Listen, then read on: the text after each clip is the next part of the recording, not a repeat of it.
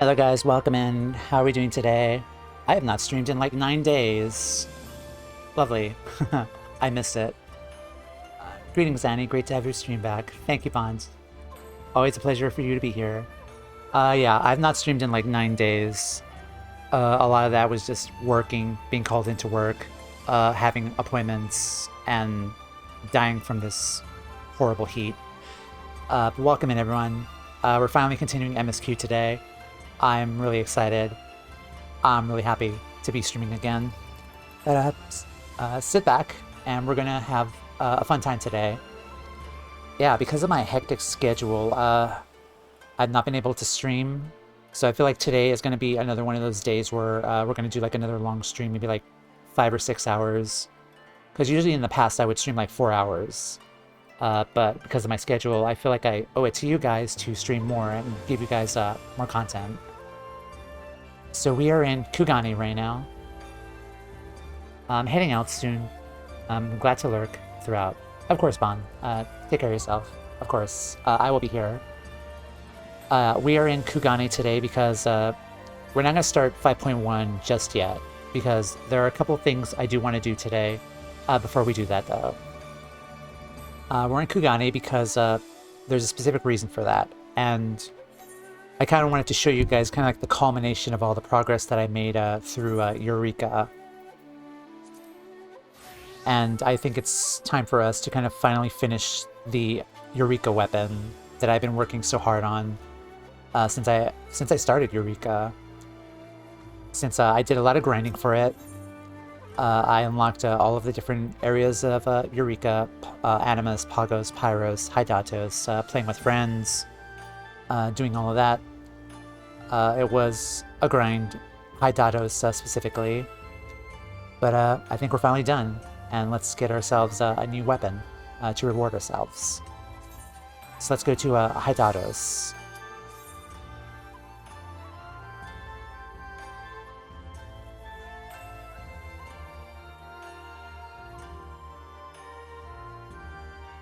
I do have the Google Doc also on my phone to look at for things that things that I need to specifically do. I did plan out like my schedule in like my WordPad app for us to kind of like figure out what we want to do. I made a list, put them in a specific order that we're going to do for the next couple of weeks involving MSQ, and I'm really excited to see what post Shadowbringers content we're going to have for us. Alright. So let's talk to Geralt again.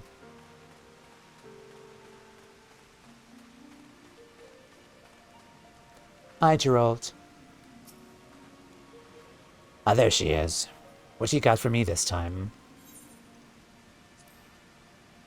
A rose corvette, eh? Alright, let's see the rest of the requisite materials then, Looks like we're all set. Give her here and I'll get to work. Alright, so this is the second to last one. This weapon. Farming the Hydatos crystals in Hydatos is a pain. Probably the worst part of Hydatos, honestly, is just grinding all of these crystals through the fates. And apparently Hydatos is the area where the NMs, they give you like far less crystals compared to like the other areas. Specifically compared to like Animus. So it was a grind. It did take a while, but I'm lucky to find parties on Ether to help with the grind here. And Crystalline Scale, which was from the big super boss from not Baldessian Arsenal, just the main boss from the area, like the other ones, like Luhi and all those other guys. All right, hand it over. Right then, sit tight and I'll get started.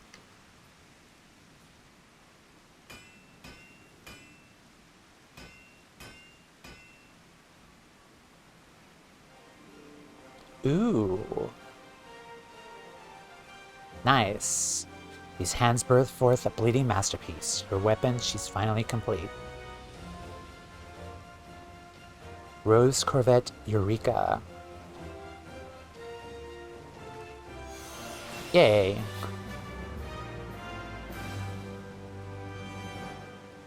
Amazing, ain't she? Fit for a bleeding god. Then again, I'm a god amongst weaponsmiths. Wait till he meets Grinold. Master Geralt, a letter arrived for you with the latest shipment. It's from Mistress Rowena. From that harpy? The hell's could this be about?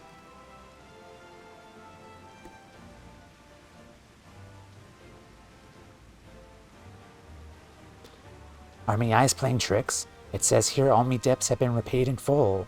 Yay. Yay. We finally did it. Congrats.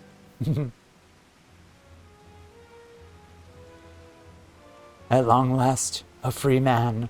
It makes me head spin just imagining the possibilities. There's a piece of paper stuck behind. Oh boy, and here we go. An invoice to the tune of, what in the actual swimming hells? This is as much as the debt I just settled. What did you do? By the 12, what could you possibly have purchased? Grog, plain old grog. I had spare time on me hands, so I asked for a crate to be sent over. Might be as this island's remote, but 100-fold markup on market price. That's a goddamn joke. Now he's back to square one. It appears we won't be leaving the island anytime soon. Yeah. Poor guy.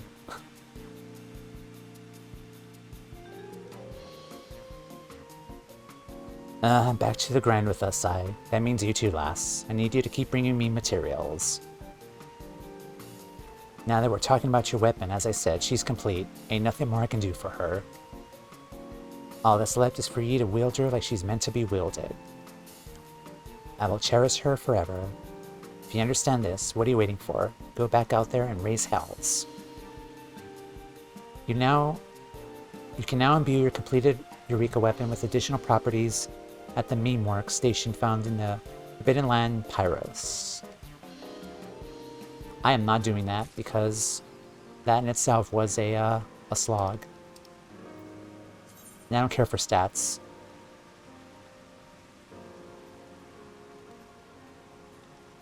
Coverte. It's Rose Coverte, Eureka. Alright, awesome.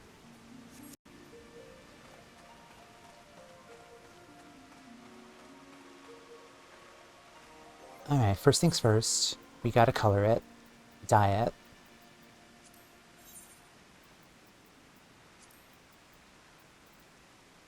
Do I want that blue?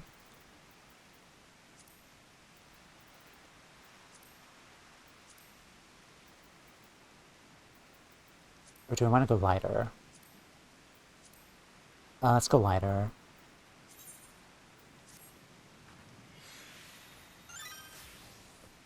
Alright, let's try it.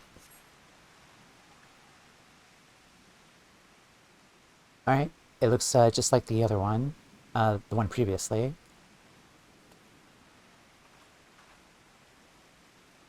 Very nice.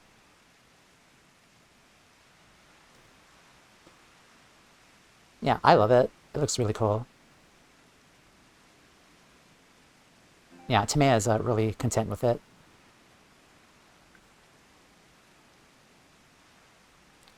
Do you mind? I'm not getting the artifact armor here because you got to do like more grinding for it, but no thanks. Yeah, I'm happy with this. Alright, we got our white mage weapon.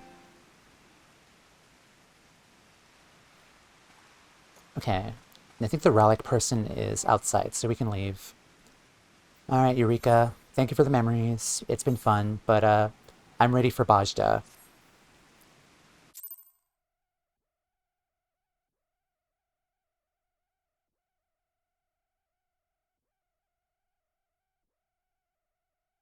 Can't wait to do the Bajda grind.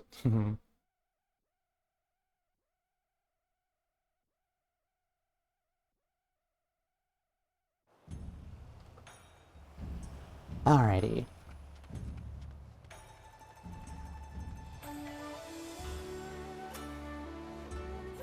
Okay, it's not you. Replica.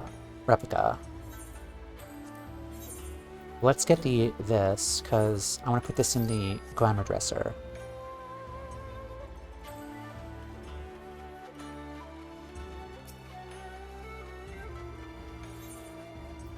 Let's go back to the inn.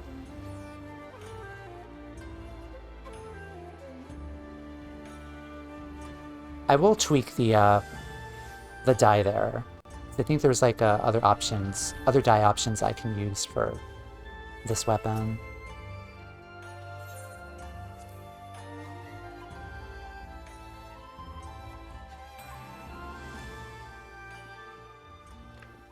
Alright, let's put the replica in the glamour dresser. Awesome. And then let's customize our glam plate.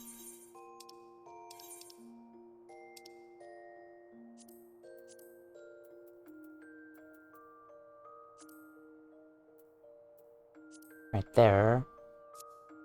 And dye it.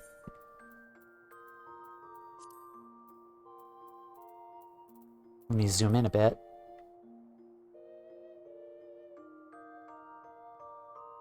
There we go. Alright, which color do I want this to be? How's this? Now.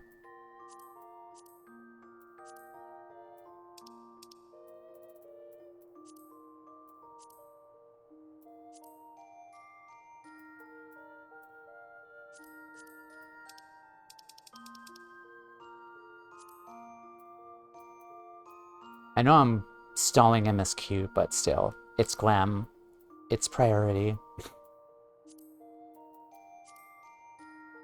The blue colors don't really stand out, honestly, here. I kind of want like a bright light blue, but... How about the other colors? Yeah, the colors here don't really stand out, honestly, honestly, from the previous incantation of this weapon, the previous iteration of this weapon.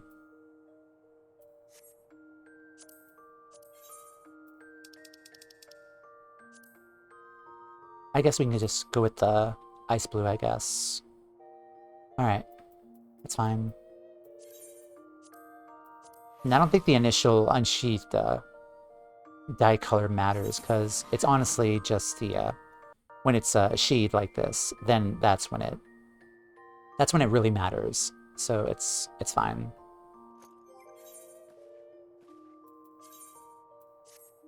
Do that. Let's go back here.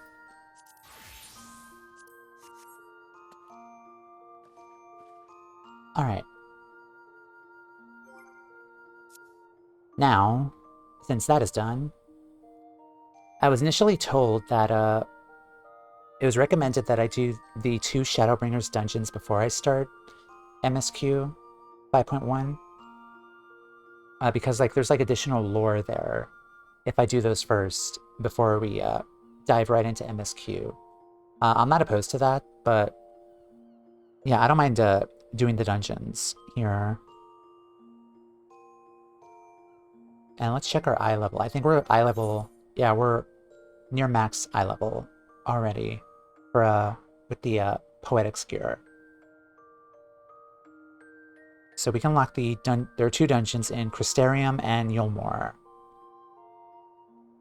So we can just go unlock those and just do those then. Crystarium.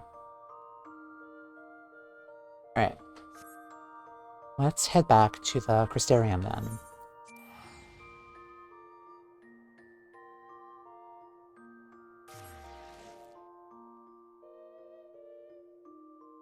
Alright, now where is the quest?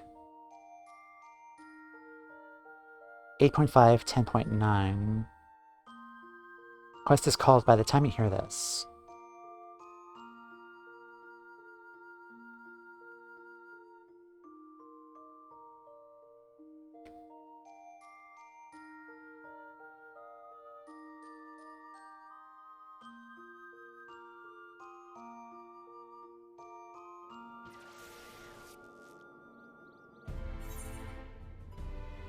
Okay, it's just right outside.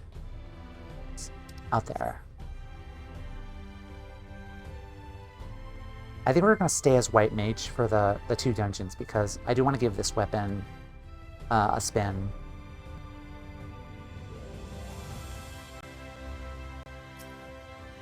Okay, so first dungeon, we're going to put a marker there, and we're going to talk to Bethana. By the time you hear this, Bethana the Crystarium guard has a look of grim determination in her eyes. Excuse me, a word, if you'd be so kind. What's up?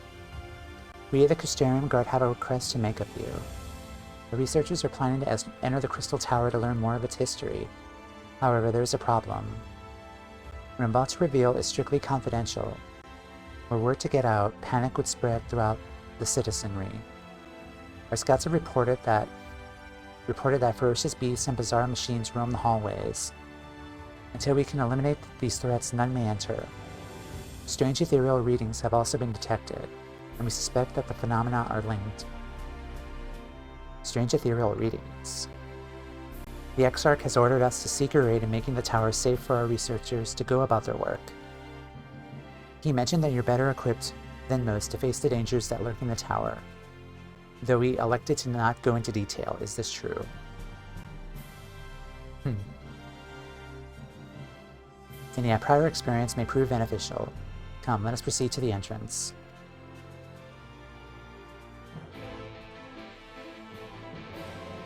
I'm excited.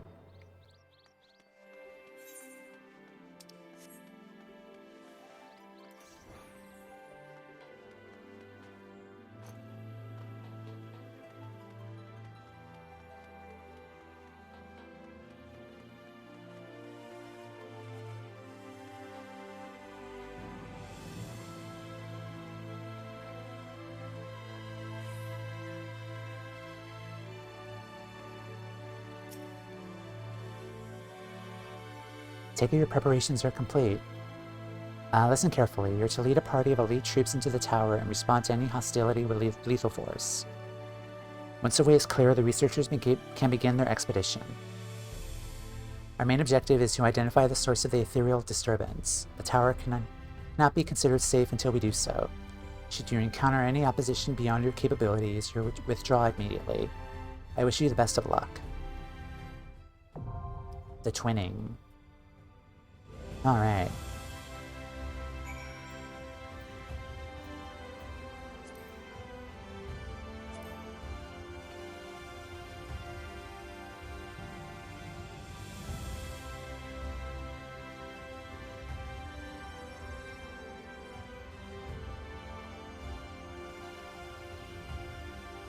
First, let me check the queue times first before I ask for help.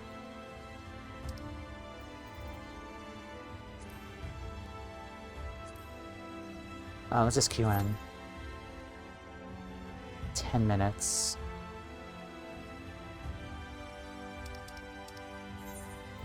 Yeah, if anyone's on Seraph who would like to help, please let me know.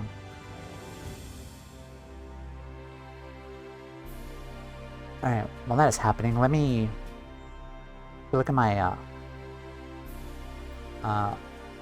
hotbar skills. 10 minutes for a healer. It's Dynamis, though. That's the thing, it's Dynamis.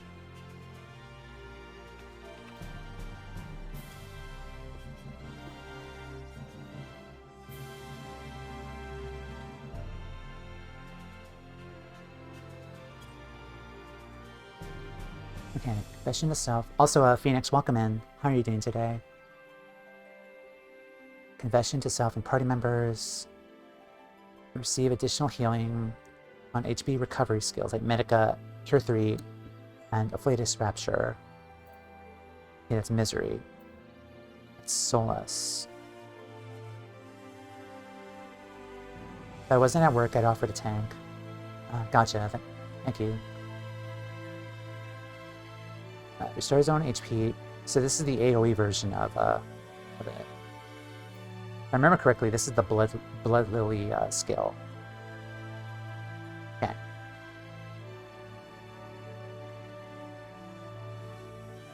Okay, Confession. Divine Venison is the shield, I think. Yep. Okay. Tetragrammaton is here too, basically, on cooldown. Temperance increases healing magic by 20. This one gives you the wings, I think. Increases healing magic potency by 20. Reducing damage taken by self and all party members within a range of 50 ohms by 10%. Okay, so it's a mitigation, and then it's just like the Scholar ability. Scholar ability increases your healing, and then it also is a mitigation. Okay.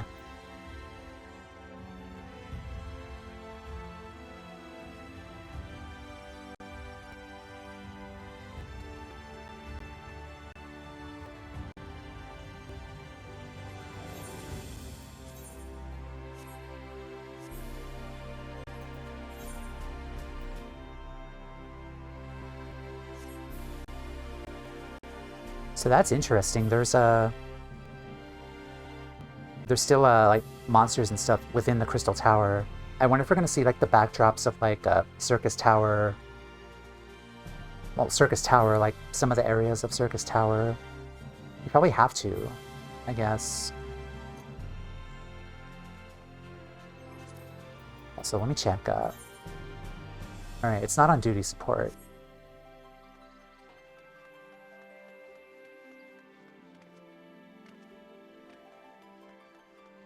Which is fine here. Alright, where's the other one? I think the other one is in Calusia. Or Yomor. Yeah, it's Yomor.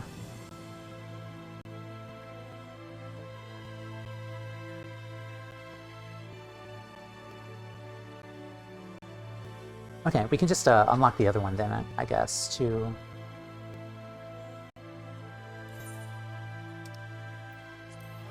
Alright, let's go to Yomor.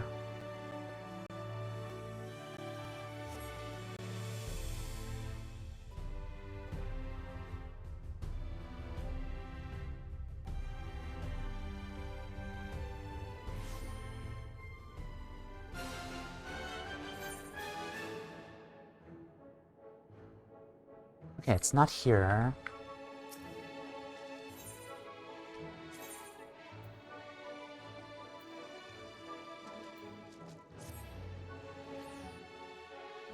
I'm just waiting on some FC friends, and then we're gonna party up.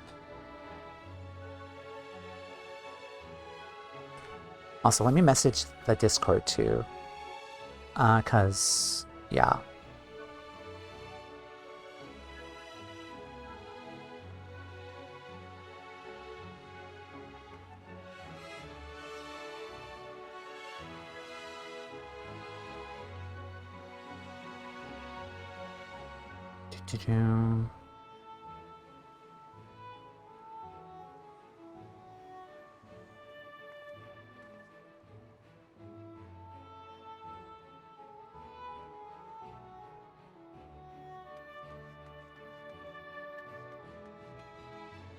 Overwrought Ondo. Is this it? Academia and how do you pronounce this? Ander? No, the Y is silent. Academia Andir. The Overwrought Ondo seems overjoyed to see you.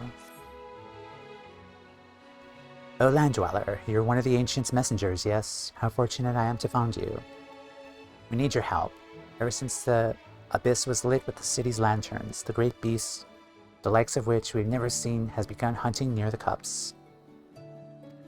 It thrashes and gnashes its carnivorous maw, leave nothing but tattered flesh in its wake. The Aldous is all fear of it as an omen, harbinger of our people's destruction. Have we anchored the ancients? We cannot know. We dare not enter their sacred abode without first receiving their blessings.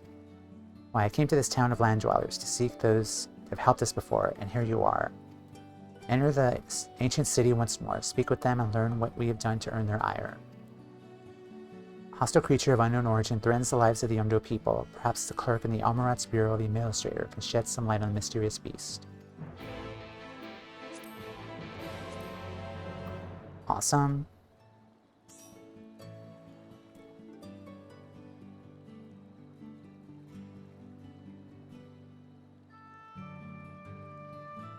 Okay, we have 3 people now.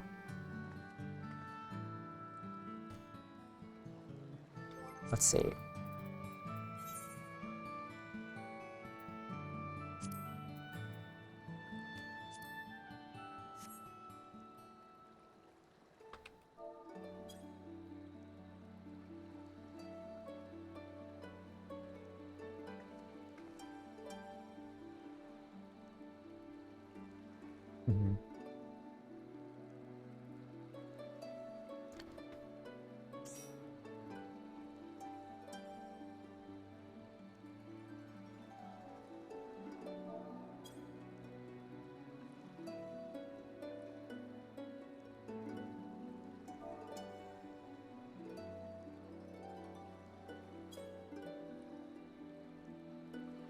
Alright, let's go back to the Crystarium, actually, because...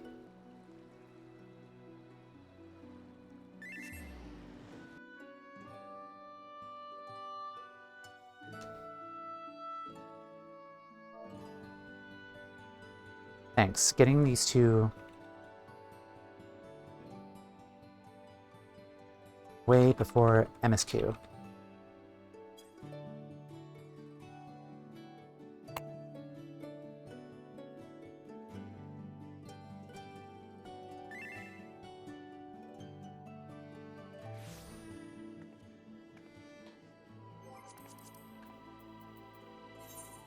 That's a ready check. Alright, awesome. Let's do the twinning. It's still 10 minutes.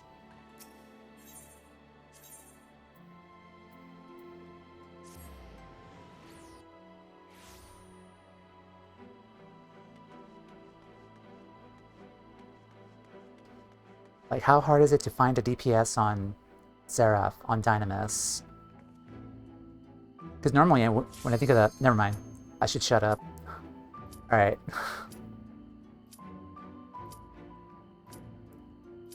Alright, the twinning.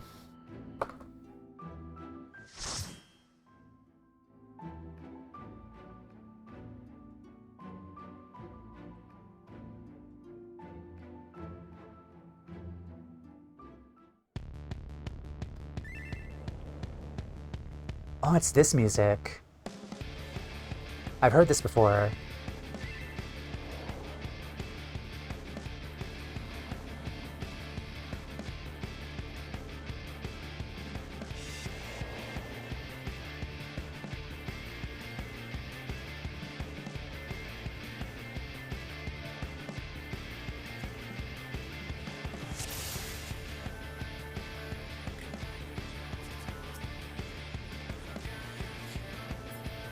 It's so cool. We're back inside the Crystal Tower, and then here's like all the stuff that they've been doing, like exploring the tower.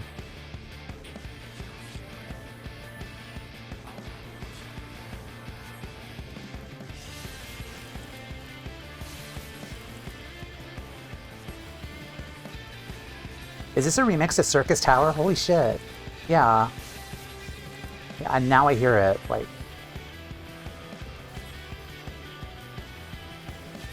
Like, I heard the first, like, opening beats of the song before, but, like, I didn't really, like, listen to it fully, but...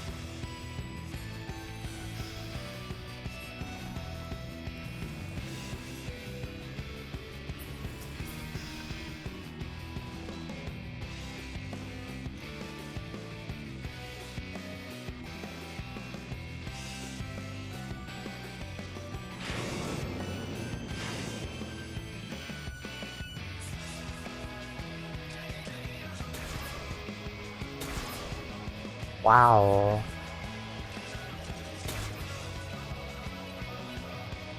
This is the actual inside of the tower.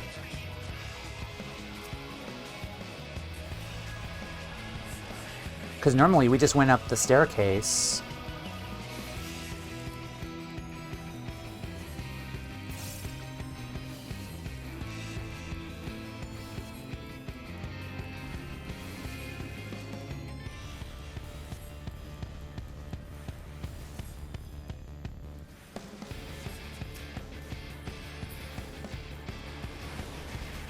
Ow.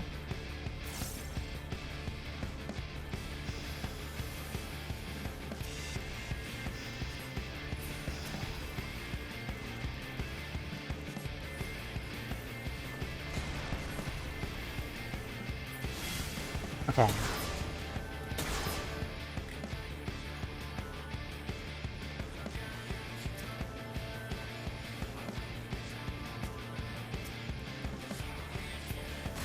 I also hear Omega too, from Omega 3, O11N, I think it's called.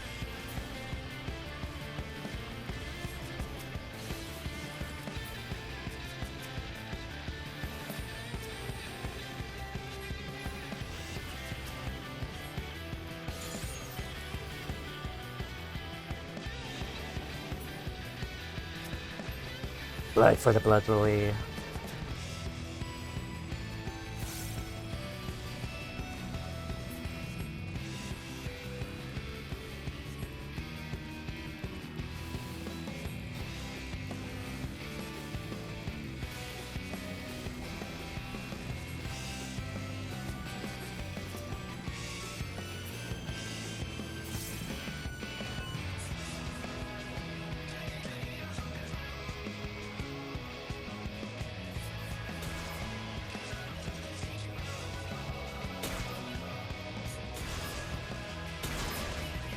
Which reminds me of Coils of Bahamut.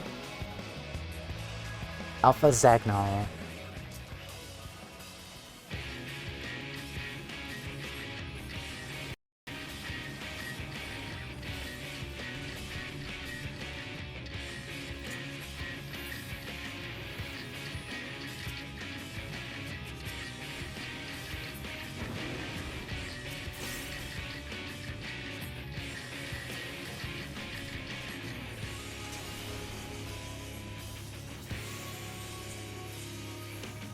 And what is this?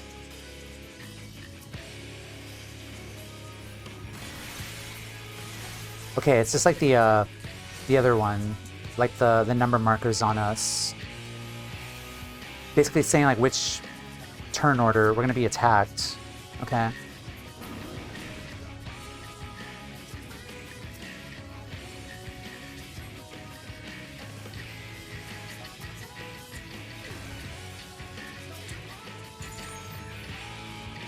Shit.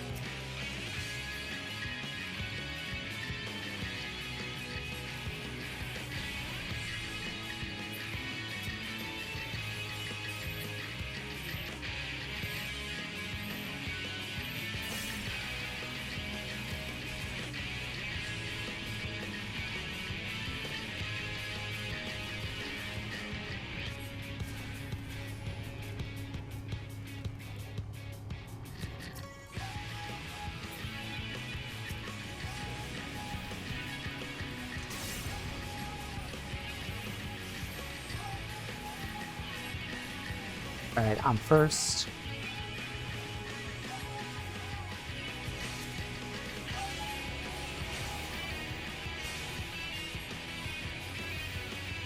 I'll look at chat in a bit. I'm sorry, just busy.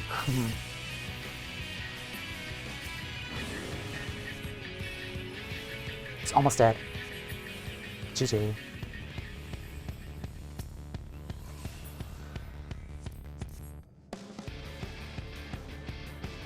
I'm running a 14 campaign on PF2E, and the next arc is actually going to be a mix of Crystal Tower and Coils Bahamut. Nice, that sounds exciting. Itemworks data log.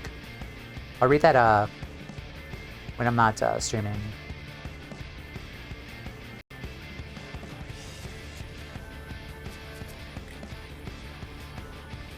Yeah, this track also sounds like Omega, like the penultimate fight from the third, the one where you actually fight the spider robot itself, Omega.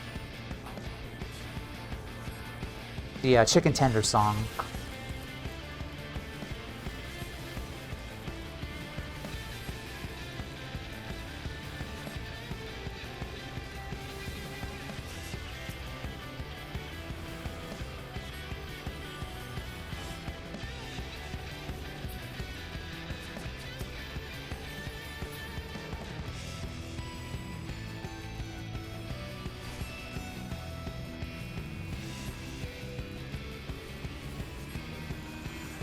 Yeah, that sounds really exciting, Phoenix.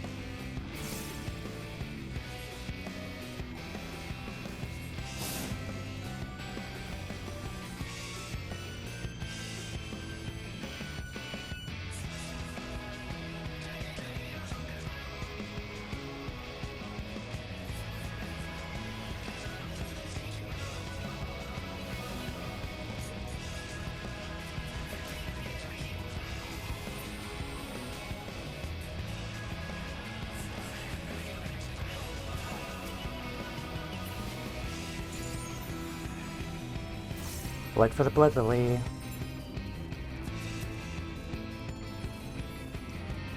Let's do wings.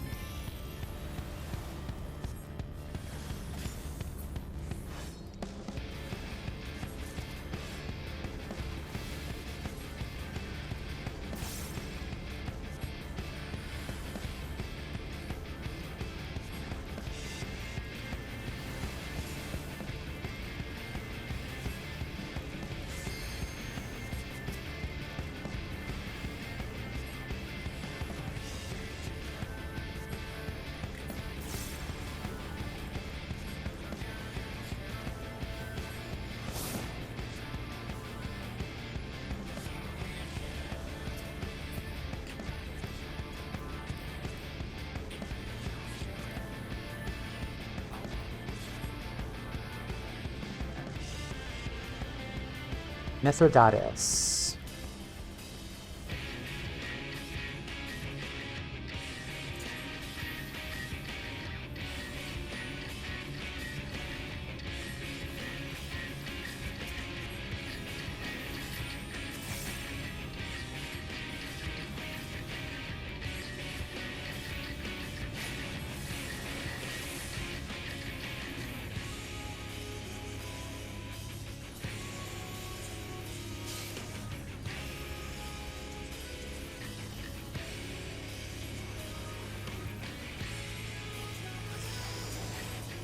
Oh crap.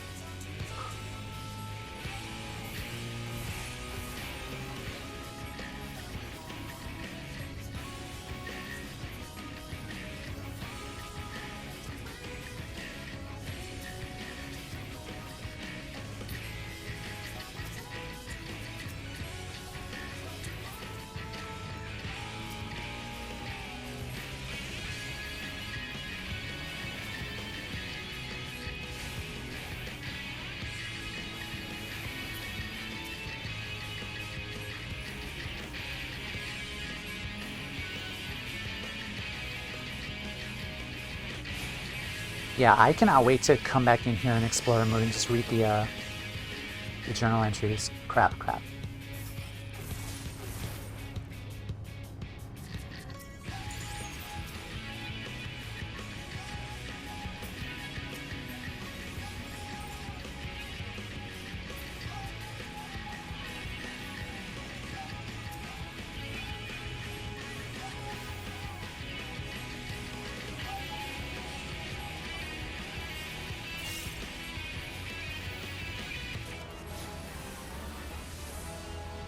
I might consider looking at them once 5.1 ends. Maybe like near the end of stream. Just come back in here and just read them.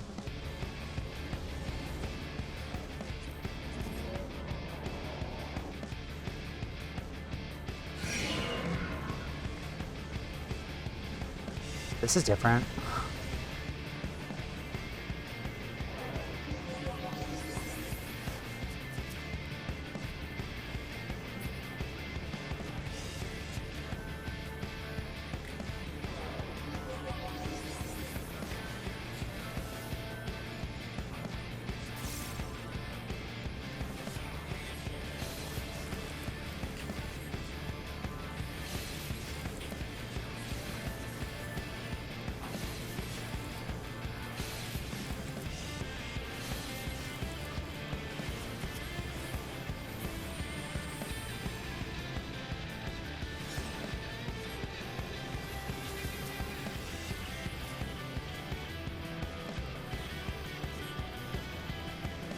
Keep forgetting I also have the AoE version of Glorious Solus. Wait for the Blood Lily.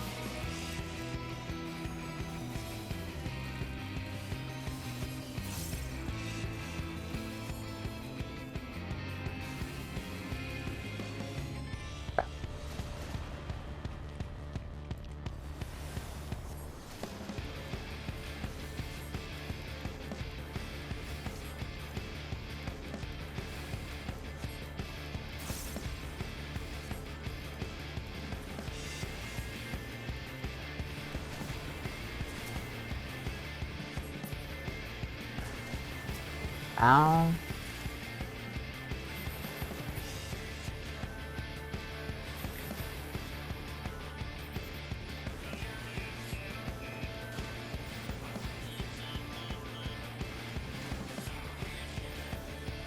Okay. Final battle.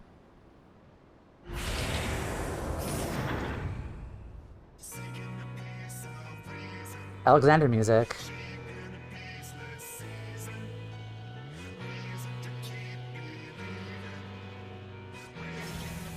The Tycoon. It's another version of Alexander. Awesome. That's really cool.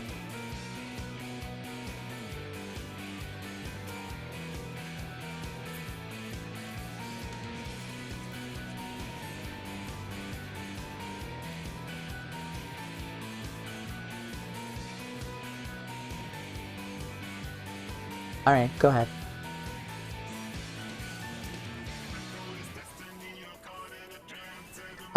I really missed Alexander. That was such a fun time.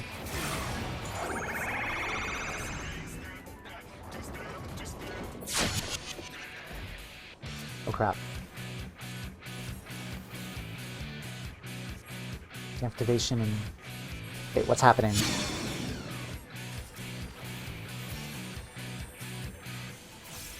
Defensive array.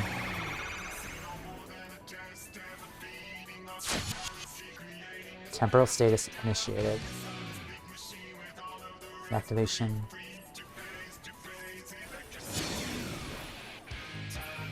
Ow, how dare you?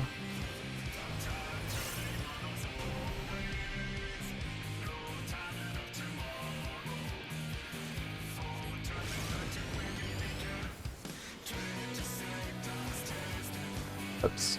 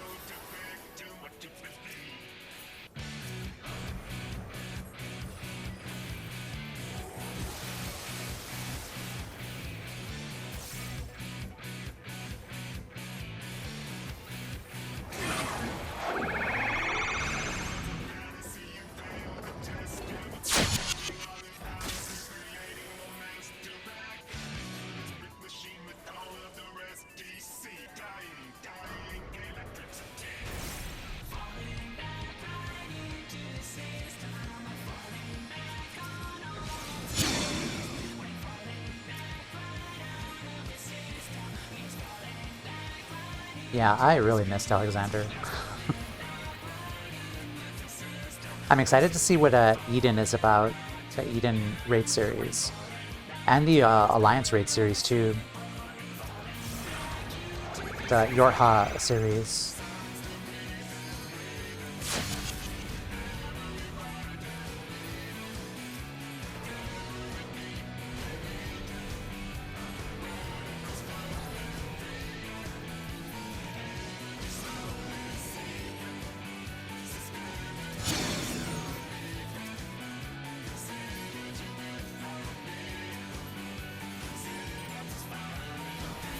GG. I think this version of Alexander may have played a role in sending the tower back in time. Ooh. It does have the Ironworks, or the, was it the, no, the Ironworks symbol on it.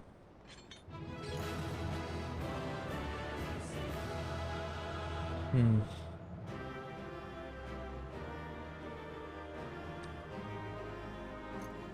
Alright, that was fun.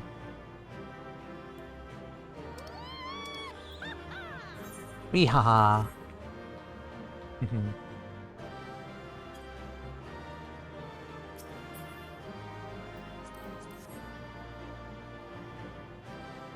Yeah, thank you guys. Alright.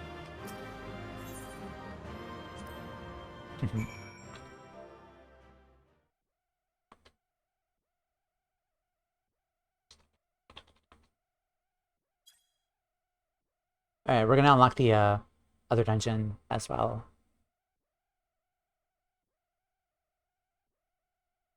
Yeah, that was really fun. Like, nice callbacks to like the Alexander music and Circus Tower, and then like the final Alexander type boss too as well.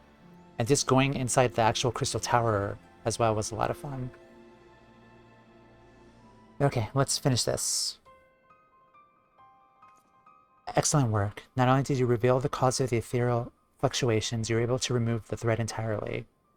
Thanks to you, the researchers have already completed their preliminary observations. Their findings were somewhat surprising. The Crystal Tower appears to not have been created by the Ronkins or any other known civilization. Its origins are veiled in mystery, much like the Exarch and yourself. Yeah, these guys in this world, they don't know that the Allegans were the ones who built the tower itself. So it's still a mystery to them. Forgive me, it's not the time for idle speculation. We have, however, recovered an artifact. Though its purpose is unclear, it may even be purely decorative.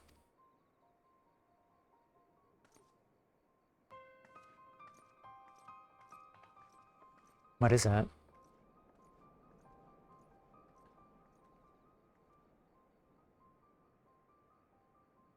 Yeah, I think that symbol wasn't the Ironworks' I think it was the Daedalus Consortium, the Ironworks variant of this place here. Anyway. Have you ever encountered anything like this?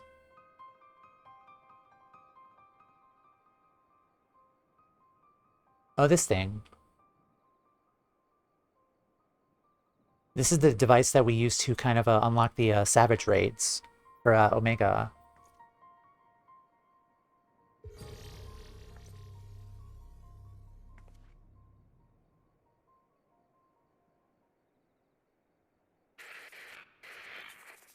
Biz has come to carry out our plan. This will be my last recording.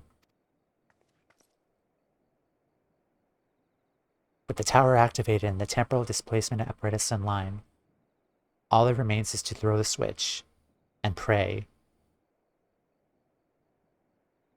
I initially thought that this was Omega, like Omega's last message from Rogger's Reach, but must be different. Sorry, I truly am. I wish there was another way. But you are our best chance of success. Our only hope. This is Sid's theme. You are our best chance of success, our only hope. Your gift will allow you to become one with the tower and survive the journey through time and space. Were our technology as advanced as that of the Allegans, perhaps we could have gone with you. Is this Sid talking to Grahatia? Our best chance of success. Our only hope. Your gift will allow you to become one with the tower and survive the journey through time and space. Were our technology as advanced as that of the Elegants, perhaps we could have gone with you. Alas, it was not meant to be. When you're finally reunited, all of the hardships and all of the sacrifice will have been worth it, I'm sure. Just promise me you'll spare a thought for those you leave behind. And we'll be thinking of you too, for as long as this world lasts, though I fear it will not be much for longer.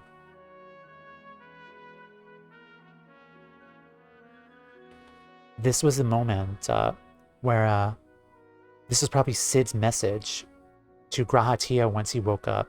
This was like later in the future where they decided to entrust their secrets there so Graha could eventually wake up, and this is Sid's final message probably to him.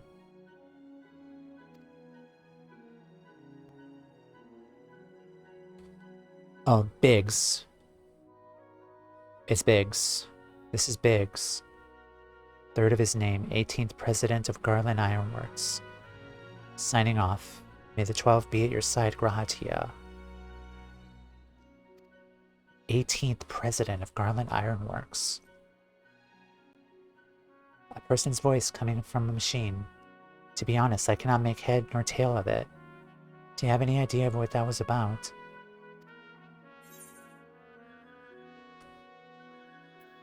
I mean, even if I told you, you wouldn't believe me.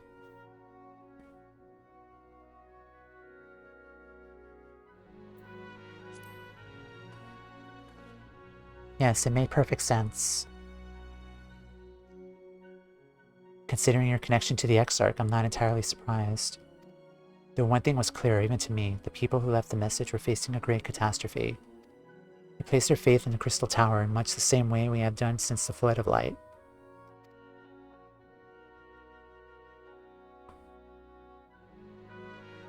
Our prayers for salvation were answered when you and the Exarch returned the night to us and freed us from the terror of Sin Eaters. I sense that this was all made possible by those people from a time long forgotten. We should do our utmost to learn more of them.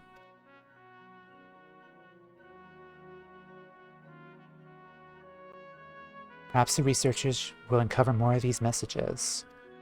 In any case, you performed admirably in the service of the Crystarium. We have need of your strength and guidance in the days to come. Till then, fare you well.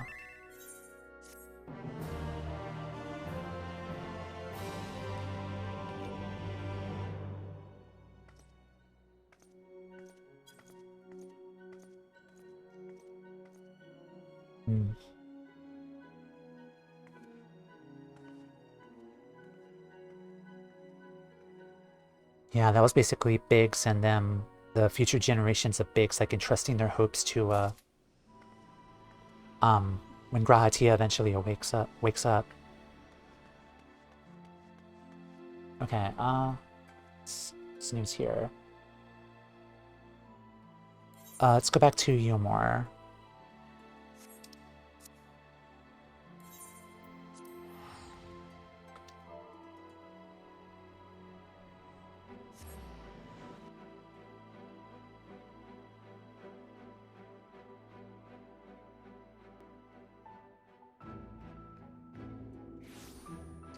Also, ad break already.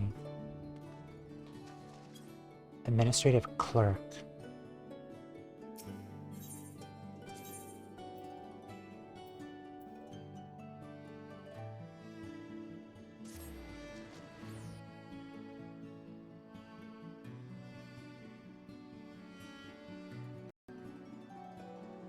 Yeah, now that I think of it, now that you brought it up, Phoenix, this version of Alexander may have played a role in sending the tower back in time. Alexander does have that power to do that. So that is interesting, like, and makes a lot of sense. Where's the... Oh, it's right there.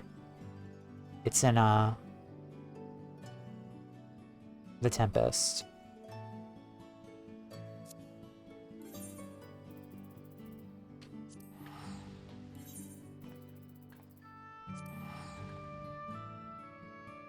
Yeah, it's totally something Alexander would do. Like, they essentially built their own Alexander, the descendants of the Garland Ironworks, to send the tower back in time.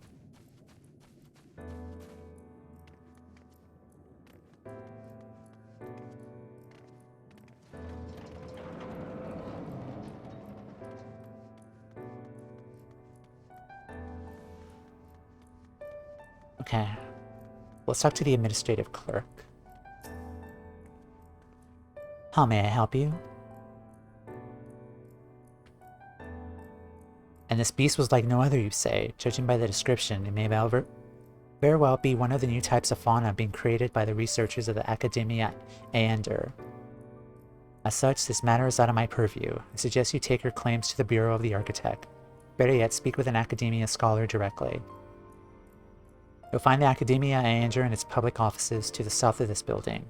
If this mystery beast is one of their experiments, then they will surely have more information to offer you. Alright. Let us fly over there.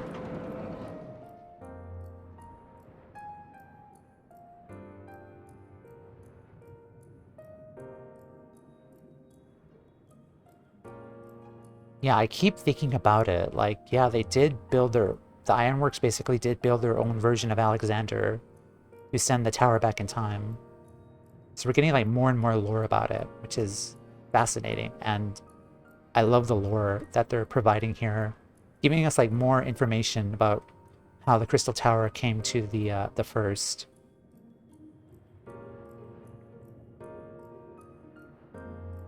If you have enough Aether and the will, there's little limit to what you can do via summoning. That is true.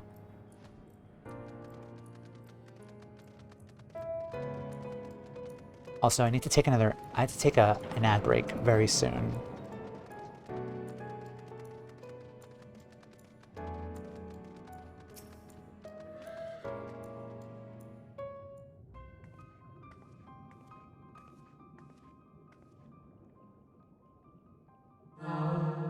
Welcome to the public offices of the Academia Aeander. The hallowed halls of the Academia itself are restricted to accredited scholars. My apologies. If I'm not mistaken, your residency was arranged directly by Emet Selch himself. As such, you've been granted special dispensation to enter a prestigious institution. Might I ask what prompted you to your visit with us today? Glare. I see, that particular creation is under our supervision.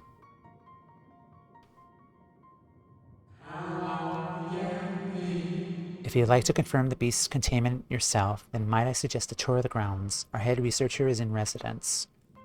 He may be able to answer questions about the experiment you described.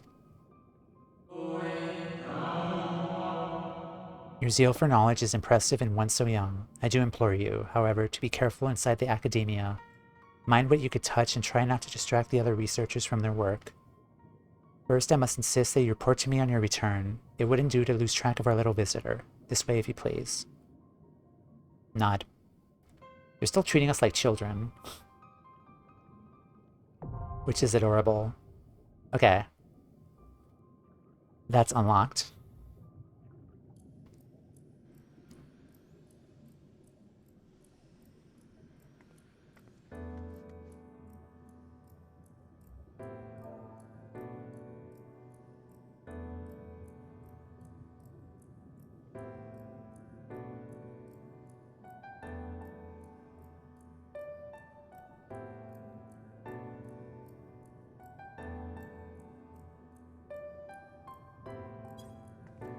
Alright, yeah, the dungeon's unlocked. Children who have been given restricted library access by the president for some reason.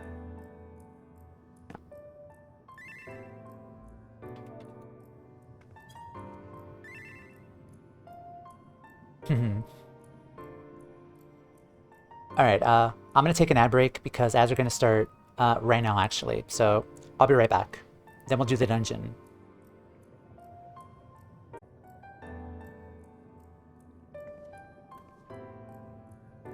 Hello guys, we're back. I think my mic is a little too loud. Let me just put that. Okay. Alright, Dungeon is unlocked. Let me just message everyone.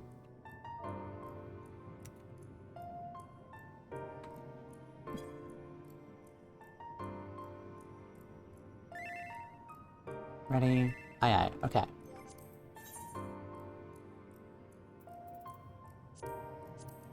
Academia Ander. Nice. Okay.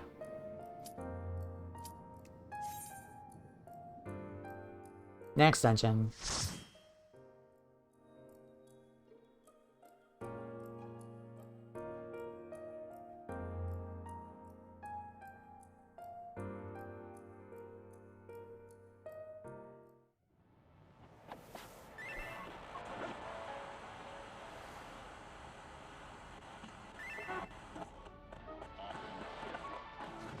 It's giving St. Machien's Arboretum vibes a bit.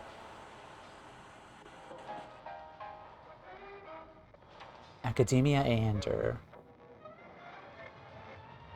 I'm probably saying that wrong, but...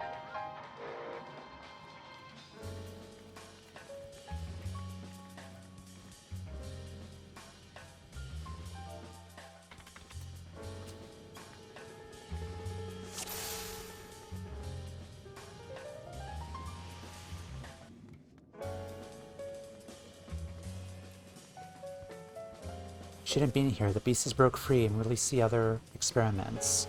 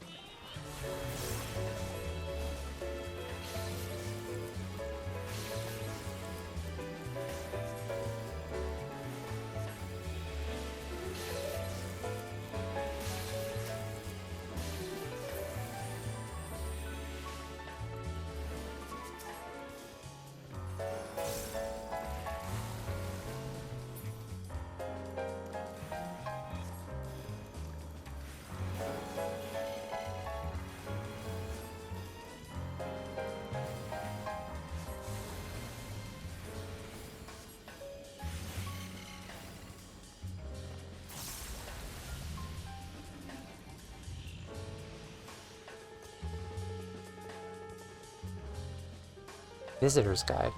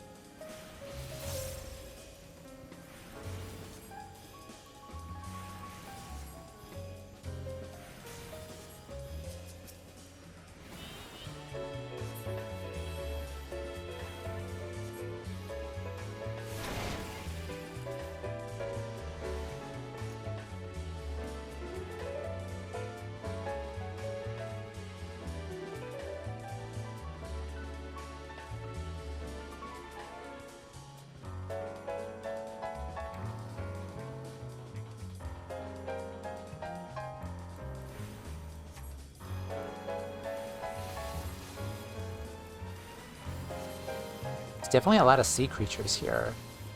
And I guess it makes sense because they're underwater.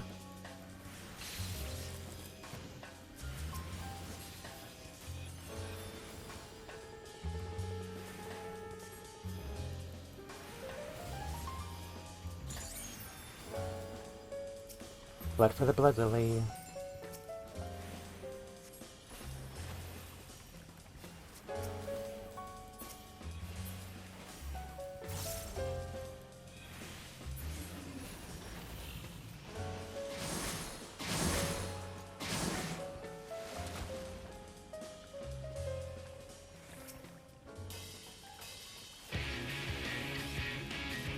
I've seen this creature in one of the Moonfire Fair Quest stories.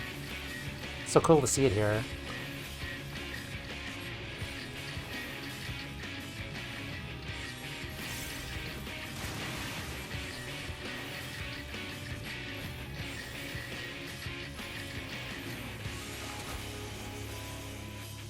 There's a red one.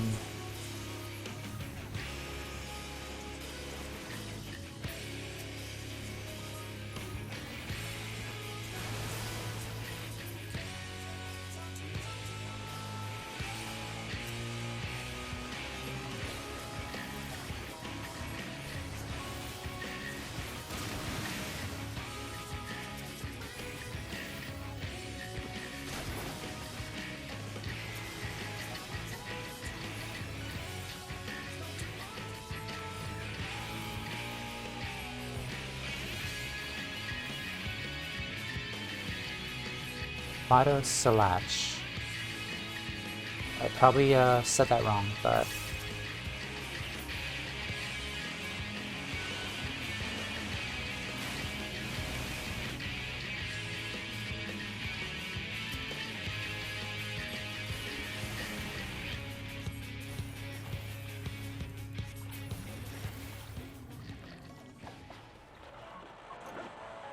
that went down pretty quickly. Sure.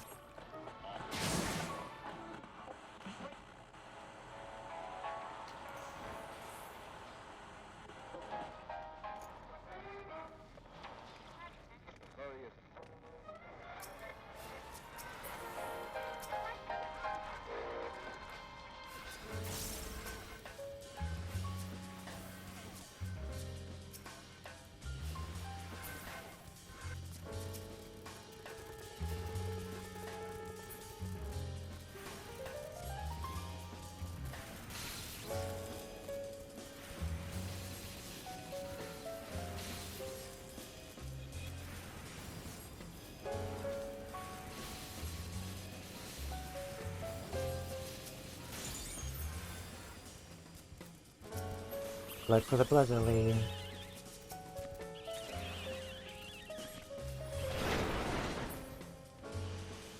Oh, it's the tomato dudes.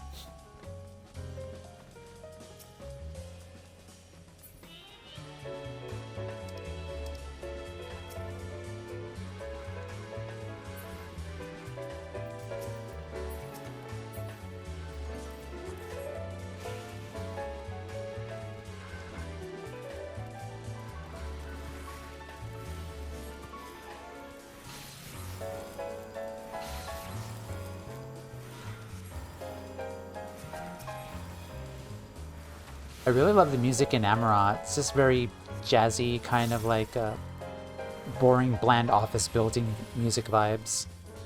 Like even with the dungeons too. Like one of those corporate office buildings in the 80s, like with the jazzy kind of music.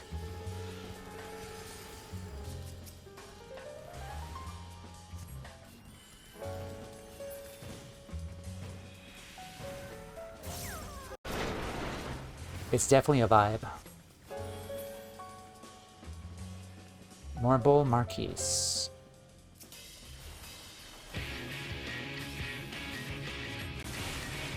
So what's worse than one marble mouth? Many marble mouths.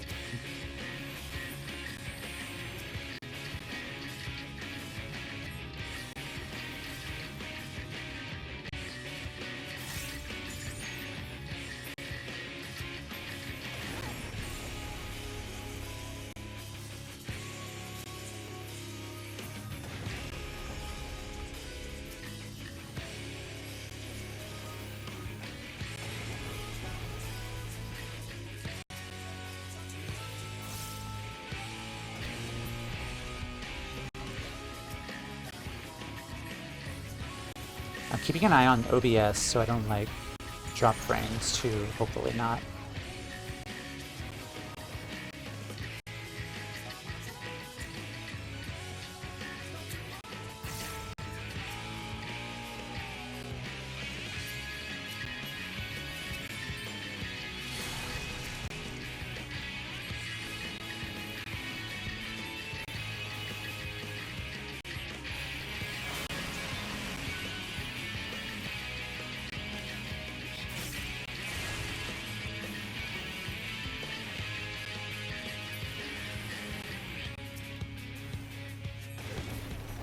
Ow, how rude.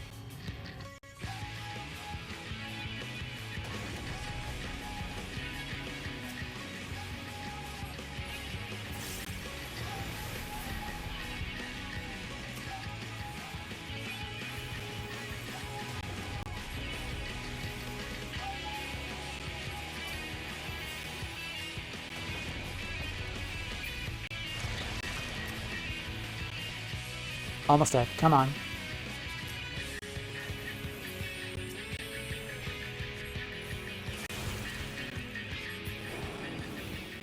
Alright, nice.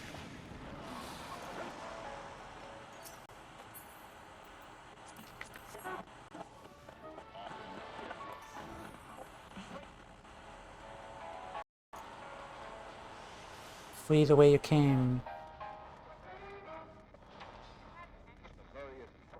The words of La Habrea. Ooh.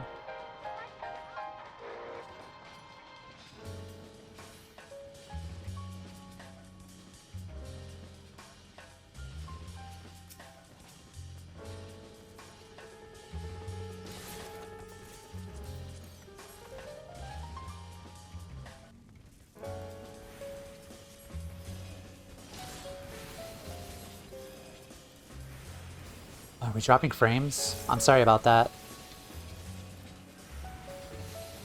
Looks like we're dropping frames again.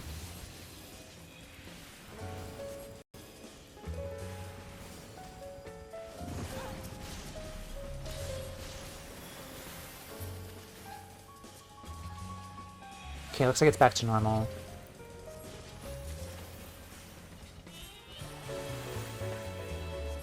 Yeah, I'm sorry for the frame drops.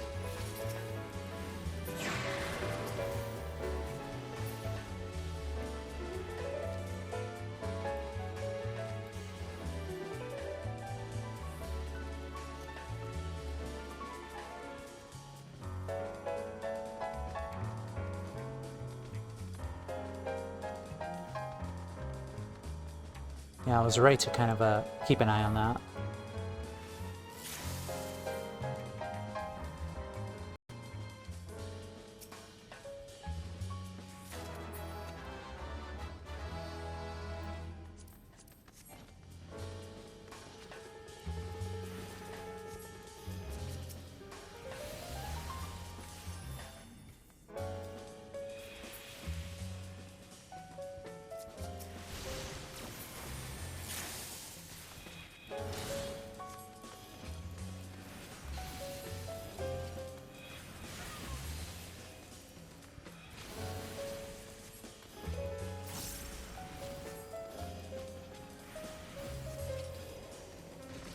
It's better now, I'm assuming, right? Because it does look like it's in the green, but like everything looks good right now, right?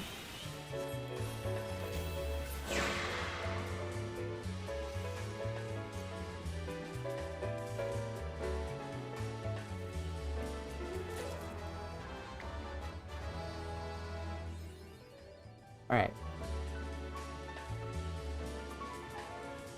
For my life's energies in the name of noble creation, come forth Quetzalcoatl.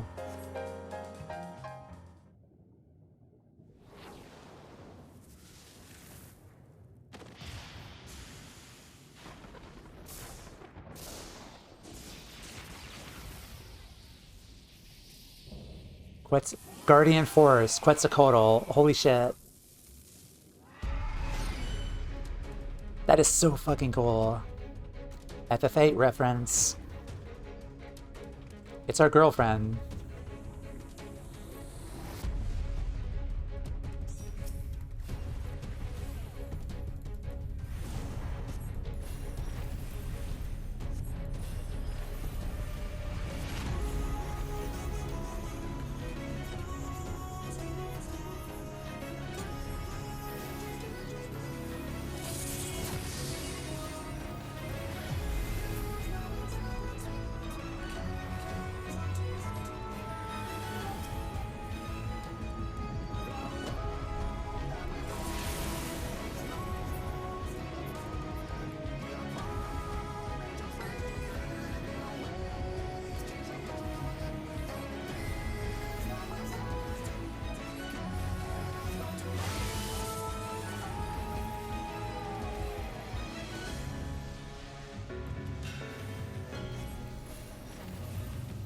Thunderstorm.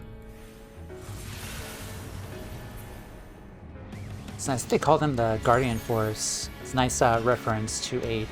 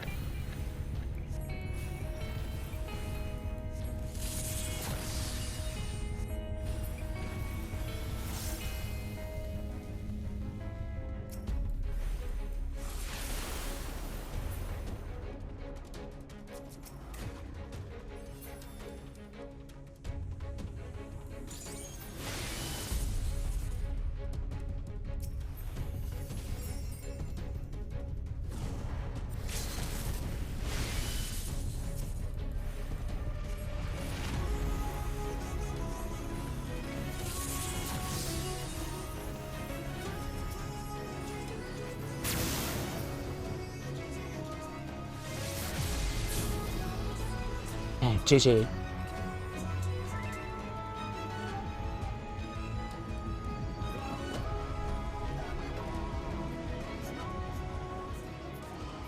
That was a fun fight. It's nice to see another reference to another game here in Quetzalcoatl.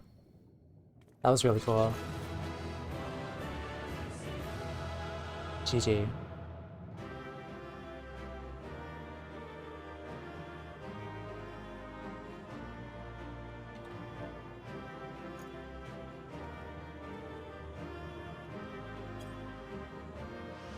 Alright.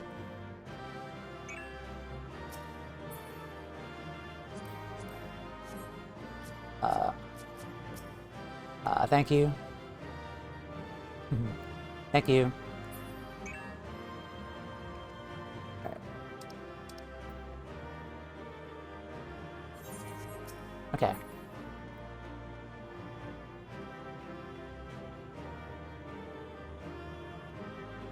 I want to explore this area more. Okay. Let me just message the FC very quickly.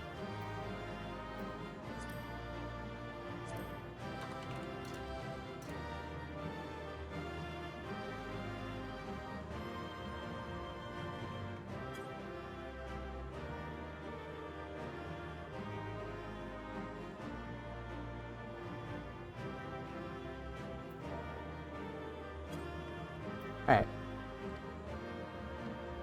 Yeah, I'm actually going to head back to the beginning. I'm not going to leave just yet.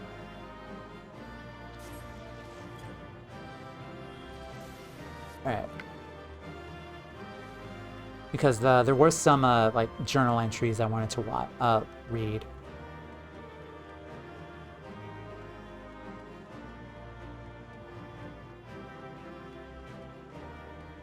The words of Metron. Is that a reference to a matron from 8?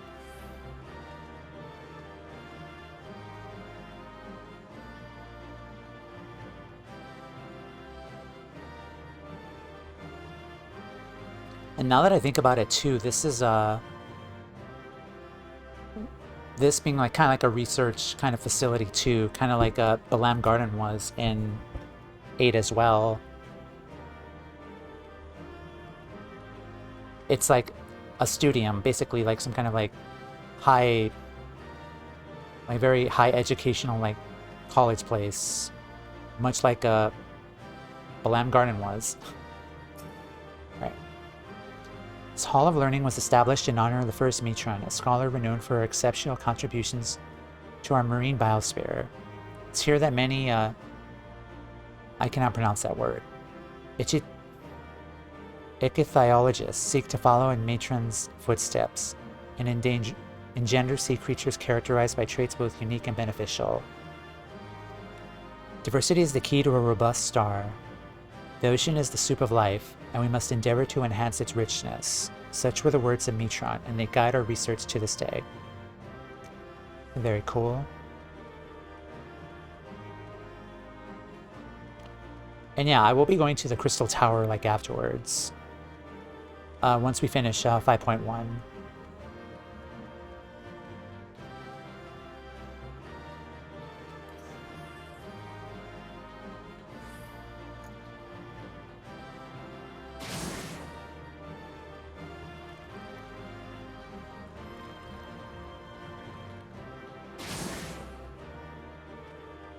The words of Halmarat. Visitor's Guide. Did you know that the original Halmarat, a man lauded for countless advancements in the field of phytobiology, was an avid landscape gardener? He was famed for botanical labyrinths of intricate design, the foliage of which he sought to protect from voracious pests with the inventive application of creation magics. A recreational project said to have led to the evolution of the world's first carnivorous plants. Students of the research later expanded upon these early techniques and successfully developed an extended family of ambulatory flora, if you too wish to set down these roots in this fertile field of study. Hearken you to the words of Halmarat and submit your application to the academia. Let me turn the victory music down. a little bit, because, yeah.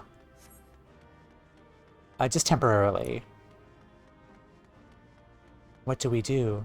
Ah. Because I'm still exploring and the music's kind of repetitive.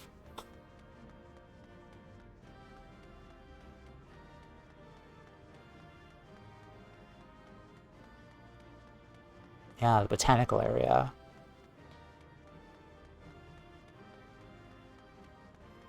Yeah, this was also a fun dungeon as well.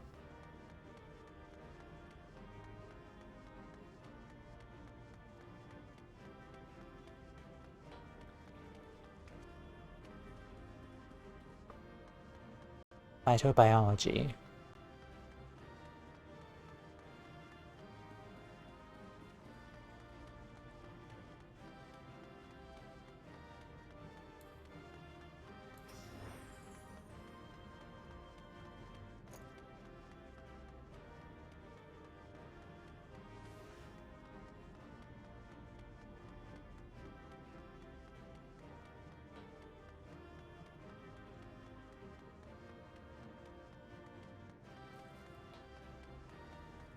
Alrighty. I think there might be one more though, but I'm just gonna keep looking. What do we do? This is madness. So Quetzalcoatl is basically wreaking havoc here.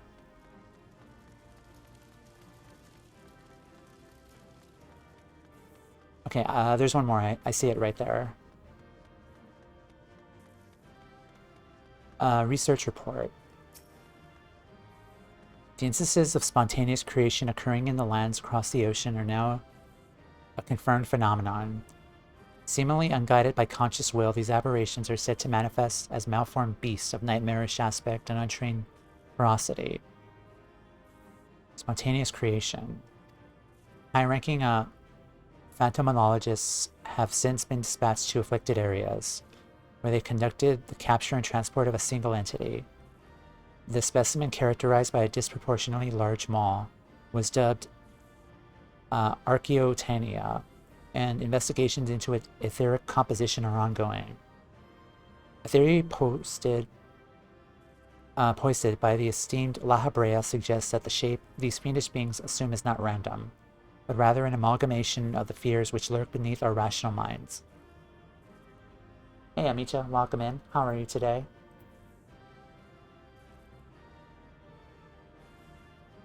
How's your day going? As of this writing, researchers have begun pursuing methods by which potent guardians of deliberate design might be in danger to stand against the mounting threat. Alright. That might have been the last one. We just finished a dungeon, Shadowbringers dungeon, so now I'm just looking around for like research notes and stuff. I think this is the boss, the final boss area. Yeah.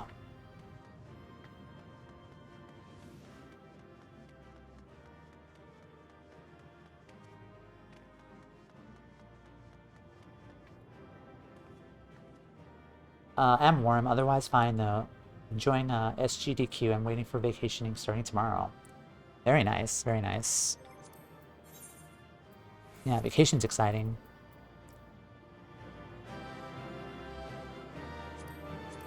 Alright. Also, I forgot to,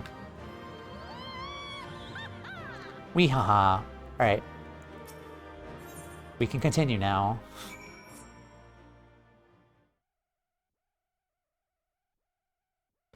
I see I missed a bunch of the Shadowbringers playthrough. How's it been? Emotional. Really emotional. Also, speaking of which, since you brought that up, my full Shadowbringers playthrough is on YouTube, actually.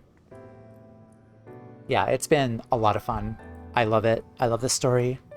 I just finished 5.0. We're going to start 5.1 today, actually, after this. So we're going to continue with MSQ. Alrighty. Emotional makes sense. Yeah.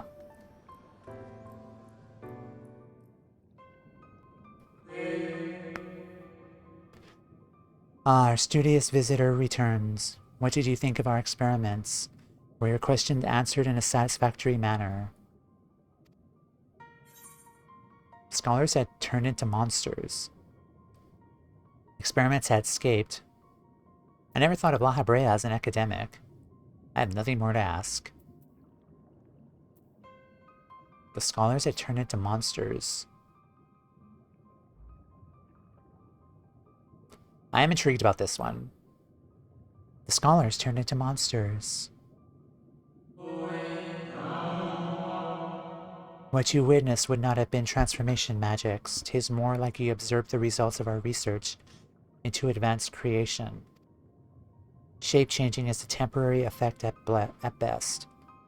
Creation, on the other hand, converts one's life energies into ether, which is then expanded to bring a well-constructed concept into solid reality. So basically, shape-changing is more or less kind of like a glamour. Maybe. Creation, on the other hand, converts one life energy into ether, which is then expanded to bring a well-constructed concept into solid reality. So maybe, like, one's inner wishes brings forth something into creation, basically like a primal, more or less. Like, we have seen this kind of before throughout our entire journey. By combining the aether of many individuals, we can theoretically create entities of even greater complexity and grandeur. Primals. The methodology of which is the focus of our current experiments. Basically summoning. Was there aught else which piqued your curiosity? I shall endeavor to provide you with answers to the best of my ability.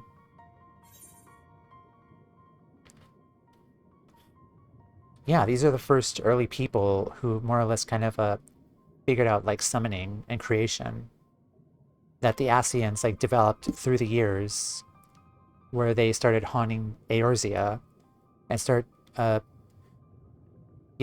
their journey into like influencing like people and creatures to summon primals, more or less. It all comes back to this. Like the people of Amarat discovering creation and summoning. Experiments had escaped.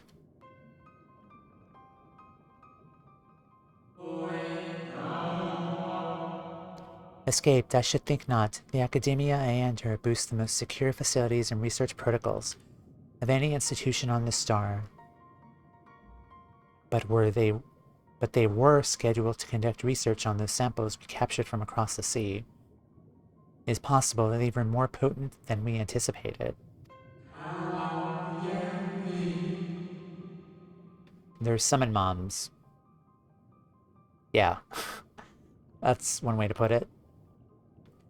Yet even if they were such a case, one cannot dismiss the resourcefulness of our scholars, not to mention the presence of our esteemed La Habrea.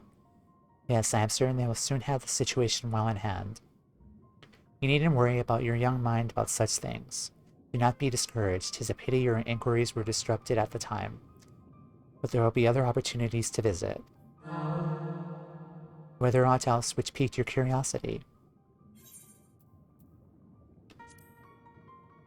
Never thought of La Habrea as an academic.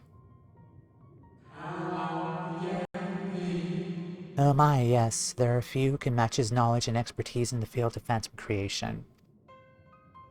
You passed through the wards of La Habrea, did you not? I imagine you found the research material there to be of particular interest, considering the purpose of your visit. Nothing more to ask.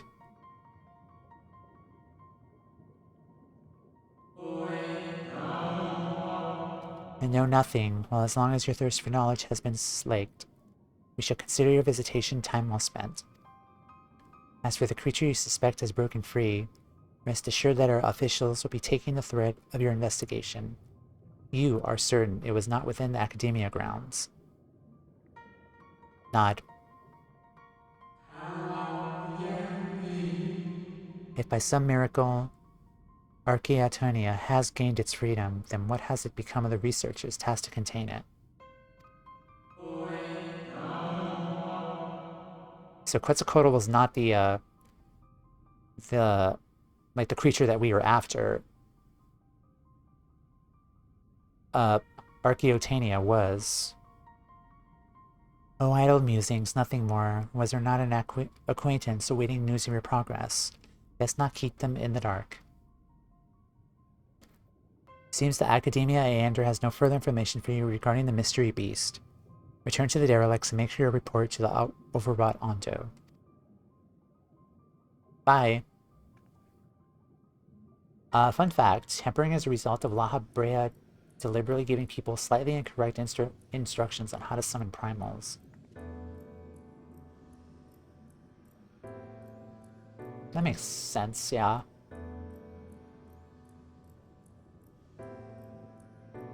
Mm-hmm. And they're not like the true primals either. They're just an avatar.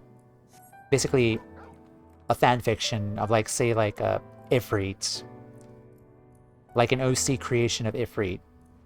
Not like the actual Ifrit, as we've kind of seen with other examples of previous summonings. Basically, Race Valgar said too that you're not the true Shiva. You're just an avatar. You're an OC of Shiva. When Yaseo was summoning her within her.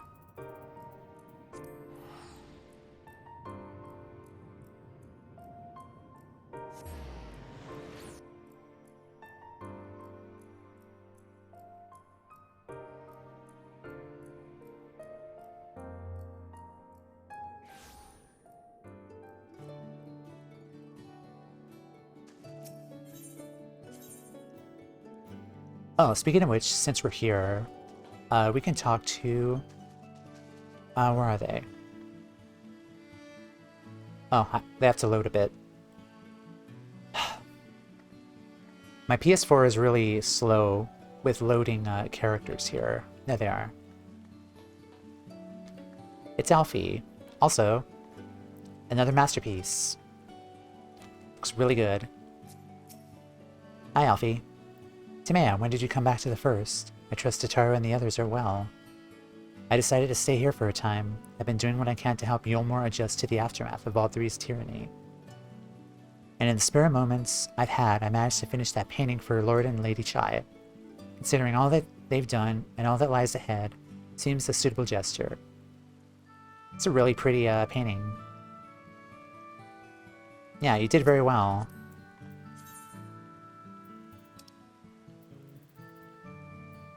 Yeah, good job.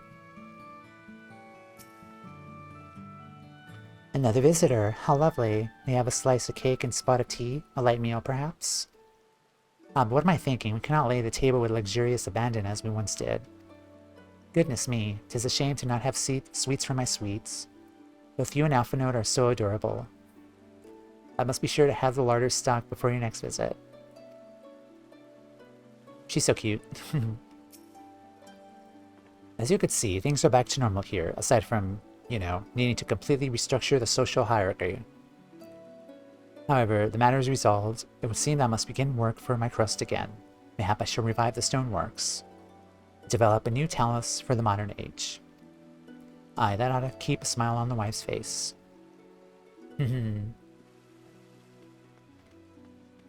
Alright, let's go back to the bottom levels.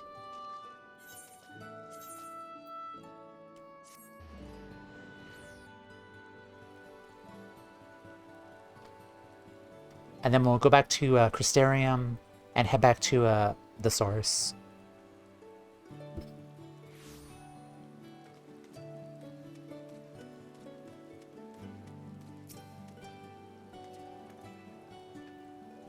You've returned. What are the ancients? How do we soothe their rancor? You mean the beast escaped? It was not released to torment us. Terrible creation indeed. They can slip the bonds of the ancients. And yet it's a relief to know that we did not slight the old ones. That it was not our deeds which summoned forth this fiend. I'll swim back to the cups and consult my comrades. I must think on a strategy. Though huge in size, the beast is swift, elusive. My kin would be glad to have your aid in seeking its tracks. Finless ones do our best where there is no water. The sea is yet to reclaim our home. Come to the ocean forward, land dweller. Come and hunt the beast.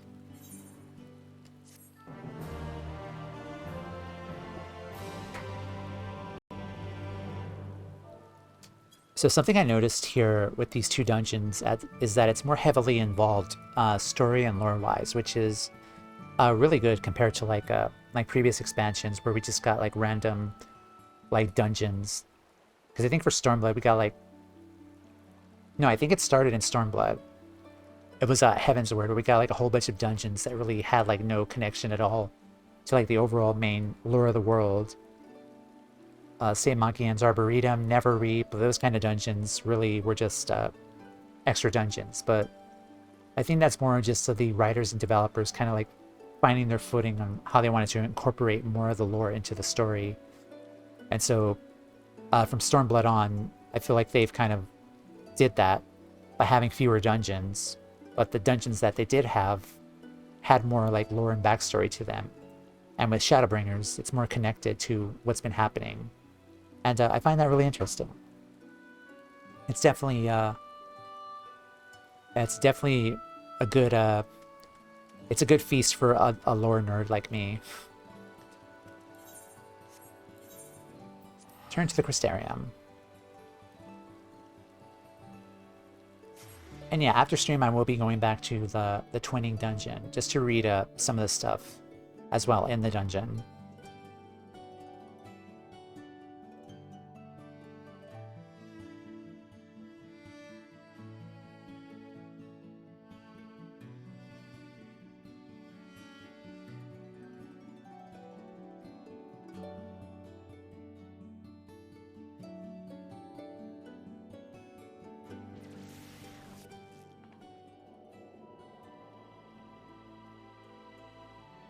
Also, how's everyone's mock tome grind been? Like, how have you all been enjoying your mock tome grind? I started yesterday, and I've accumulated quite a bit. Got the hair. I got some glam items for one of my jobs. Where do I go? Where was the? Okay, the dungeon was right there. Let's go here.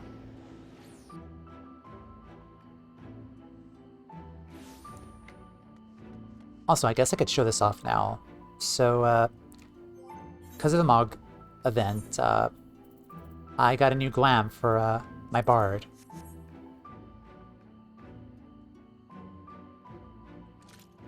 This is my new bard glam.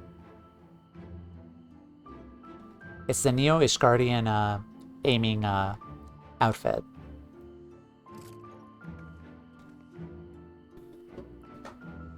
Let me hide the HUD very quick.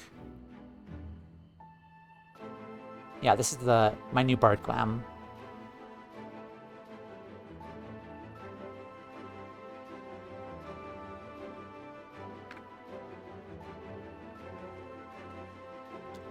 Yeah, I'm proud of it. I love it.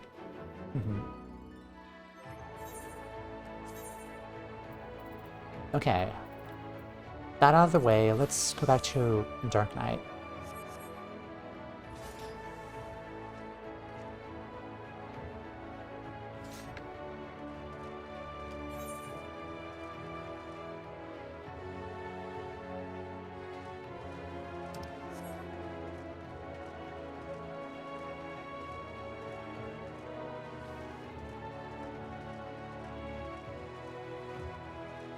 I want to go back and look at that device, one of the elegant devices that we were from previously in from the first dungeon.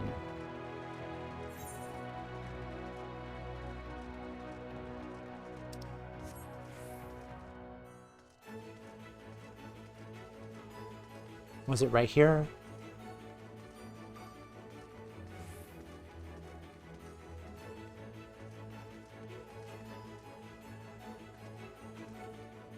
You guys have crystals. That's kind of concerning. But I trust you guys. Where did we go for that cutscene? Oh well, never mind.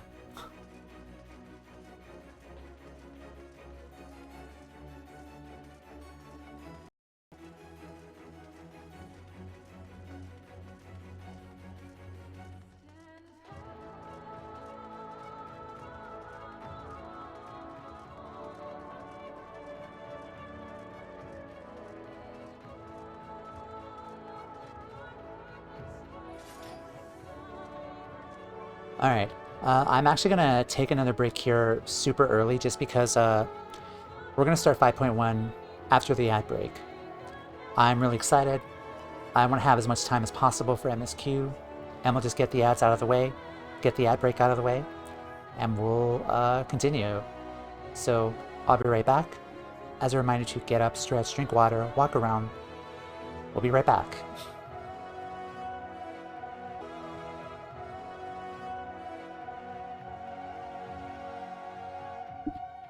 Hello guys, we are back. We're finally ready to start 5.1 right now. Alright, we are Dark Knight. We're ready to continue.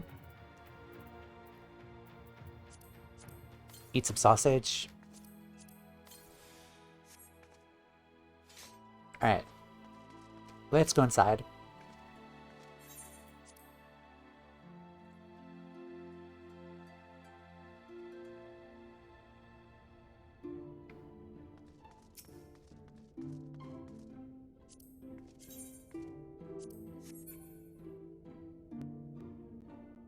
I'll be right back.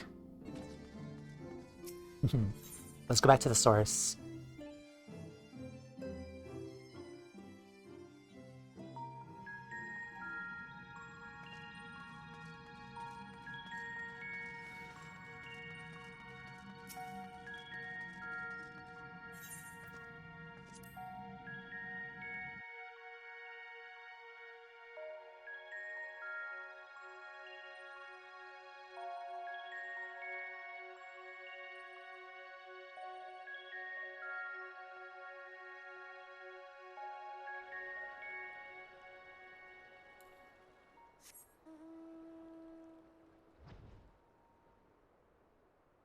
Alright, so what happened last time in MSQ? We explored the Tempest. We went through Amarot, the dungeon. Kind of reliving the final days of Amarot and the Ascians' homeworld being brought forth to destruction. Narrated by Emet Selch himself. We finally confronted Emet Selch. He considered us like too weak to kind of do anything, but ultimately we teamed up. Crystal Exarch summoned 7 heroes to team up with us, and that led into a huge, awesome-ass fight, the Dying Gasp. And we finally defeated Emet Selch. Apparently, we all of the light that was inside of us that was basically killing us since we clashed with the darkness with Emet Selch, aka Hades. We expunged all of the light within us from all of the Light Wardens to create the Blade of Light to strike darkness, and now our etherical balance is back to normal. Give or take some lingering side effects of Toumeya's whitening around her face, but give it time. She'll recover from it, but we defeated Emet Selch. He had like a hole blasted through his chest, and he perished, he died. But his final words to us were, remember us.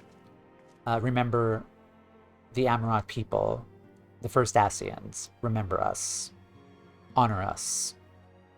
Which we will. We reunited with Crystal Exarch, who was worse for the wear. Our Scion friends and Reen were there with us. We did it. We beat Emet Selch. Crystal Exarch appeared. So happy to see him, and he was still Grahatia at heart. He was still like very shy and kind of like holding his arm, kind of like all shy like. He was like, I have so much apologizing to do, and the one choice that we had to respond to him was, it's good to see you awake, Grahatia. And that broke me, because basically Crystal Exarch he broke down crying, considering like how long he had to wait for us to say those lines. And as we all know already, he was doing his damnness through generations to kind of save us, to save time, space, and the First from ultimate destruction, averting the overall calamity that they went through initially. And so we swam out. We finally arrived in Calusia. We had to swim the whole way. Alphino was not really happy about that, swimming the entire way. And apparently, chat told me, I didn't see this because while the credits were running, but Urianger was lying upside down in the water, like on the left side. I kind of had my HUD in the view, in the way, and it was really funny because he was just like face down on the water, just washing up to shore, and it was like really funny. And yeah, we had the credits run. We had an emotional moment of us returning to the Crystarium. This would have been the first time that these people have seen the Crystal Exarch without his hood on, so he gets to see Grahatia himself.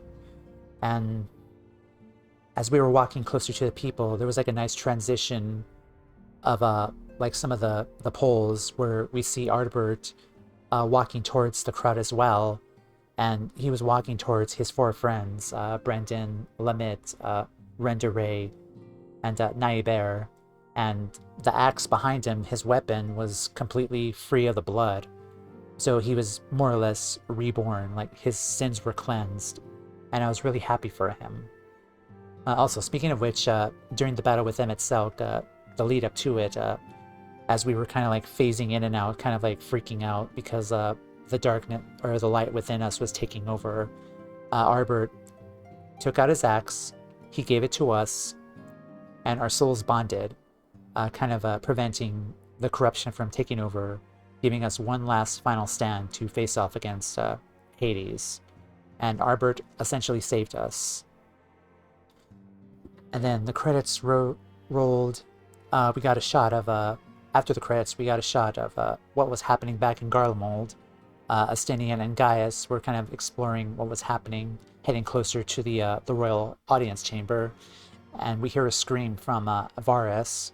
And apparently the showdown with Alazin Xenos and Elidibus Xenos didn't really happen. Elidibus just saw Xenos at full power with his artificial echo and said, "F this, I'm out," and just left Xenos' body, giving actual Xenos the chance to reclaim his body again. And then he killed his father, Varus. And then that scene ends with Gaius yelling and clashes with Xenos, and then it just fades to black. So we met up with Tataru, who is here, and she said something along the lines of, we've called someone to kind of help us, and that someone was Astinian, our little helper. And that's where 5.0 ended. And then that was a long period when I was streaming. Maybe like 2 weeks now since I last did any MSQ related story. But okay, we're back, we're ready to go and continue and start 5.1. So let's do it. Shaken Resolve. Tataru seems eager to make up for lost time. Crystarium Weapon Coffer. Alright, let's begin.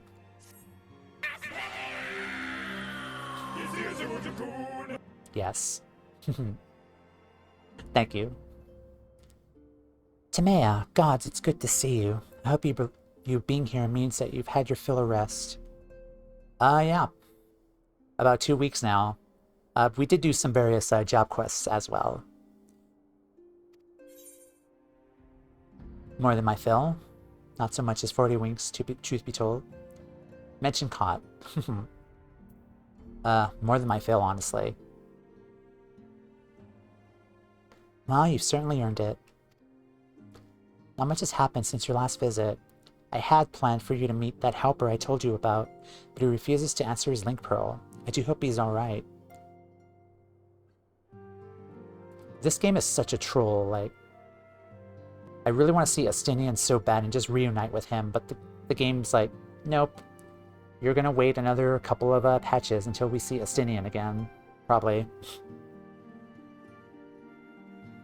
Like, I'm impatient. We've been exchanging messages with the Erusian Alliance throughout, though.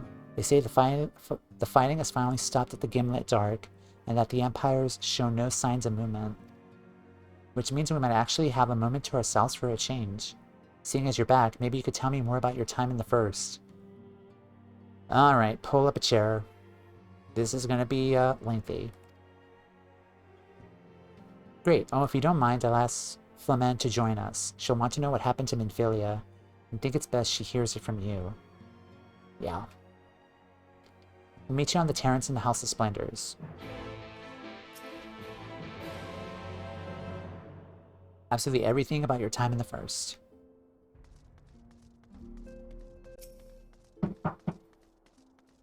One sec, guys.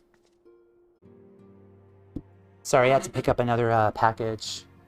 Damn, they knocked on the door so freaking loud. Jesus. Okay. Sorry about that.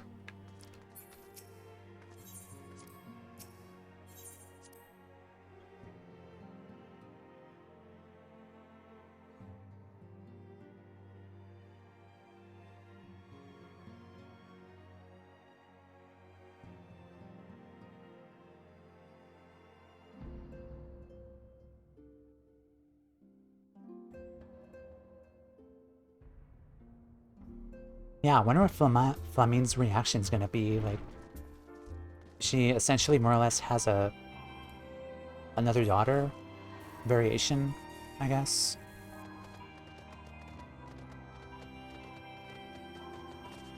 House of Splendors. Oh no. It's Flamine's usual spot, right? Yeah, right here.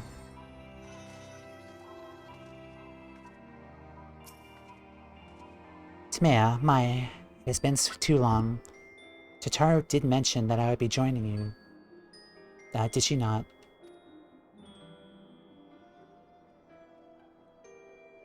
Thank you. Words cannot well express how I have longed to know more of the First. This world Minfilia has sacrificed so much to save. But come, rest your feet. Totaro should be arriving shortly.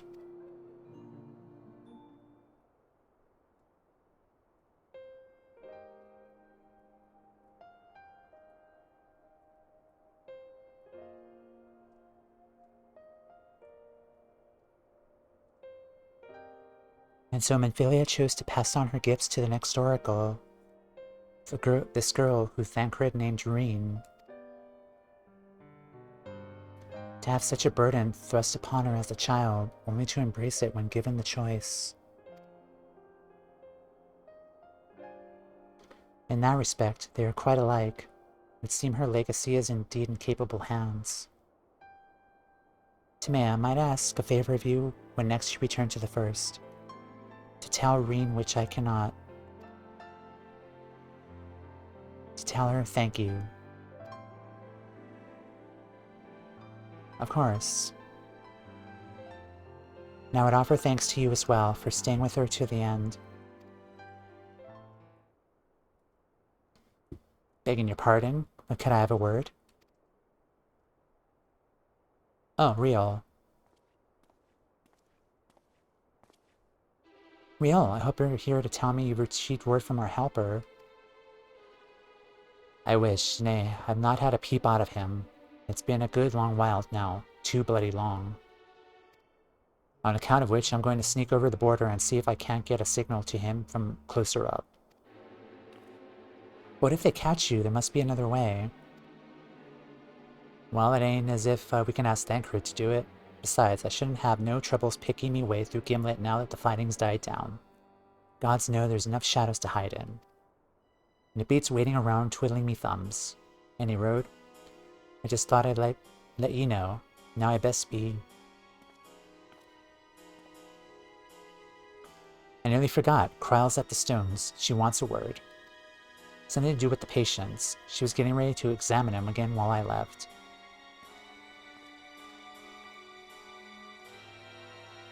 We best head back. I'm sure it's important. Bye. You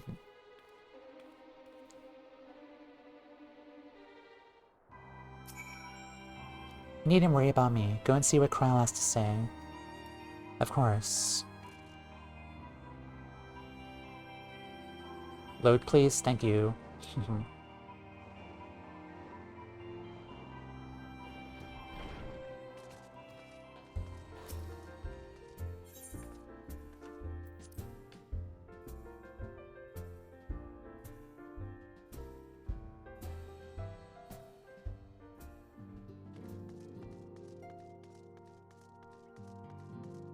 Let me talk to these guys very quick.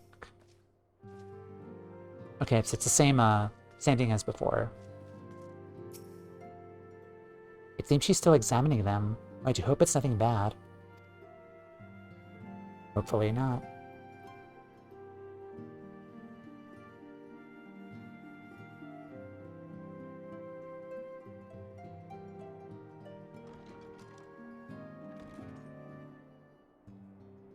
You're here.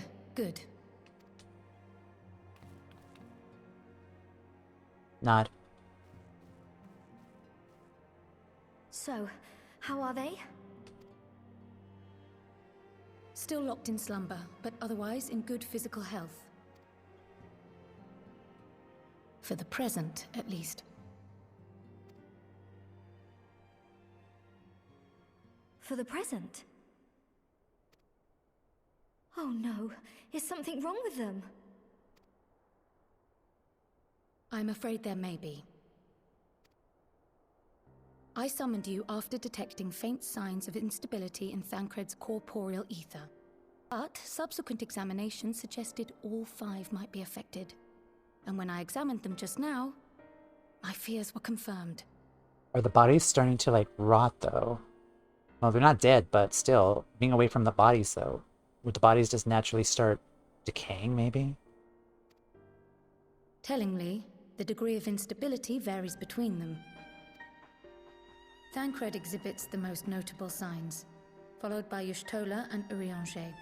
The twins' ether, meanwhile, remains relatively stable, but there is a change there too if one knows to look for it. Thancred's been there the longest, though. 5 years. The other 2 have been there 3 years. The twins were almost a year. Hold on. Isn't that the order they were called away in? Indeed. Which leads me to believe the instability will only increase with time. Though I can but speculate, I fear this may be a symptom of a weakening link between body and soul. By the gods! What happens if the link is broken? I cannot say for certain. This is all unknown territory to us. Yet whatever happens, it cannot be good.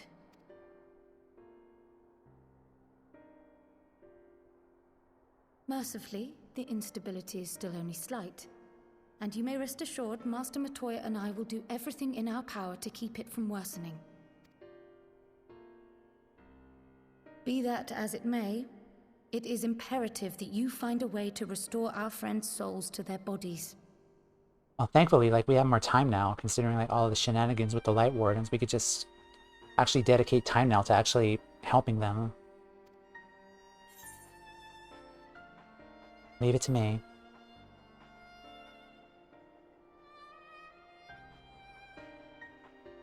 Thank you. But where's she even supposed to start? We had the greatest minds in the realm hunting high and low for an answer, and they ran out of places to look.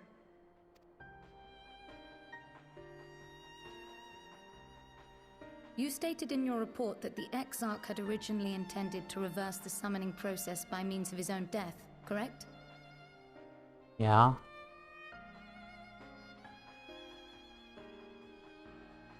Raha always was a reckless young fool, ready to die for the first righteous cause that came along.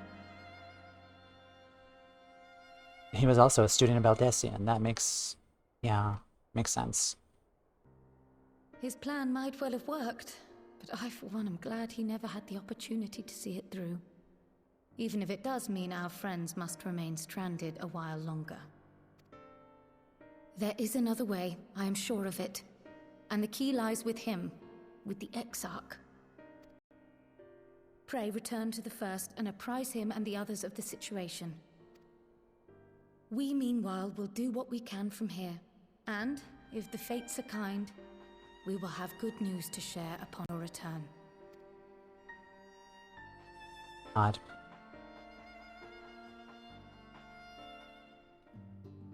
Well, there's our dilemma that we have to do. Take care over in the First, Toumeya. We're counting on you and the Crystal Exarch to bring our friends home.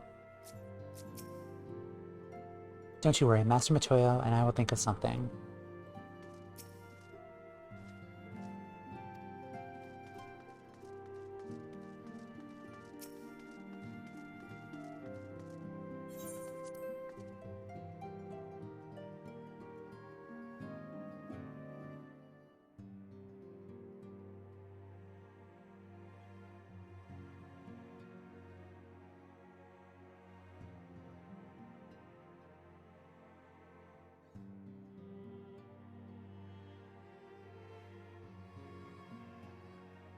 Come on, load faster, please.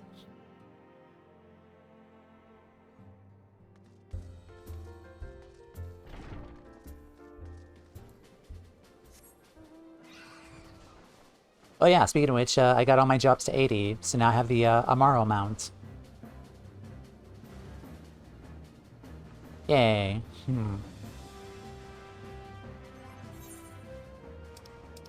Yep, all jobs are now at 80. Well, except Blue Mage, but haven't really had time to kind of level Blue Mage, but yep.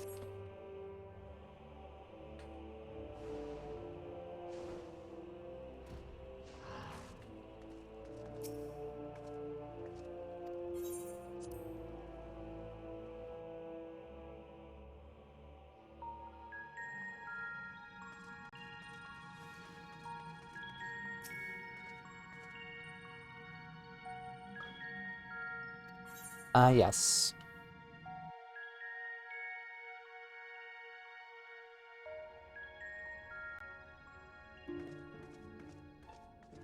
Hello, I'm back. Ah, Toumeya, you have returned. Hope your time in the source was suitably restful. But of course it wasn't. Go on. The corporeal aether shows signs of instability. By the gods, the possibility never even occurred to me. He returned in the hope that my research yielded a solution. I fear you'll be sorely disappointed. 'Tis but a mercy we have the likes of Mistress Corral and Master Matoya to keep our friends' bodies safe while they wrestle with the problem. But they cannot forestall the separation of body and soul indefinitely. Come, the others must be told.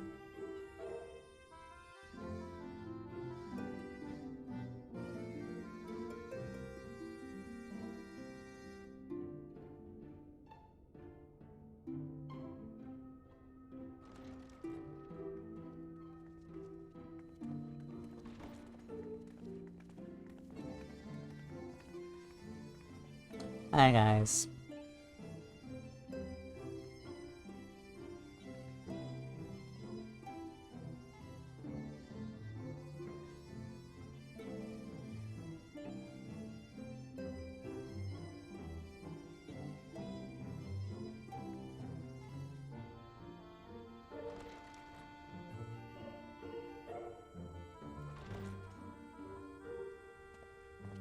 One by one. Pray excuse my late arrival. Will Thancred and Reen not be joining us? Nay, milady. With apologies to all, they beg leave to pursue their investigation of the empty to its conclusion. Should matters here demand their presence, however, they did assure me that they would make themselves available. Yes, I mean, it's kind of a big deal.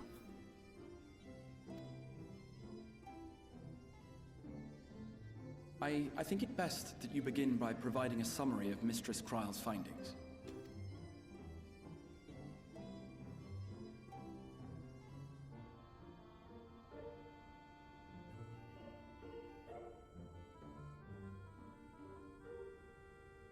I suppose it was only to be expected that some change would occur. Yet our souls seem unaffected, to my eye at least. How long they will remain so is another question. Kryl is right. It is imperative we find a way to return to the source. Perhaps an explanation of the method by which I brought you here will yield some inspiration. Ere I begin, it must be noted that I am by no means a gifted mage. In order to employ powerful magics, I must rely upon the Crystal Tower and its boundless reservoirs of energy. The magic that summoned you was no exception. 'Tis a singular spell, adapted through painstaking effort from the technique that transported me to the First. To use an analogy, it works by cutting a hole in the fabric of reality. A hole tailored to the object of summoning, through which it and it alone may pass unscathed. So basically, cut a large crystal tower-sized hole into the fabric of reality, and then just push the crystal tower in, just like that, like one of those peg holes with the shapes. Okay, I see. Though I succeeded in creating said hole, I failed to latch onto my intended target. Instead of you, the spell found those close to you, and ended up summoning them in their incomplete state.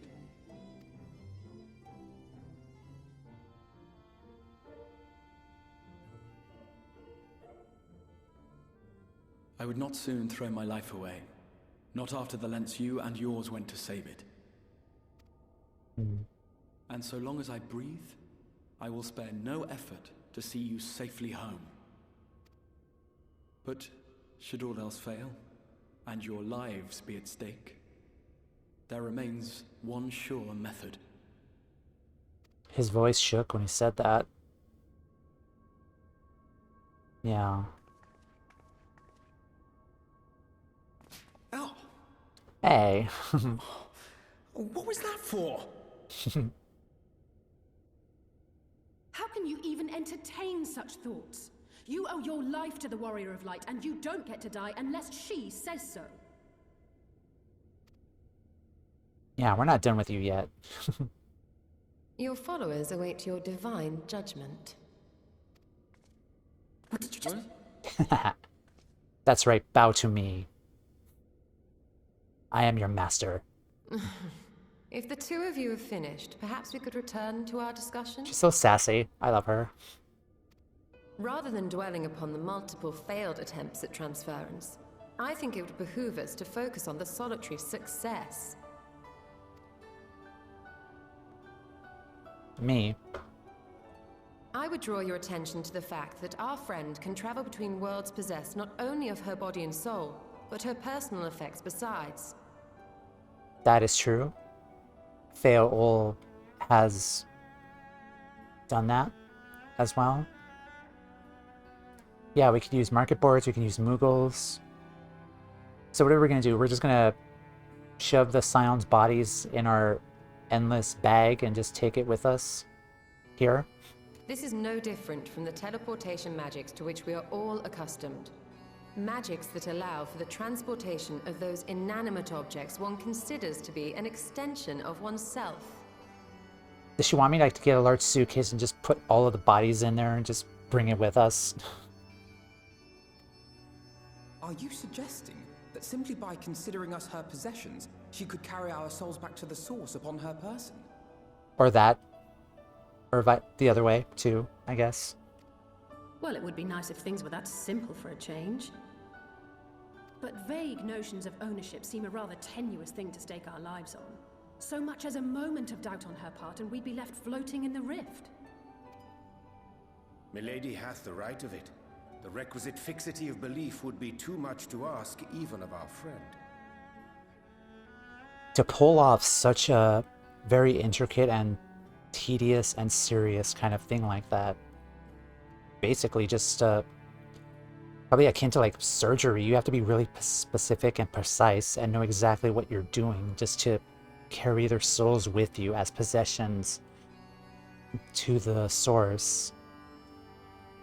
Like, you have to be near perfect in order to do that. Like, surgeons literally have spent years and years just trying like to study and learn how to operate on someone like to perfection, and this is very like intricate, and yeah, it's high stakes for sure. Yet were we to immure our souls within an object in her possession, mayhap then our safe passage could be assured.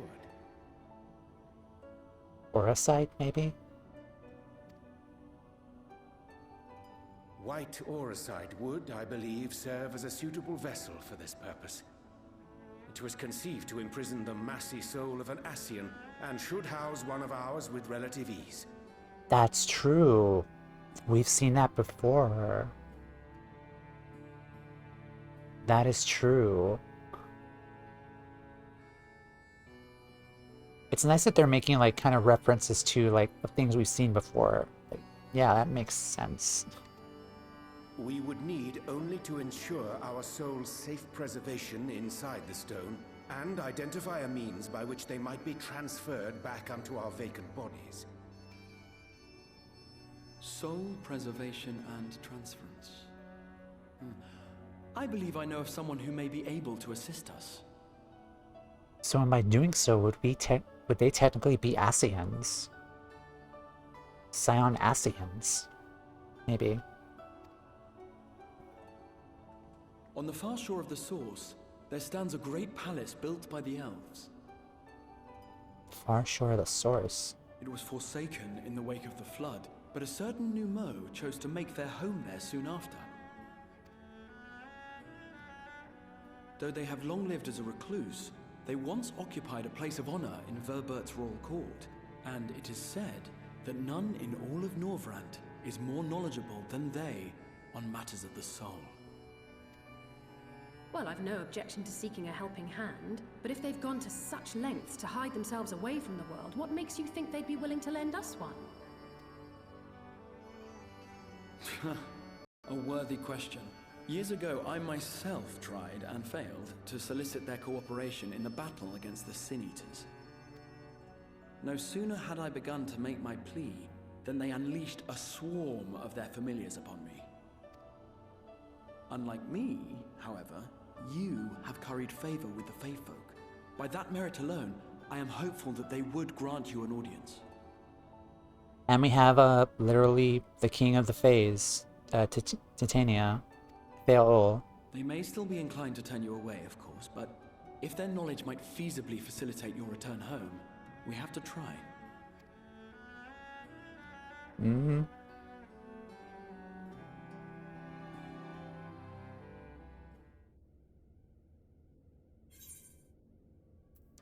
What do we got? Spell speed, piety.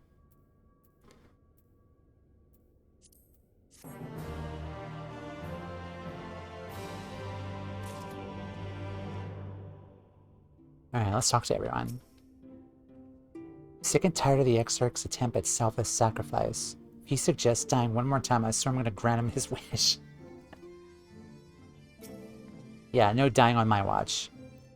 The Toumeya seemed a welcoming folk in Yomeg. What do you suppose could have driven this one to a life of seclusion? 'Tis said the kingdom of Obert was once home to the realm's greatest knights and magics both. To command a place at the royal court, the Toumeya whom we seek must needs be a mage among mages.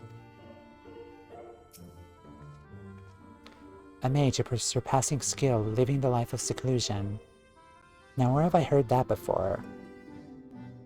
One can only hope they are more receptive to unsolicited visitations.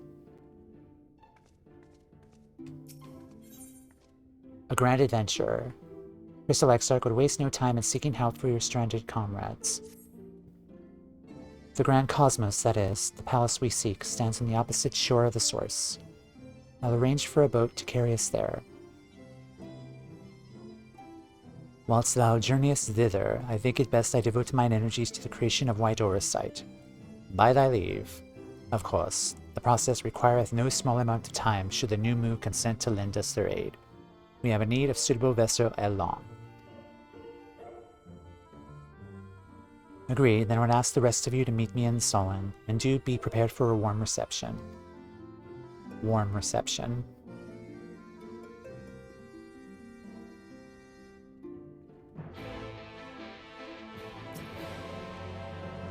Pray I join the others in Solem. I shall turn my thoughts to the Aura site, and appraise Thancred and Reen of our progress.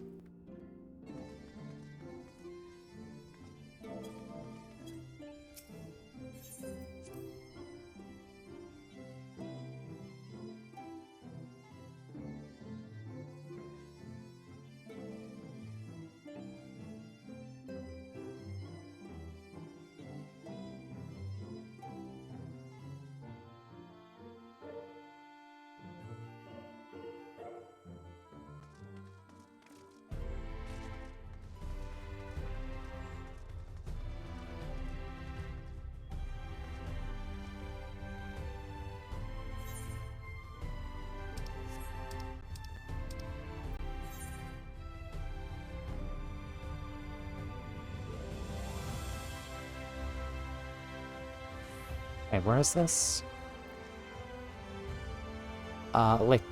Lakeland.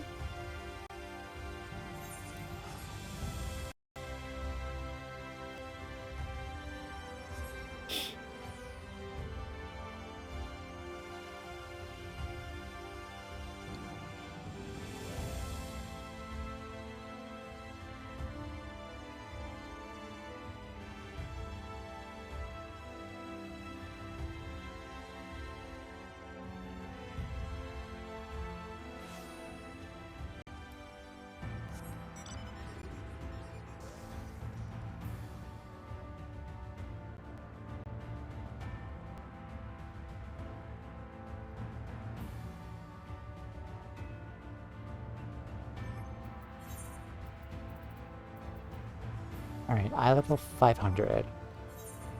Which jobs left do I need a weapon for? Let's see, warrior. 500. So you have your weapon. 530.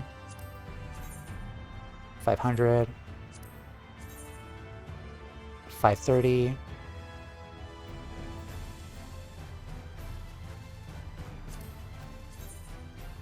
500. 530. Yeah, I could do Paladin.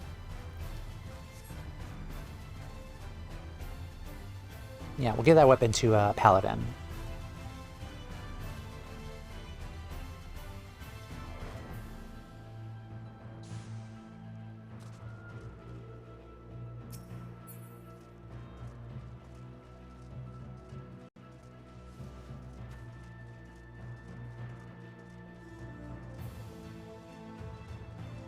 Where am I going?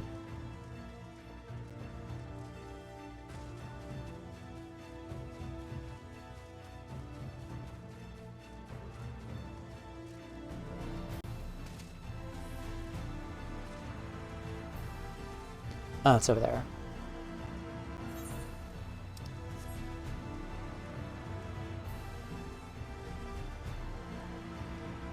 Sorry guys, I got a little lost, but okay. The Exarch said to prepare for a warm reception at the palace. Let's hope it's more cordial than his last visit.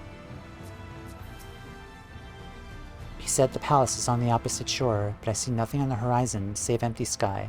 Curious.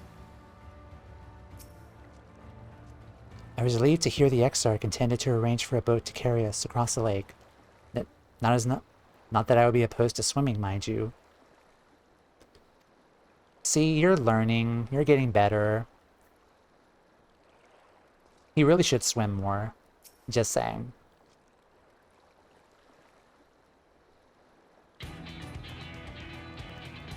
As I told you before, I had scarcely set a foot on the palace grounds when I was set upon by our host's familiars. I expected our reception today to be no different. This is why I propose we march through the main gate, weapons drawn. I'm sorry, but are we not here to petition for assistance? You can't honestly think barging in looking for a fight is going to persuade them. Actually, I believe the Exarch may have the right of it. They have no doubt poured a great deal of time and energy into their creations. Were I them, I should be more interested to meet those who would overcome my defenses. As would any true seeker of knowledge, and there is little we can say or do to convince them to help us if we know nothing of their character, nor less why they chose to hide themselves from the world. But if we could seize their interest, mayhap we could earn ourselves an audience. Nod. Weapons drawn, it is then. Though I must say, Exarch, you certainly seem to be enjoying all of this.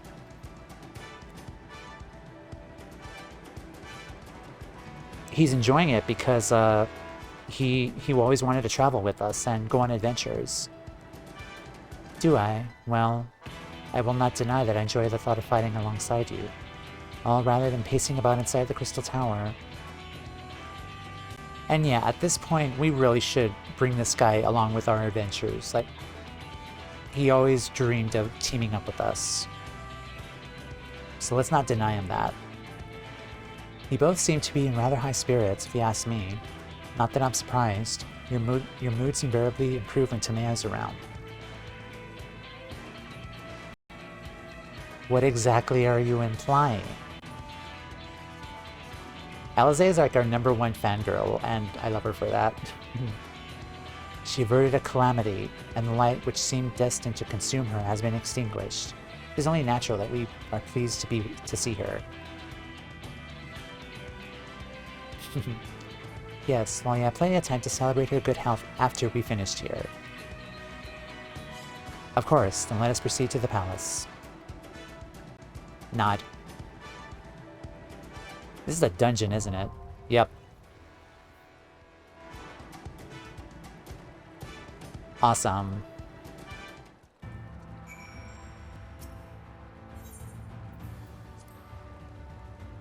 Tis good to be here with you for a change. Whatever you would have me do, you need but say the word. How long has it been since we last went on such an expedition? I cannot help but be reminded of the ruins of Scala.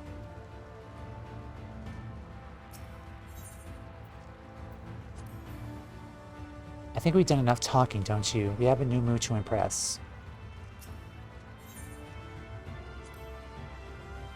I can imagine what manner of beasts keep guard here. No doubt they will afford us an opportunity to explore the palace. A pity. Where's the palace? Is that it over there? No. There's the, lion turtle over there. Alright.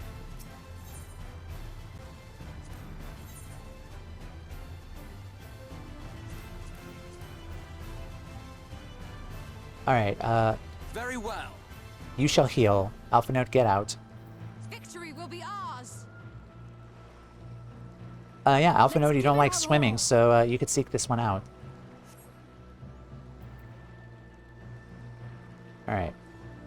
The, Grand Cosmos.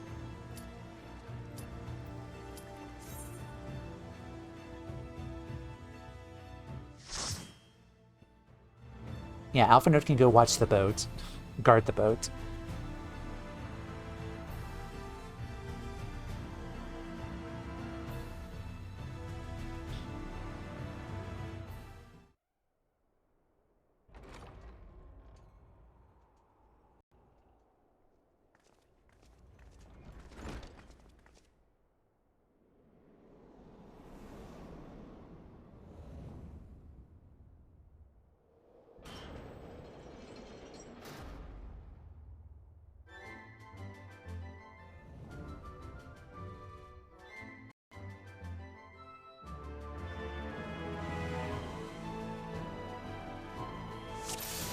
It is not a new move. That looks more like a Mind Flayer from, like, FF12.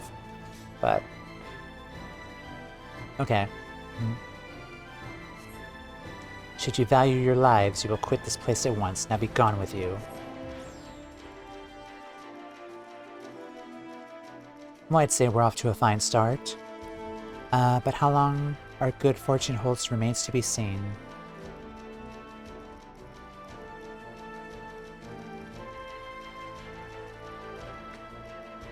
Can I go through?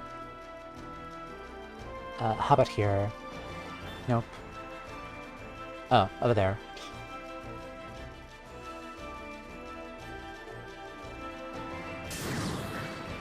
Mage's Sleep by Bitty.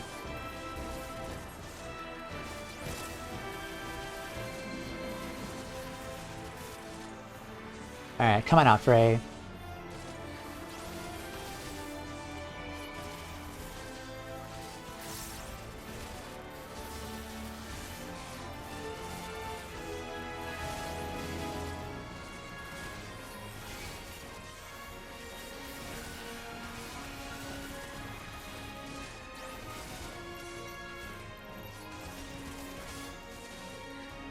Over armor.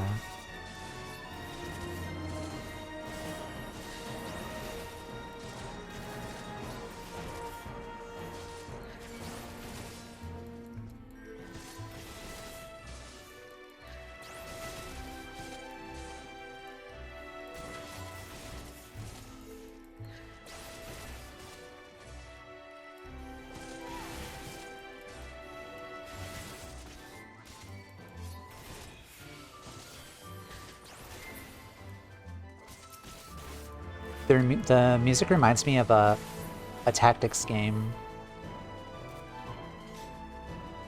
It's very royal and regal. Something you would expect from a tactics game, Tactics Advance.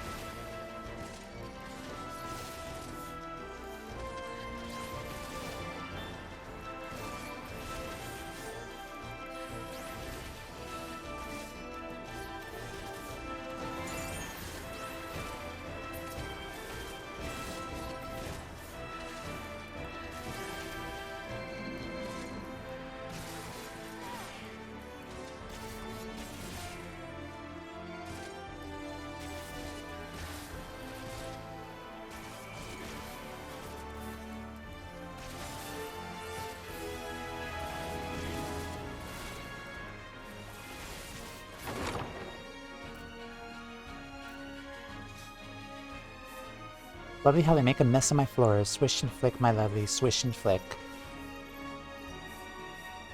Magic brooms, how nostalgic.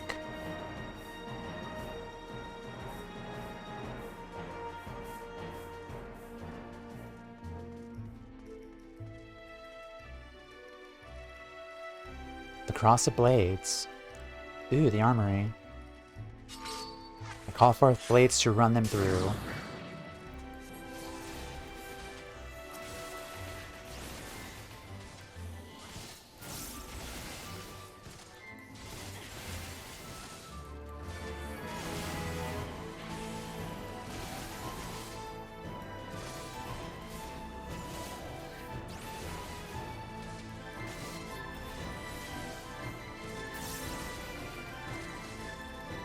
Get away.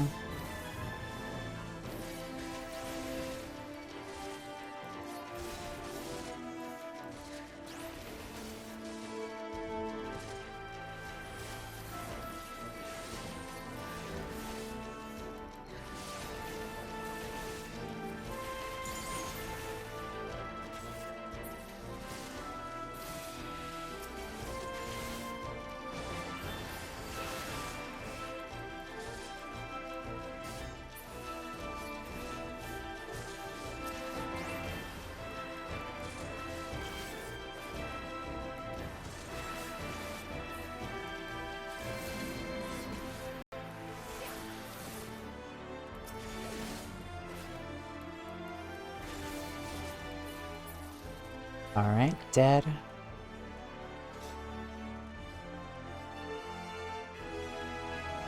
The Chivalric Spear.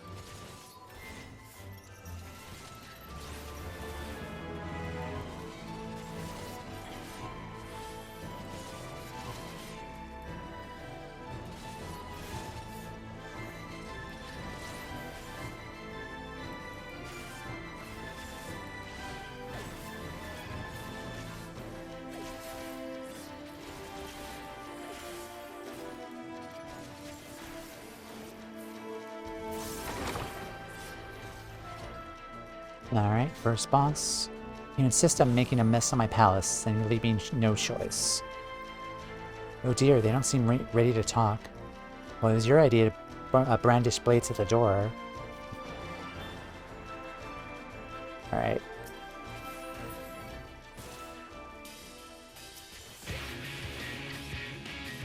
I don't like that those brooms are back there.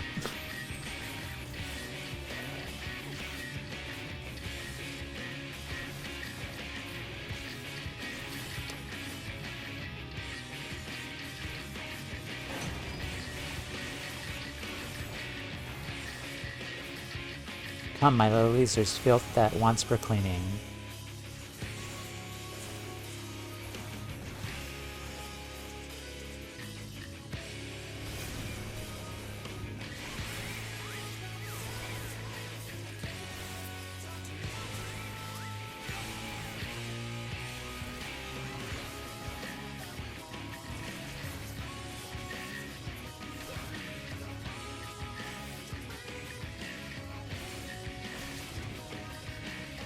Get away.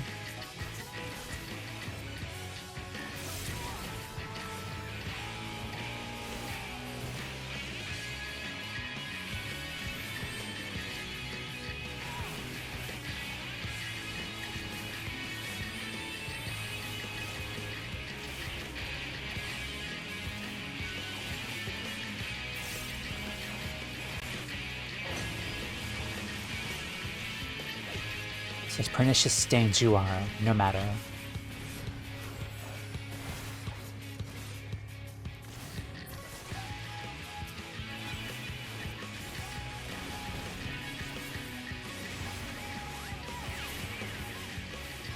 Ow.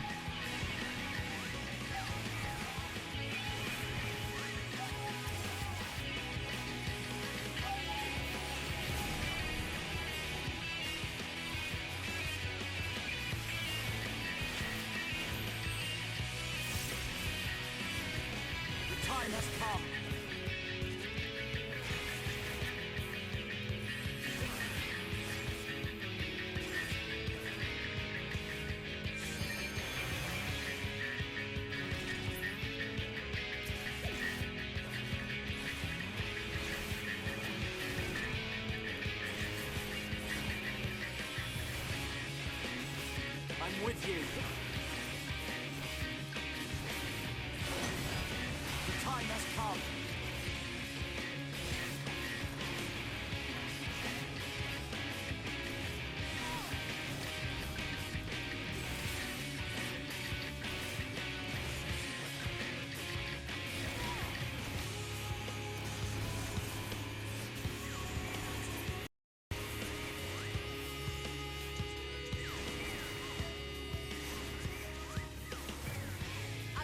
Hold back.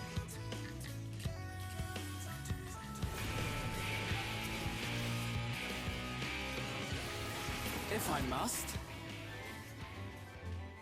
If I must. The time has come. You okay there, Exarch? You okay? He is really excited just to be hanging out with us again. And fighting alongside him.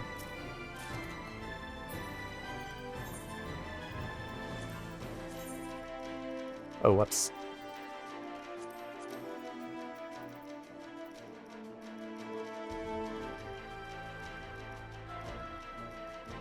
Those are kind of sick. Pretty nice. Alright, let's continue. Still you press onward, how foolish. Oh, wow. It reminds me of Mount Gold, like the beautiful like gardens. The path makes a curious pattern, not unlike a magic circle. No Grace's gardens as beautiful as ever.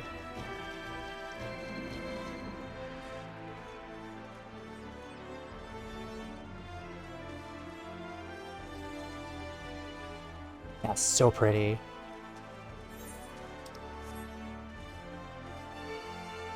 Wings of dreams that bar thy path. Don't mind me, I'm just gonna take this.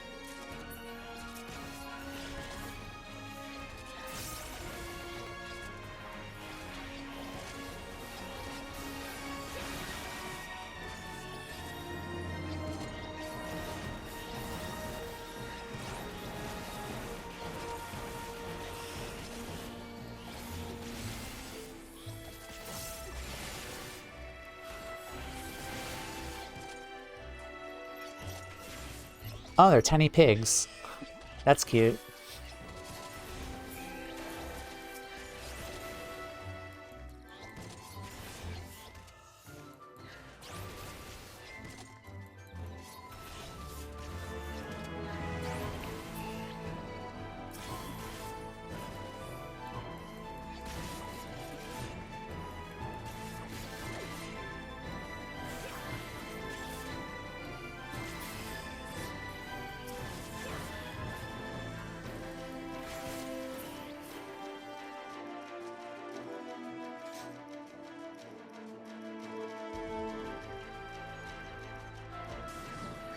Conjure forth the Garden's Wrath.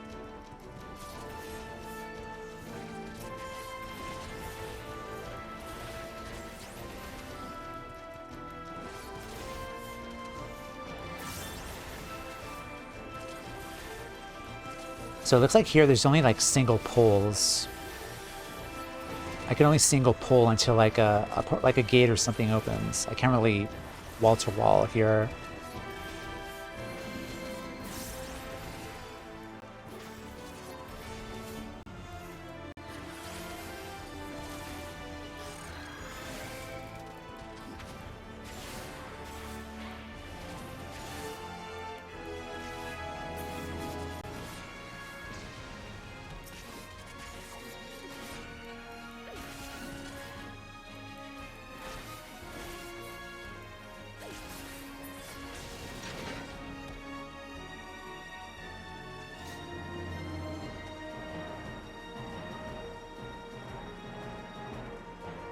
I love the purple too as well. Purple and green's a good combination along with the white.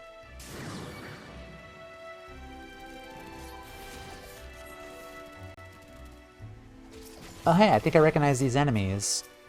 The Snapweed. They're from another game. Yeah, I'm pretty sure those are from, I think it's 8.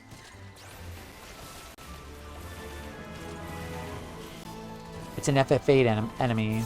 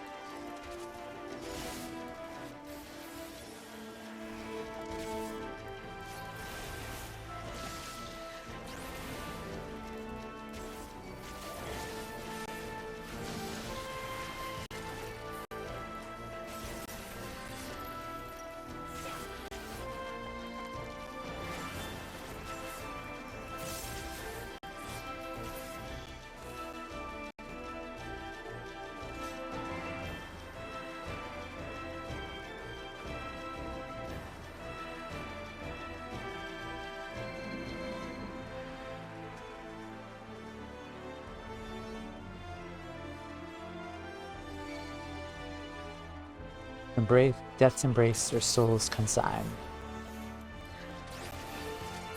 Okay, I think I could wall to wall here. No, I can't. Yeah.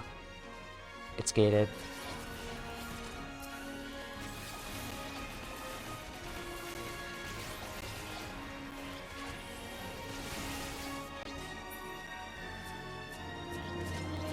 Hey, get over here.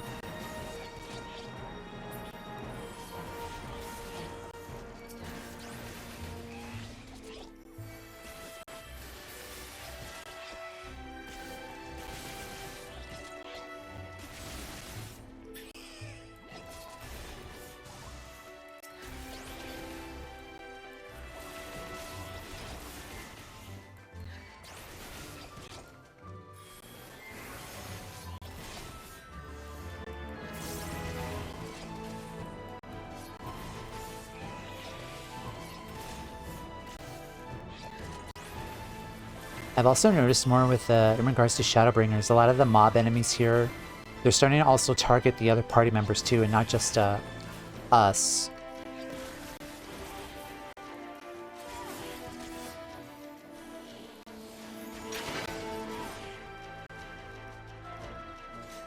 Lina and Sith.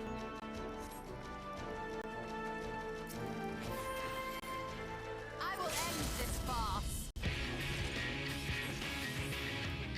So what we got, like Poison Ivy, Garuda, Hybrid.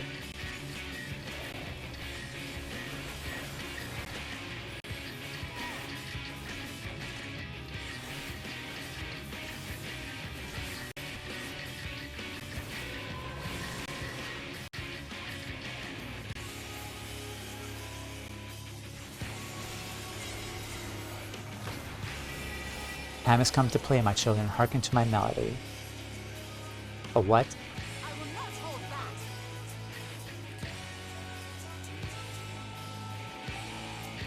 On guard.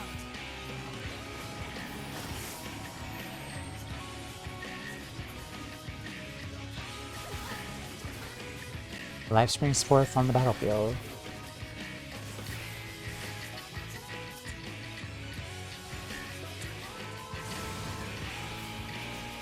A toxic sprout. Definitely not me.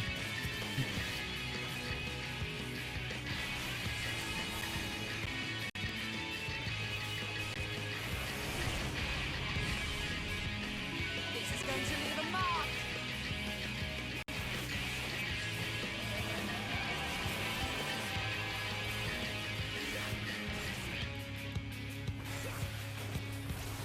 I think after this fight, though, I'm gonna take another break. My energy's kind of low at the moment.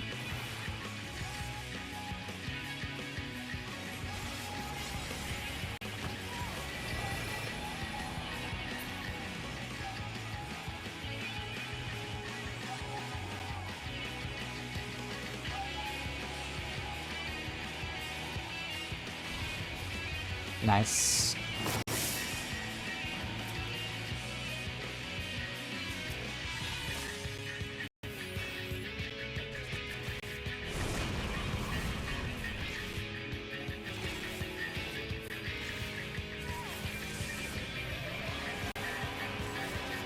Oh shit, Exarch. Exarch's dead. Pay me back later. Pay me back later. Right behind you. Forgive me. Shit.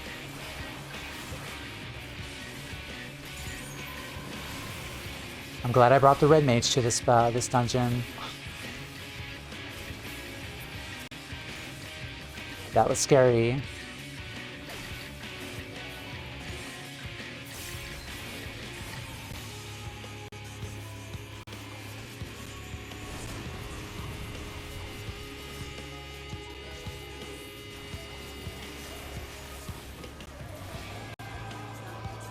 This thing hits hard. The truck.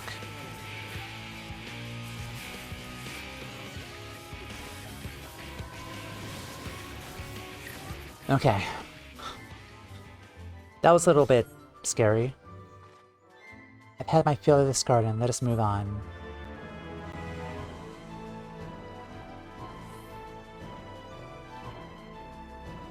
Alright, I'm gonna go and eat something very quick, but I'm also gonna run the ads as well. And then we'll continue on with this this dungeon. So, I'll be right back.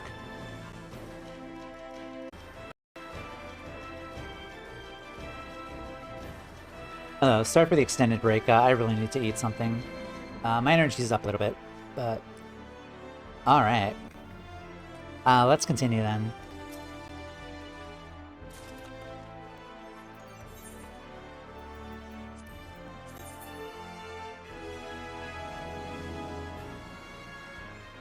That's kind of cool. Alright, let's continue. The Regal Spear. The garden is ruined. Ruined. Mark my words, you will pay for this.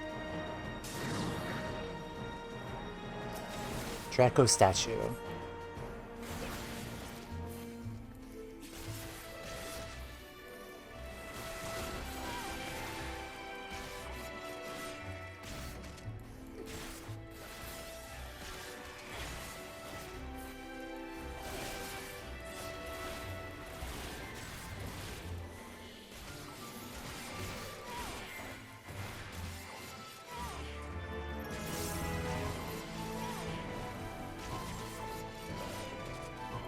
Yeah, notice how the enemies, like in later expansions, they're starting to attack the other party members more.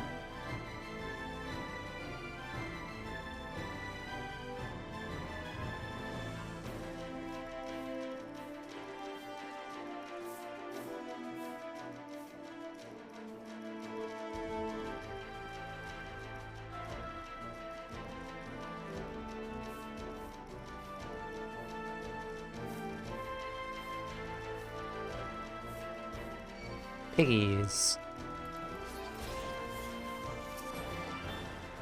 Give me that.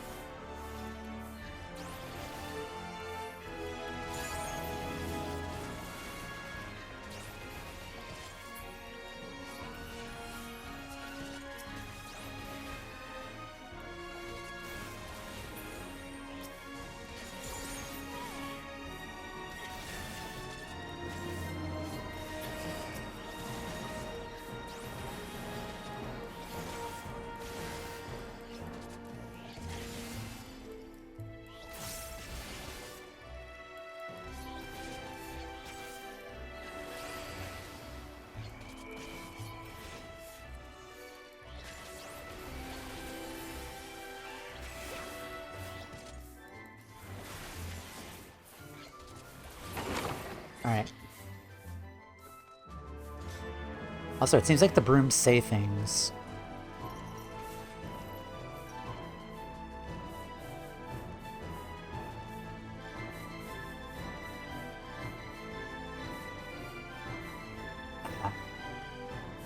They move so fast, though I can't really read them. Like, scrub, scrub, scrub. Swish, swish, swish. Why do you persist? Why not leave me be? I can, but wonder how lonely they must be. Be welcome, madam. Oh, ghosts. Hold on.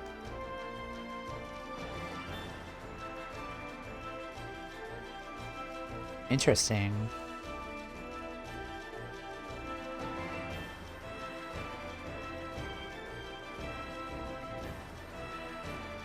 There's more here than meets the eye. Be welcome, madam.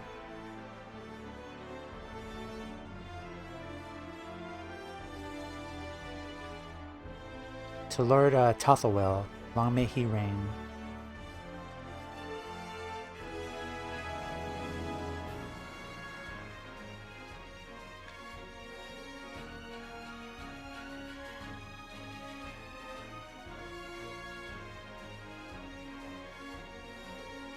Huh.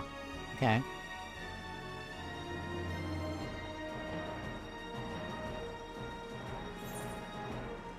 Knights Immortal, heed my call.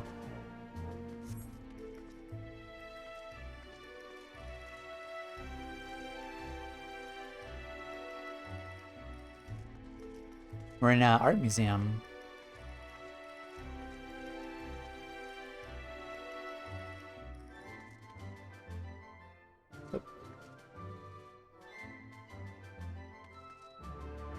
I think this is probably easier to do.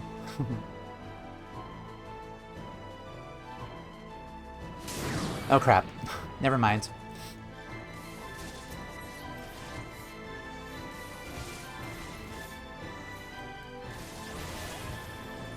How rude. Can't you see I'm admiring the art? How dare you?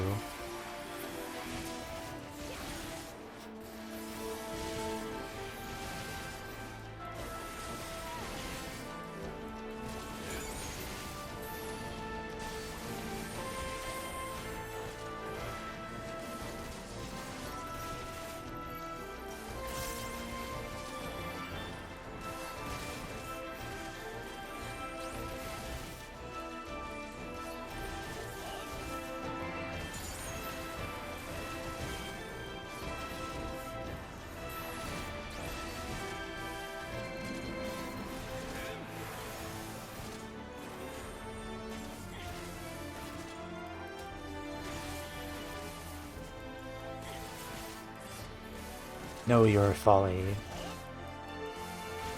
That's a Stinian's line.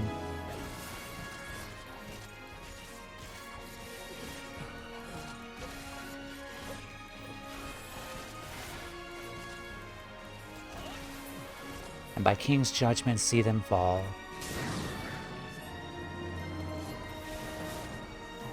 Oh, it's Lord Tothawil.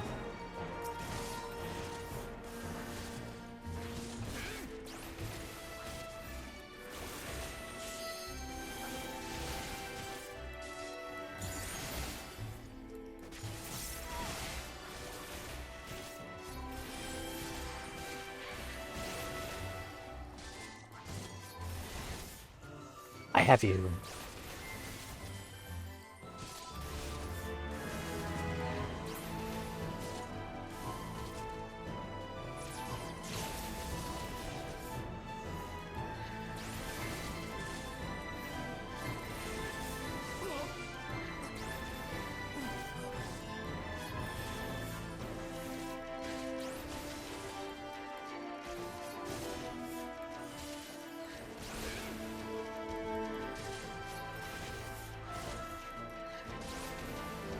Alright, Frey coming out.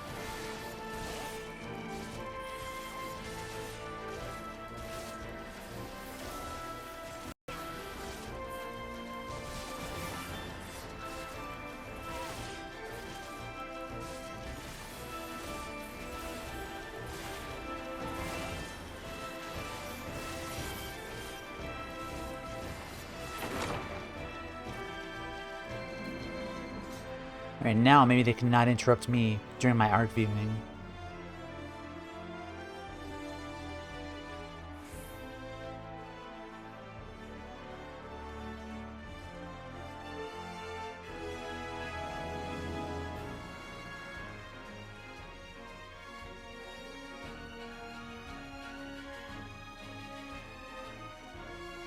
Alright, we're done.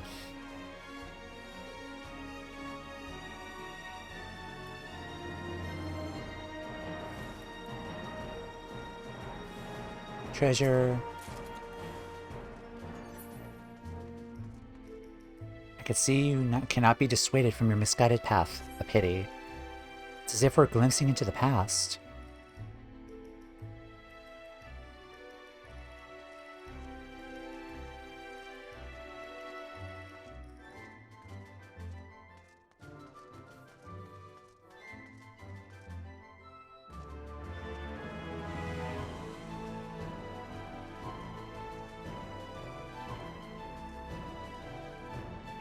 We shall hold a contest. I cannot dance another step. A moment, please. Alright. What do we got next?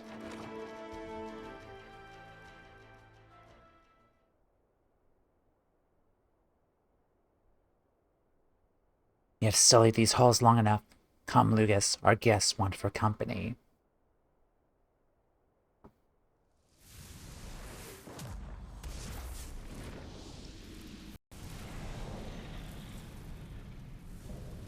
Insatiable flame, Lugus.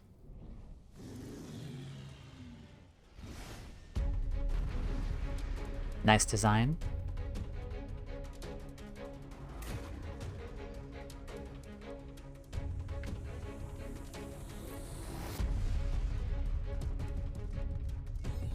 Divine Spear. Velvet Drapery. I do believe we now have not only their curiosity, but their attention as well. Then we best not waste it.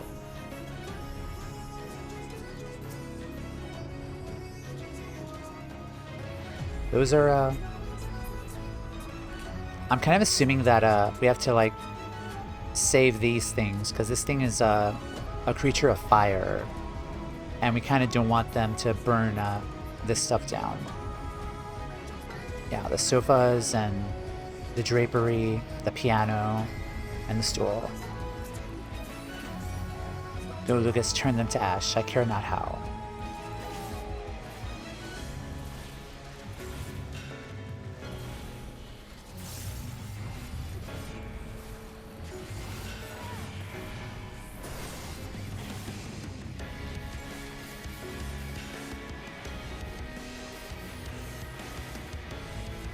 Otherworldly heat.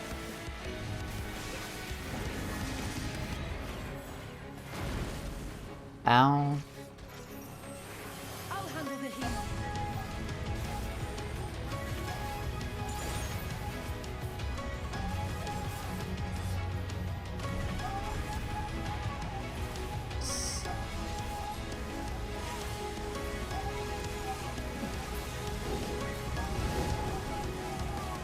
Oh, you gotta... Okay, I see. Gotta burn those instead. So we are committing arson here.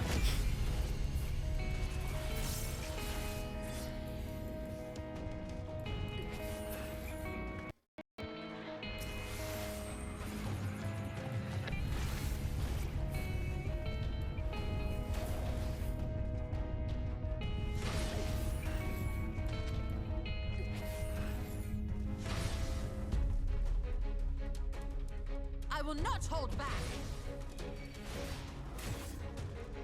Fire's ire. Oh shit, Alizé's dead. You'll live. Back in the game. You said that so bluntly. You'll live.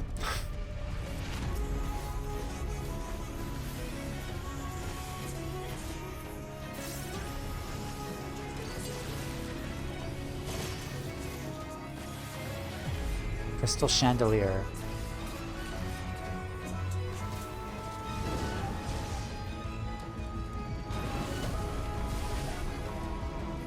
Mortal flame. What do we gotta do? Okay.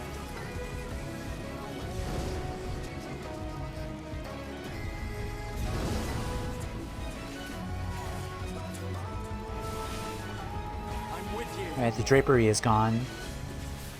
I heard arson and came running. Yeah, plenty of arson right now. Welcome in, Bravante. How you doing? We're committing crimes with fire. And starting 5.1.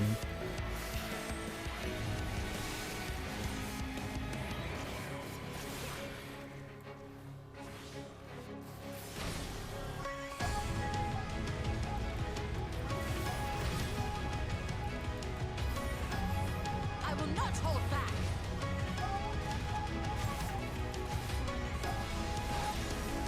Oh shit. Living Dead. Benediction, thank you. Time has come. Shit. Help, please. Grahatia, can you please heal me, please? That would be nice. To be honest, I love crime. Personally a big fan. In video games. Right.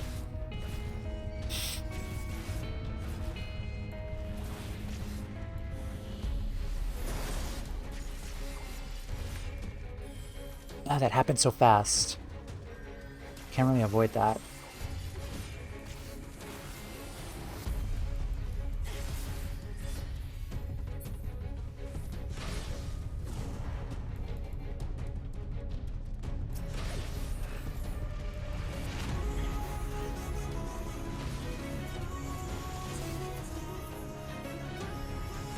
I will not hold back.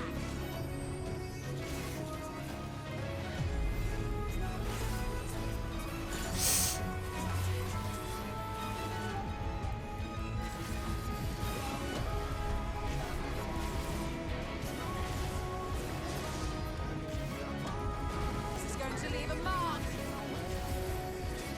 God, the 5 bone stacks are killing me right now. You will rue the day you crossed my path.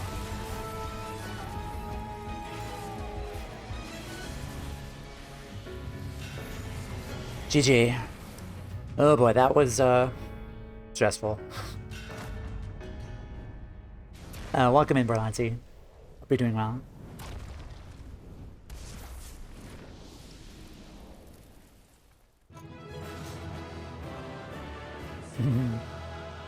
Yay! Finally a joy emote from a dungeon.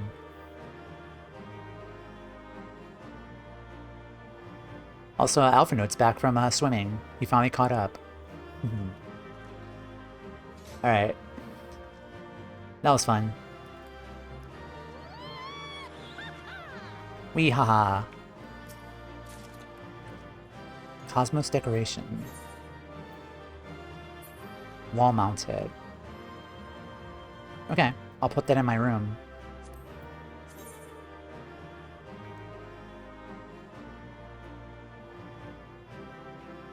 Oh, Lancer. That's an outfit. We got a tail. That's kind of fun. I'm doing well. How are you? I'm okay. It's just been hectic. Couple of days of just work and not really having a moment to pause and stream, but I'm doing okay. I'm better. This 5.1 was delayed a lot because of it, but I'm really happy to be back streaming again. Perhaps now we have afforded ourselves an audience.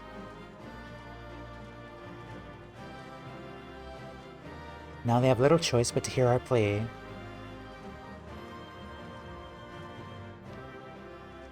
We best leave the negotiations to Alphinaud and the Exarch.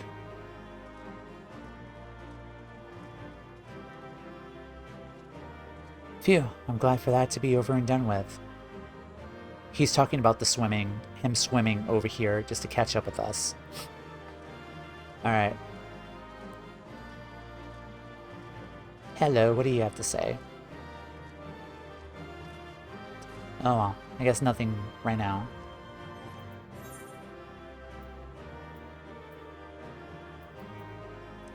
Alrighty, let's go and say hello.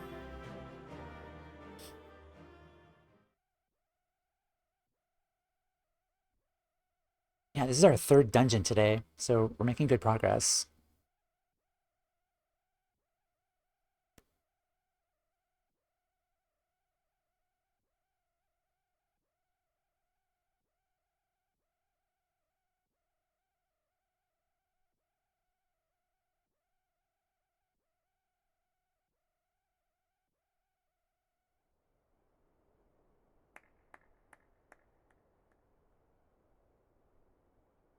That was my fiercest familiar.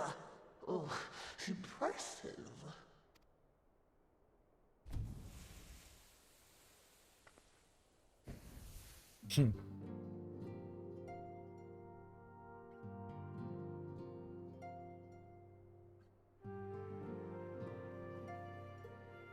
Grand Cosmos was so hard for me, it took forever to do.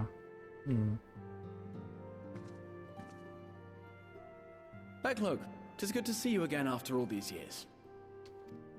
And judging by your vigorous greeting, I dare say the feeling is mutual.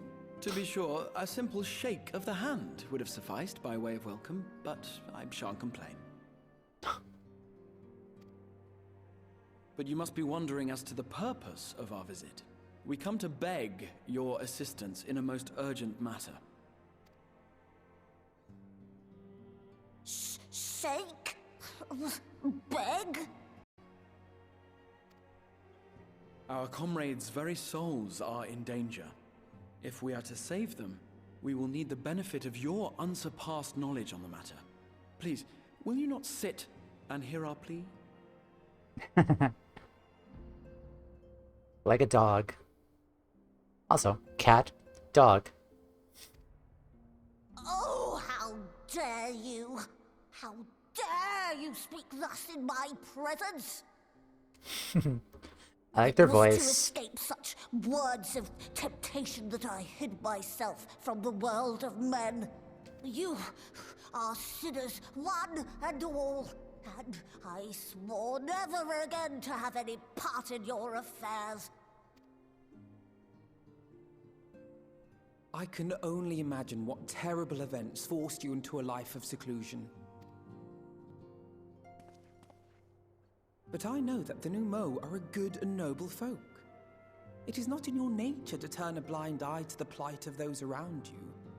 And in treating with us, I am certain whatever mistrust you feel for man will begin to heal.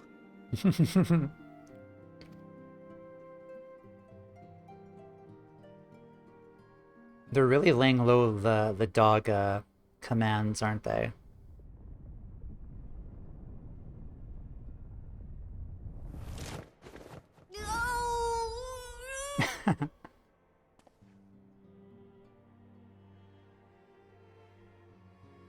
If you will not be satisfied, I Oh, suppose I could listen. After all, there's no harm in just... No, I mustn't. Not again. That damn court mage seemed to have the best of intentions too, and countless innocents died for my naivety. Or Becklug. Oh, you know not what you ask of me. What horrors my knowledge has wrought. Echo? Refuse all you want. We won't lie down and accept defeat. Lie down. We would never misuse it. You mean the magical plague of Vobert?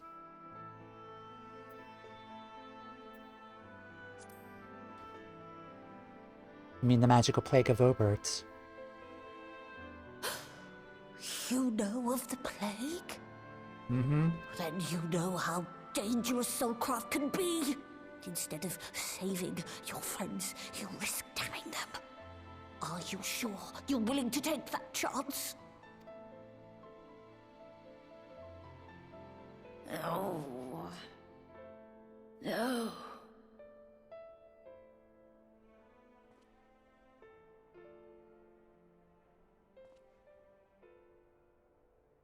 Oh, very well.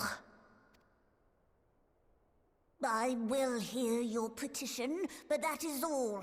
And I expect fitting payment for my troubles. Nod. Commensurate with your contribution to our cause. No more and no less, I promise you. With that settled, might I impose upon you to join us at the Crystarium? I'm afraid the nature of my friend's predicament calls for absolute secrecy.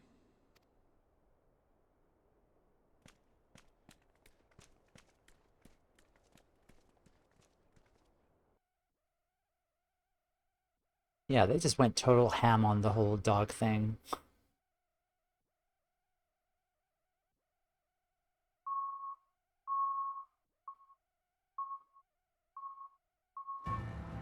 Alright.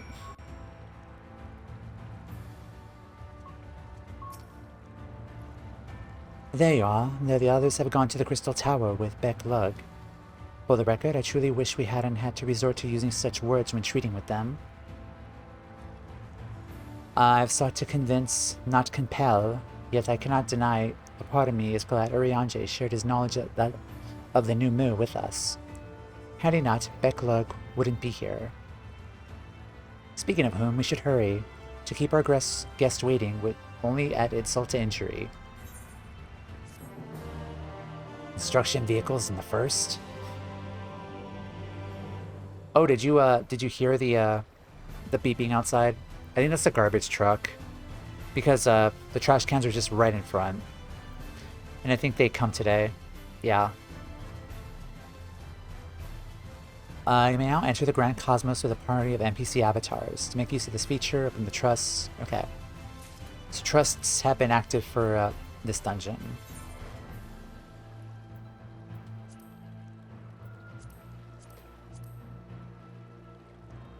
It was funny. Yeah. Yeah, there's a lot of loud noises out here. Like, people banging on the doors give me deliveries, like, sprinklers going off at, like, 2 a.m. A lot of barking. Garbage trucks and all that stuff. Alright, Grand Cosmos. What did you think of the end of Shadowbringers and Amarat? I cried. It was really good. I loved the kind of lore implications of what happened there to kind of cleanse us of our light. I cried when Grahatiat cried as well. The whole Amarat thing, the third day of destruction for Amarat and their world was really sad, but it was also kind of beautiful in a sense to kind of learning what happened to the people. So many tears. Yeah. Alright. A welcome guest. Alphanode looks just about ready to leave you behind. We mustn't dally here any longer, Toumeya. Beck Lug is to hear the truth of our travels in the first. You of all people should be present.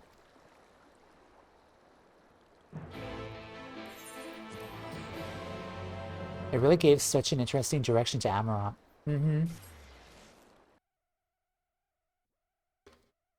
Yeah, we said goodbye to Emet Selch, and his one wish, his final wish was for us to remember them and honor them, and I think we will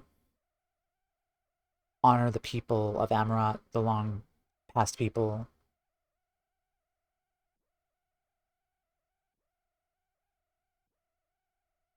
And we also got some lore too after finishing the twinning dungeon. Kind of seeing the last president of the Ironworks, his final message to the Exarch as well was pretty sad. I will be going through that dungeon afterwards. Don't ever forget us. I will go through that dungeon in explorer mode, like once I finish 5.1, just to like read all of the diaries and stuff inside the dungeon, because there's a lot of juicy lore there too.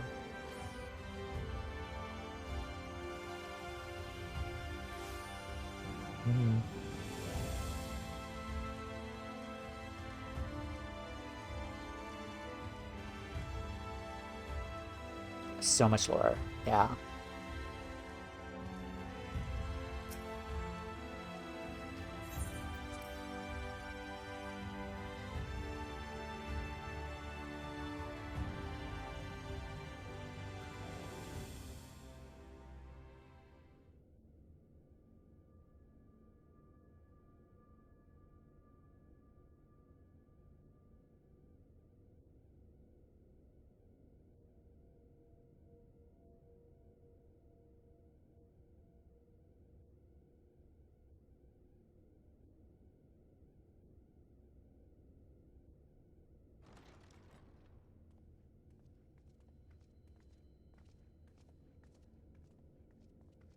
Hello, we're back. I'm sorry. You mean to tell me not only that the return of night was your doing, but that you hail from another world as well? Yes. Everything we told you, of the source, the shards, the 7 umbral calamities, all of it is true. I realize how fantastical it sounds, and I would not blame you for doubting our testimony. But given your expertise, you must surely have noted the peculiar nature of their souls. Any other time and I would have dismissed your stories as balderdash and flummery. But upon closer inspection, 'tis plain their souls are far denser than is normal, and that they do not possess true bodies. Save you. Your body is your own. And your soul is the densest of them all. Did they just call me dense? Yeah. What did you call me? As I said before, were it not for their heroism, the skies over Norvrant would still be awash with light, the realm yet at the mercy of Vorthri and the Sin Eaters. Backlug with the insults.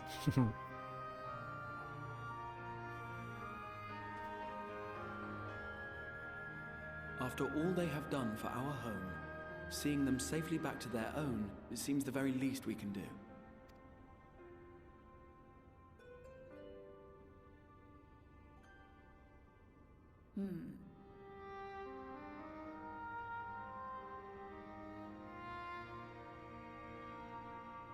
Your tale is intriguing. Yes, very intriguing indeed. Simply to hear it is fitting payment in itself. As for your friends, I can but agree. Their valorous deeds on behalf of Norvrant are deserving of recognition, of their own fitting payment. You will help us then? I will. I would see my knowledge put to good use for a change. I do have one condition, however. I am not the spry young Noumeau I once was. As such, I will require assistance in my fieldwork and testing. It would be our pleasure. We'll be laboring for our own benefit after all.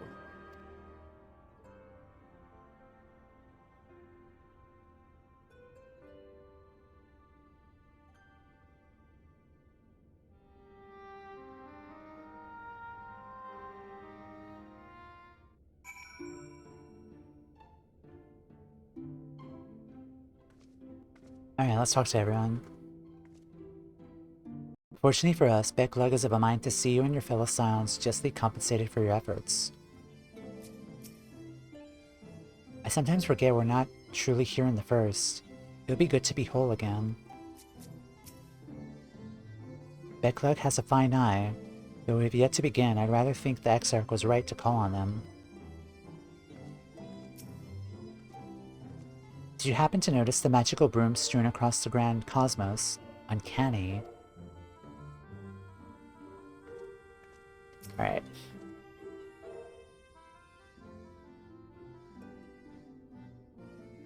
Like, even the brooms talk like Matoya's brooms, like with the backwards wording. You've spun quite a tale, but tell me, have you given any thought as to how you might return to your world? Swish, swish, swish.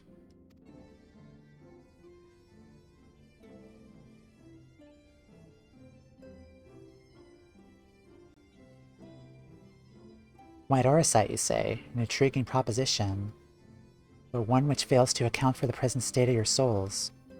They become highly charged, likely as a consequence of having maintained tangible forms for so long.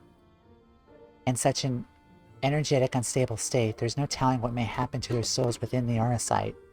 They could very well become immutable to transference, never to be restored to their bodies. Then, would it be possible to force our souls into a state of dormancy prior to transference? In theory, yes, but the soul is not a cradle to be snuffed out and relit on a whim. Well, that sounds ominous. What exactly would rendering our souls dormant entail? In order to maintain a corporeal form, your souls constantly draw ether from your surroundings. This process must be halted and the resulting surfeit of ether removed. This basically is like kind of undergoing surgery for them. They got to be put unconscious, unable to drain ether, in order for us to meticulously put them back in their bodies, from the Auracite into their bodies, from another world. Like, we're basically performing like Scion surgery here.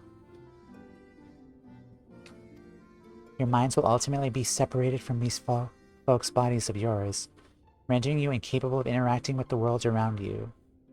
A cruel fate under normal circumstances, but one which will be rectified upon your return home. Leaving lifeless husks like those poor souls at the inn at Journey's Head, corrupted by the Sin Eaters, their aether made stagnant by the light. Corrupted, stagnant. Might I see these unfortunate individuals? Why, do you think they may be able to help them? I might, or I might not, but I shan't know for sure until I've seen their condition firsthand. Then I'll be glad to take you to them, on the understanding that you wouldn't do anything which might increase their suffering. As my faith in man I lost, not my compassion. While I see no need for all of us to accompany you, when you escort our guests to the inn, I will assist Orianji in creating the requested Auracite. I believe my talents would be better applied to the endeavor as well. Might I leave the three of you to assist Beklug as necessary? Let us make for Almarang then. Alright, taking the kids on a field trip. Alright. It pains me that there are those who yet suffer despite our victory over the light. We must hope a way can be found to help both of them and our friends. Urianger is more than capable of creating the Auracite on his own, but if aught should go awry, I would be on hand to assist him. Journey's Head.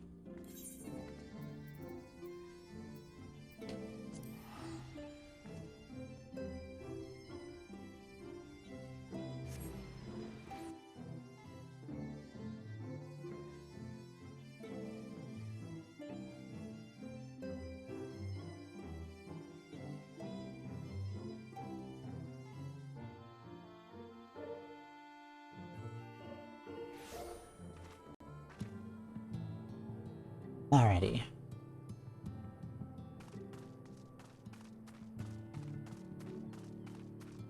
Let's talk to them first. The light is gone. I feel peaceful. Ah. How you doing, Holric? Mumble.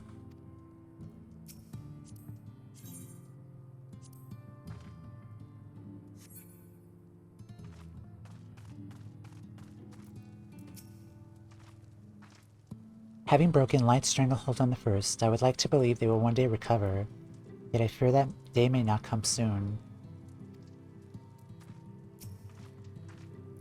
Beglug told me they wish to meet the worst affected.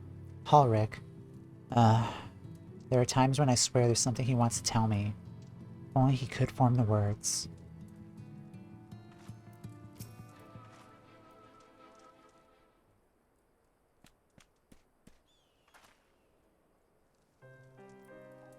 So this is Heldrick, is it? Yes, his etheric balance leans perilously towards the light.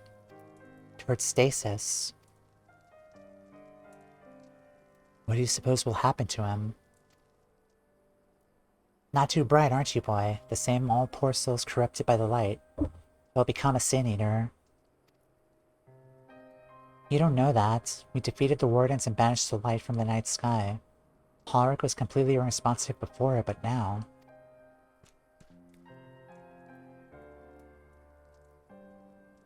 Never. Then perhaps there is yet hope. If I may, there's a treatment I wish to administer to the patients. What sort of treatment? In the course of my studies of the soul, I once created a tonic which could temporarily stimulate the ether in one's body. After some refinement, it came to be used by the Knights of Obert. Then for far darker purposes. Lest it fall into the wrong hands, I swore never again to make it. But for their sakes, I will break that oath. It's not like to reverse the stagnation, mind you, but it should offer some measure of relief.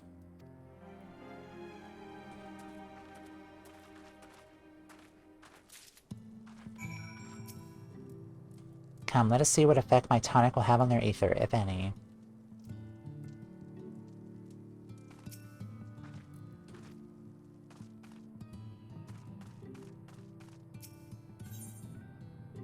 Potent tonic invented by Beglug during the time of Obert is said to revitalize the soul both figuratively and literally. Bottoms up. Huh? What's this warmth in my chest? Strange. Is it me or is it suddenly warmer? Feels rather nice.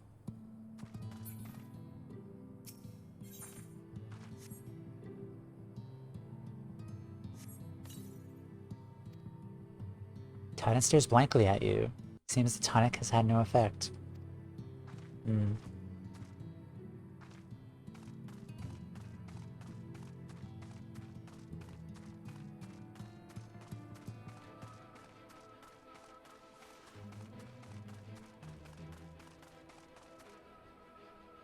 Come now, you mustn't fret.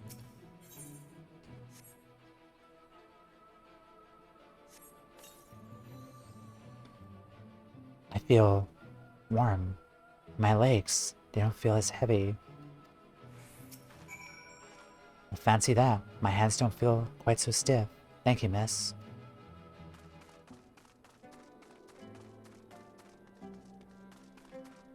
Something is happening.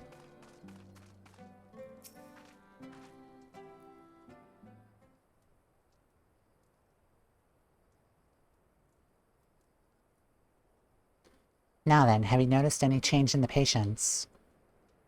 Notable rise in body temperature and increased motor function. Most of the patients, at least. The most severely affected, showed no response. Not in agreement? As I feared then. 'Tis true with the restoration of night, the corrupting influence of light will no longer grow. And yes, their bodies will naturally return to equilibrium, give them time. But this holds true only for their corporeal ether. Their incorporeal ether, that of the soul, is not so easily mended. Which is why those in the later stages of corruption, like Halric, appear to be unaffected by atomic. Precisely.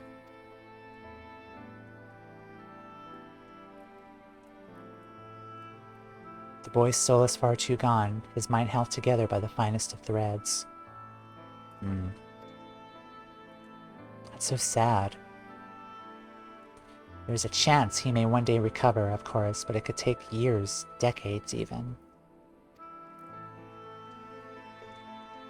By the gods, he could wake to find himself an old man. A fine reward for his persistence, the opportunity to mourn the life he never had a chance to live. There must be something we can do. I realize this is not why we petitioned your aid, but do you think it possible we could find a way to hasten their recovery? Maybe. Nor do I think it impossible that in treating them we might learn something of relevance to your own predicament. Okay.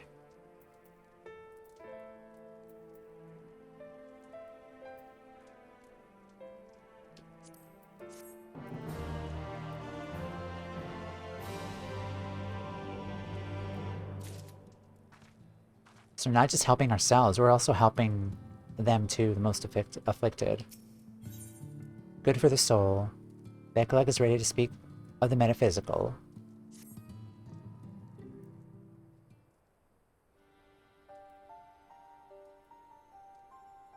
I suspect the Crystal Exarch has told you of my past.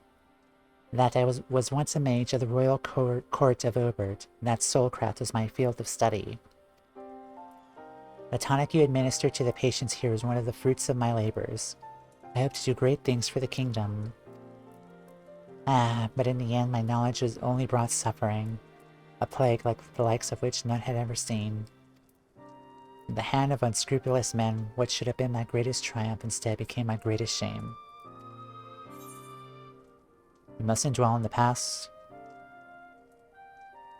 And now you have a chance to redeem yourself. At least the warriors of light brought those responsible to justice. Yeah. Now you have a chance to redeem yourself. That I do, comforting thought indeed. Let's return to the task at hand, finding a means by which we might revitalize these peoples in corporeal ether. Do you think it can be done? Were the sky still ablaze with primordial light, call it an exercise in futility. But now we may have a chance. The method I have in mind will entail the conjuring of a familiar. They are able to amplify the energies poured into them, making them the perfect conduit for the aether revitalizing magics we will ultimately employ. If you're about to launch into a lengthy explanation of the metaphysics for your plan, don't bother. I'd rather get on with doing whatever it is that needs to be done. That's all the same to you. I agree, because my mouth is starting to get really dry and hoarse from talking all day. Thank you, Alize. You get me. Whenever regents must be procured or spells invoked, I'll do it. Yeah. Straight to the point. I admire your spirit. Very well, your first task is to gather the necessary materials. The purest of waters and the finest of clays, as well as a fey lantern brimming with pixie magic. If you're convinced the resulting familiar could help the patients, fine. Alphino, the water and clay will be simple enough, but I think you know what we'll have to do to get the lantern. You don't mean... Uh-huh. The pixies took quite a liking to us before. If we humor them with our company, I'm sure they'll be willing to help us. I mean, Alphanode, be honest. Would you rather do that or swim? Would you rather be swimming or do this to help people? Fine, we'll pay a visit to Ilmeg, though I never thought you would be the one to suggest going back there. I'm impressed you've been there I'm impressed you've been there at all, let alone befriended the Fae folk. And while you're about it, seek out the new Moo of Platini. They'll be able to supply you with water suitable for our needs. Alright, let's get this over with, shall we?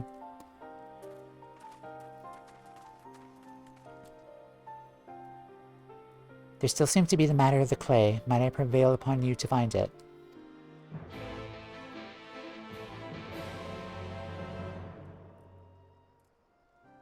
I am the fetch quester of light, after all. Clay from Amarang would likely be best. Know of you of anyone who might be able to assist us? You could ask the miners at Twine. We haven't been to the to see the miners in a while, so see the miners at Twine. Ah yes, they may be able to point you in the right direction, I'm sure. While you and the twins are occupied, I will see that there's aught else I can learn of the stagnation which affects the people here.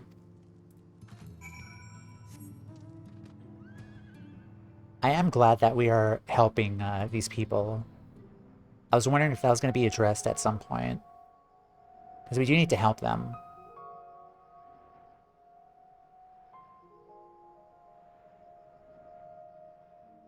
Alright, while that is happening, I will take a water break here.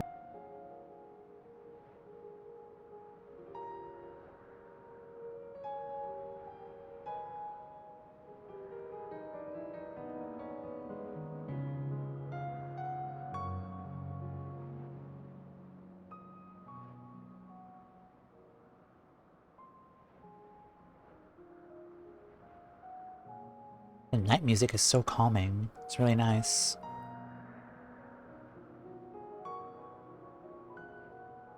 Alright.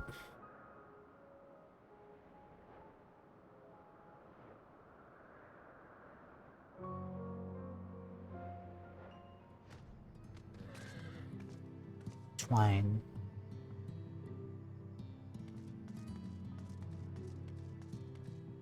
Hey Magnus. Hey Thaf. Hey trolley guy.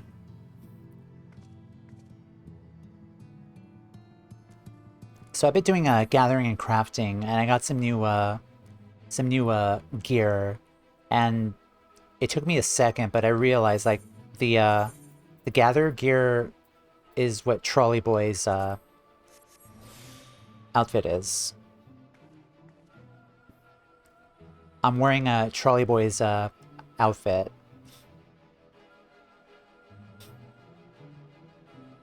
Yeah. Yeah, the guy loves trolleys. Also, speaking of which, another thing I also learned for the past like couple of days too is that gatherers and crafters have their own variations of relic weapons. There was a quest in Ishgard where you can unlock a quest line where you can make a relic weapon, but for gatherers and crafters. And me being a relic freak, I got the Fisher relic weapon, relic tool here. This is the fully complete eye level 510 completed Skybuilder's fishing rod. And it took about 4 days to complete. I had to do a lot of fishing in various Heavensward areas like Azisla and the Dravanian hinterlands, but it was fun. It was a fun grind, and that's kind of a bad thing too, because now I'm gonna make a relic tool for now all of them, probably. Yeah, because I love making these. I love the grind of getting these relic weapons and tools. And as far as Fisher goes, Fisher is not really the job that I usually use aside from like ocean fishing, but I wanted to give something to my Fisher at least. So I decided, like, hey, my first relic tool, let's just go with Fisher. Since I scarce use Fisher, really, aside from ocean fishing. But, yeah. It glows. My fishing rod glows here. It's really nice. I love it. Alright. Let's go back to Dark Knight.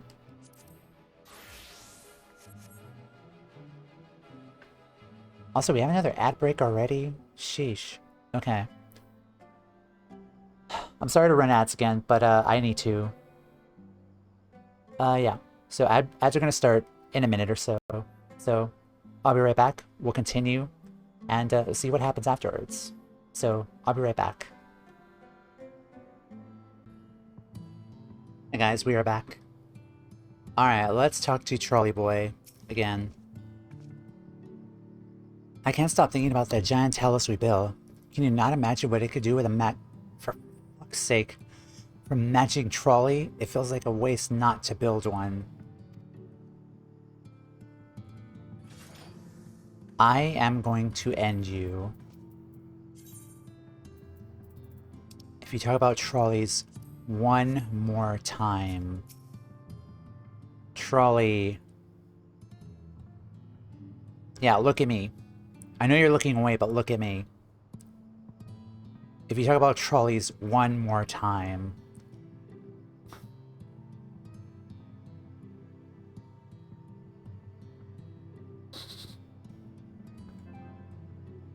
Trolley. Alright. Sometimes I wish we never got that trolley running again. Now Jarek wants more of the bloody things and refuses to shut up about it. Hi, Magnus.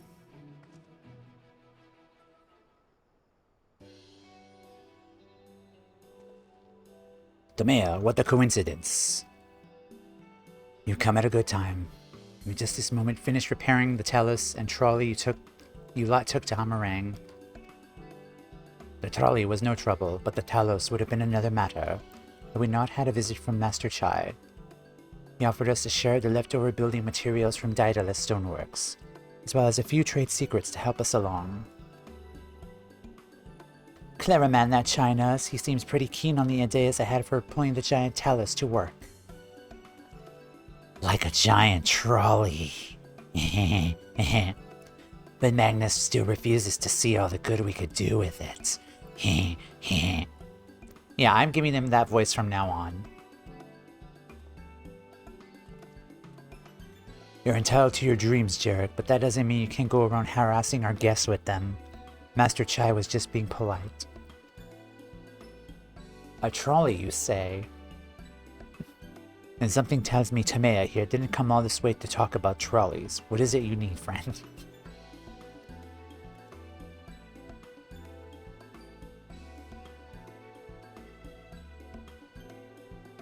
I see, this familiar requests clay from Amarang. Well, look no further. If anyone could find quality clay, it's us. Trolleys. Saying that isn't exactly a commodity nowadays, but there must be some lurking somewhere or other, waiting to be dug up.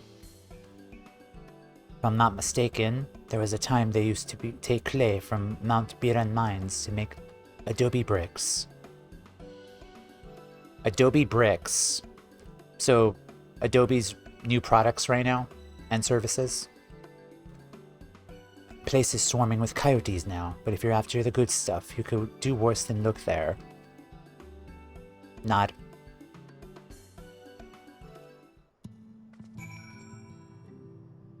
He's still here, okay.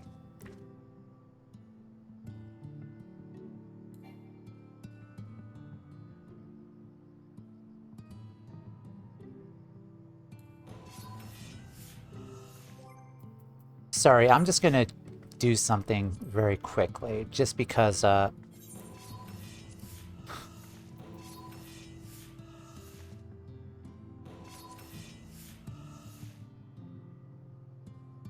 I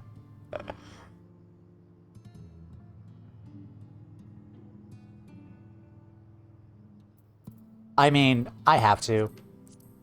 This guy says trolleys so much. Lighting.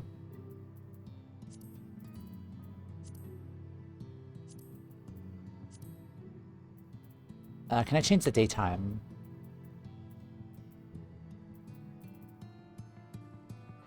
I like the alternating background.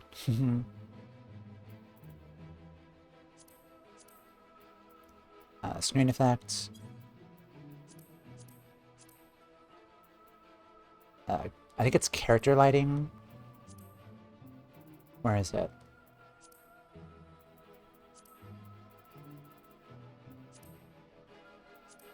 There it is.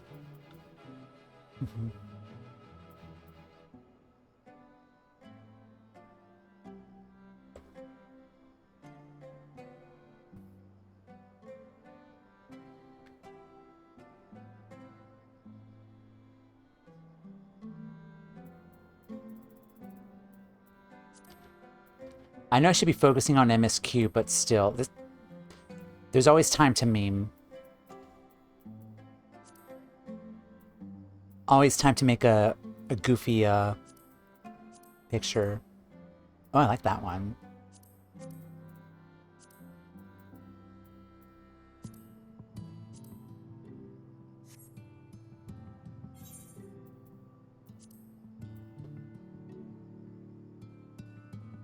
Alright, and Toumeya's facial expressions.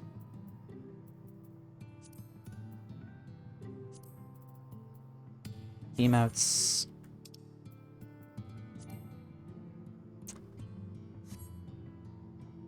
Alright. That's what I think of your trolleys. Alright, and then one more.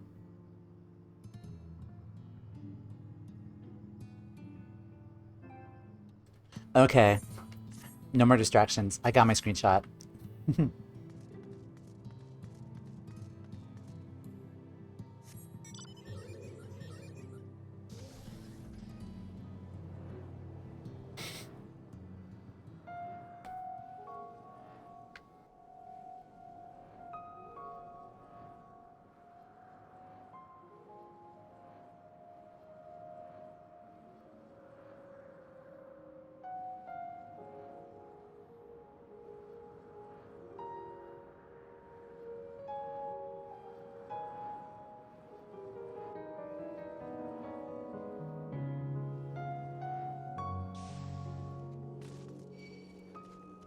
Damn it.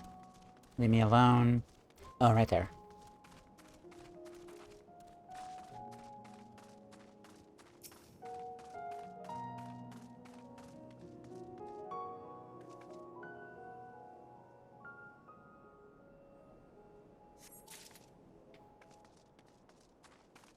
I still love the fact that these areas here, Beerend, Garrick, Nuvi, are names of Ronso from FF10.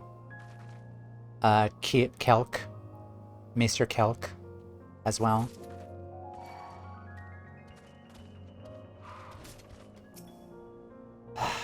Are you done? Come on out, Frey. It's time for murdering. Yeah.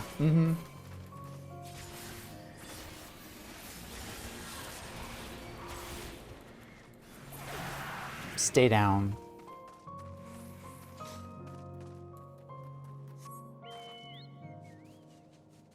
Oh, hi, Mr. Beaky.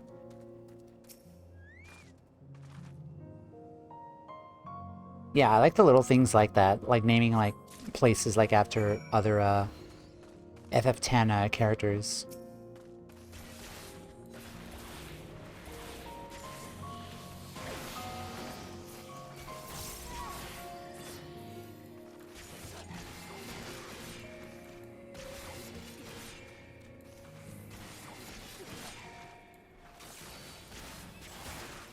Small nuances are awesome.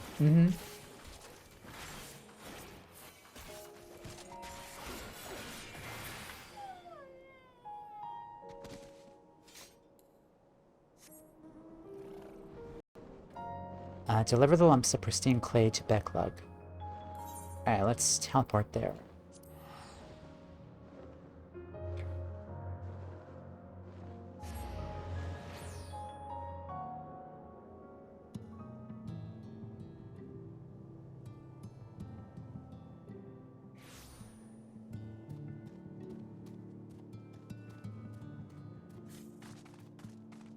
Hello, I'm back. Sorry it took so long. I had to kill a guy who wouldn't shut up about trolleys.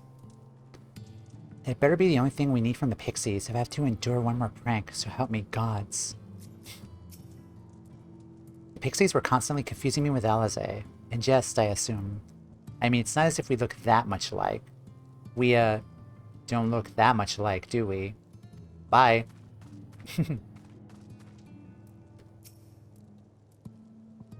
The twins have returned, and in one piece at last. I was convinced the pixies would turn at least one of them into a garden ornament, but no. Poor Alfie. You have the clay, I take it. Finely grained soil material found in Amarang.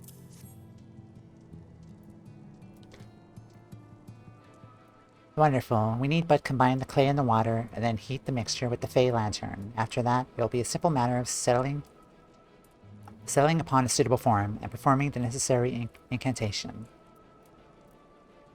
I'd be honored to look like either of them. Becklug, I have a question. In the event that we had need of this spell, and you weren't around, would it be possible for another to perform the incantation? Assuming they possess the requisite skill, yes. Halric and the others have suffered so much, and I swore to do everything in my power to save them. If there's a chance the spell could do that, I would be the one to invoke it. Mayhap you should be the one to do so. A deep understanding of the subject's physical state, combined with a strong desire to help them, can drastically increase the magic's effect. And you are plainly more familiar with these people than I. I dare say there are a few in all of Norvrand more dedicated to finding a cure. Is that not so, Toumeya? If aught should go awry, I'll see what I can do. Absolutely, she's the best woman for the job. I'll give it my all, for Halric, for Teslaine. Then we are of a mind on the matter. Alize should be the one to conjure the familiar. Let's do it.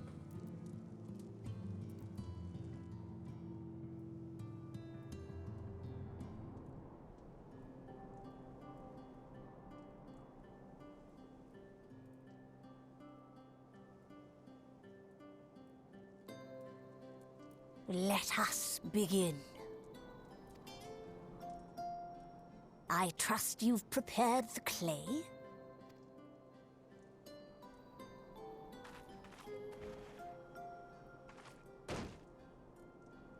That is huge. Very good. Now, I would have you sculpt for me a porksy. Piggy. Plump, with floppy ears and a short curly tail.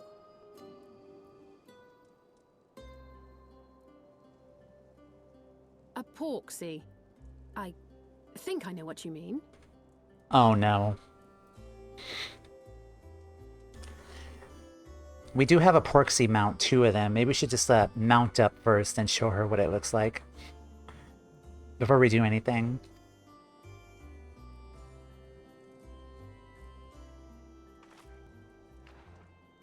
But I think she's capable.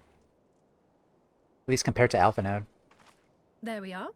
How's that?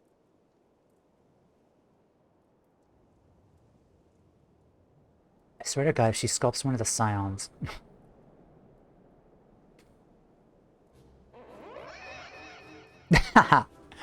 Okay, I was wrong.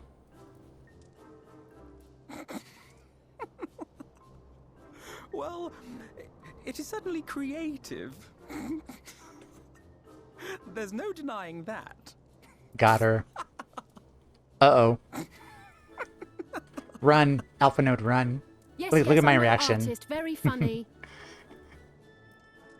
Pay him no mind, child. Though it may So look cute. like It a is. grotesque parody of reality, it is what the Invoker believes that matters. May look like a grotesque parody of reality. Again, Beck Lug with the insults. You're not helping. But I speak the truth. If successful, this incantation will turn imagination into reality. Alpha Note's so mean, yeah. Which is why the only thing of import is what you believe this figure embodies. You must focus. Hold the Porksy's image steady in your mind's eye. I mean, to be fair, she did her best. Let's give her that. She did a good job. She's not as, like, artistically, like, skilled as her brother, but she still did her best. Gotta applaud that, at least.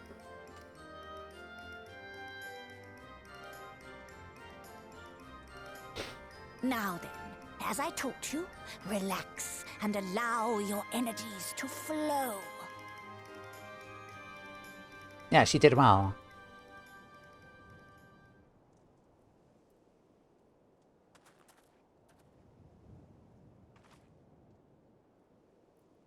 With flesh of clay I bid thee rise, on wings of dreams to touch the skies. What once was idle fantasy, I call forth to reality.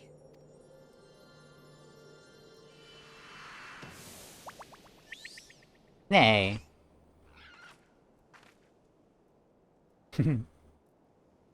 We have created life.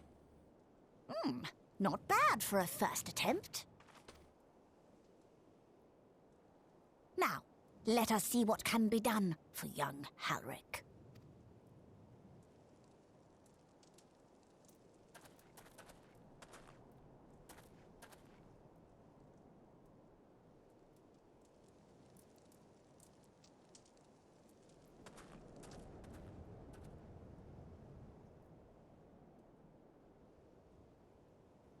Through the operation of the magics you invoked to animate this familiar, it is now replete with the energies required to stir the boy's soul.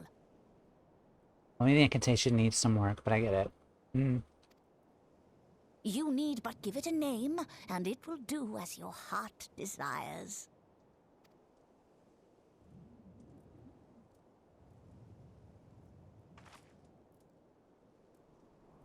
A name.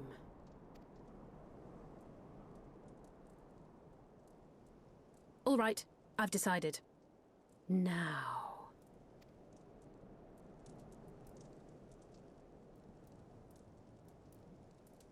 Go, Angelo!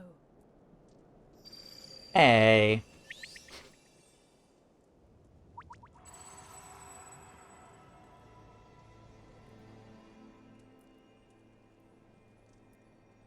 Angelo.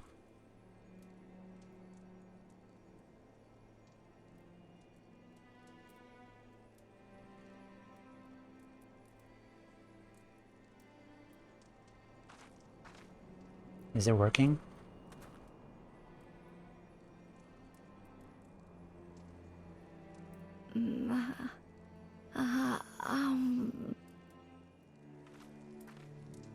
He's responding.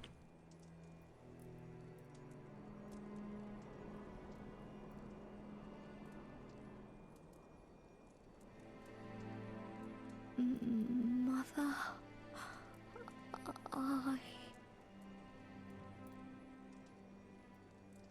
No. Aw.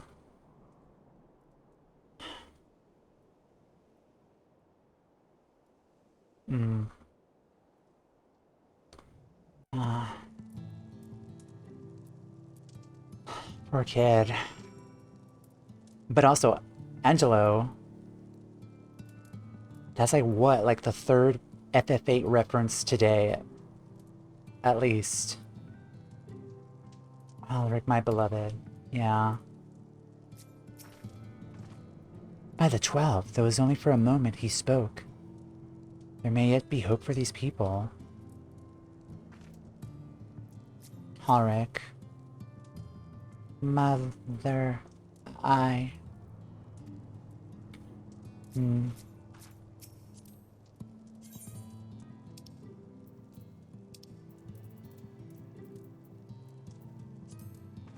him a hug.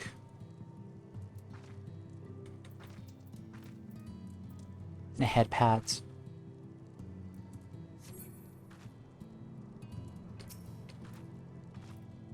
They do such good FF8 references here. Yeah, Angelou, Quetzalcoatl. This poor little one has been through so much. Yeah. The girl's resolve is quite impressive. One might almost think she drew strength from another.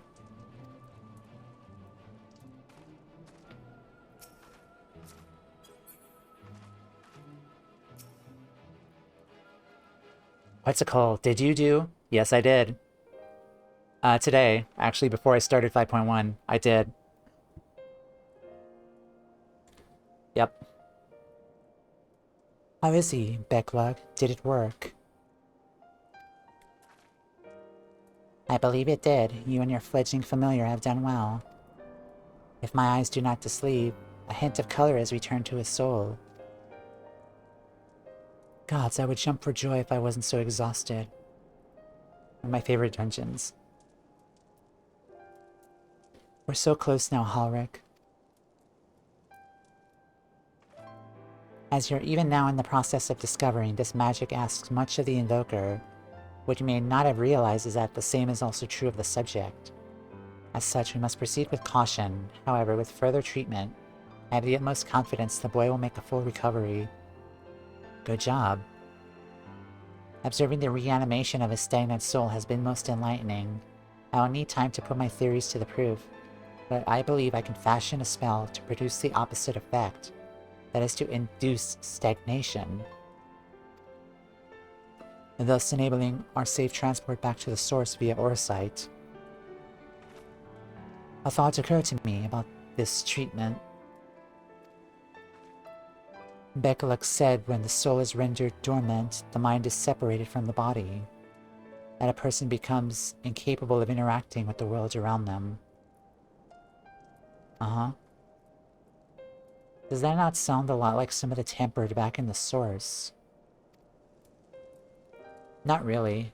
It is a fate most tempered to become slaves to primals, save in a handful of cases. Or am I missing something? If I can master this technique, the art of revitalizing the soul, I know of at least one in the source who could desperately use such treatment. Gabu? Maybe? Gabu? Gabu, perhaps? Also, I apologize if I'm talking too loud, because if I'm, like, loud, maybe I could, like, lower the... I do wonder about my volume, but... Yeah, Gabu, perhaps?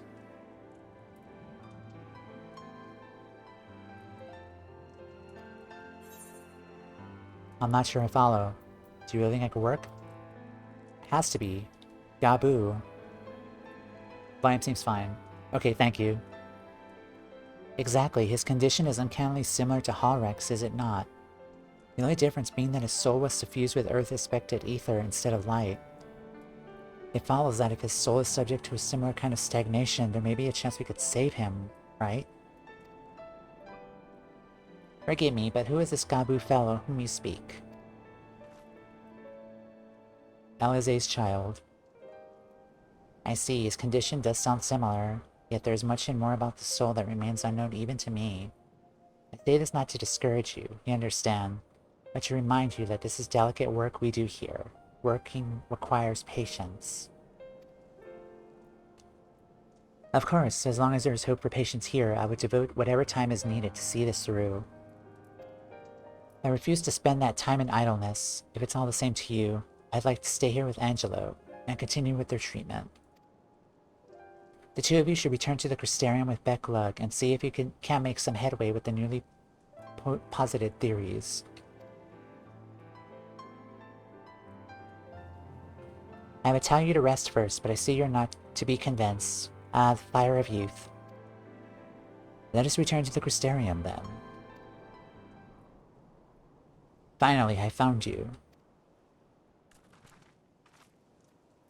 Oh, hey, Taishir, what are you doing all the way out here? There's trouble back in Yulma. Lady Chai's beside herself, sighing, pacing the whole lot. Near enough begged me to go and find you. Sighing and pacing must be urgent. I take it I'll be returning to the Crystarium alone then. Go on then. If not, is there anything else for you to do? Thank you, Becklug.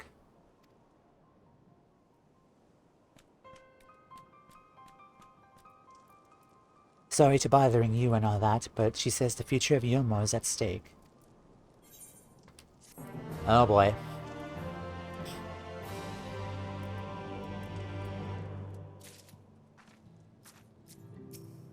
Yeah, we can also potentially save Gabu as well.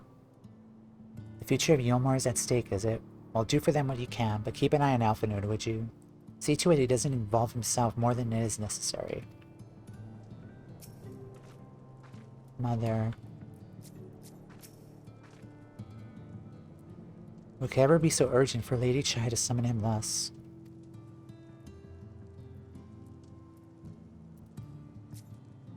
I don't remember exactly, but we're talking about his actual mother?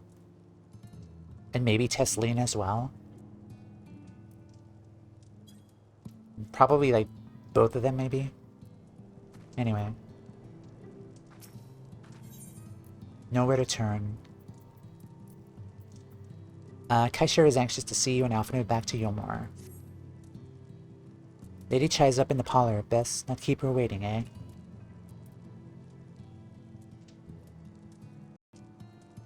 Right. Back to Yolmor.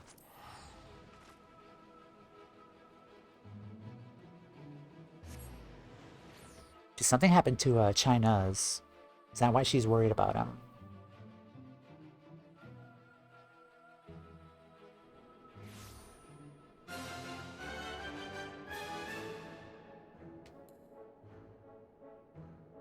Just gotta wait for it here to load up. Alright, there we are.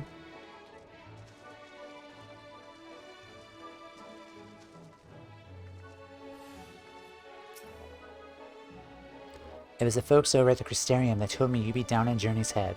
Luckily for me, you still were, running around after people's tiring work.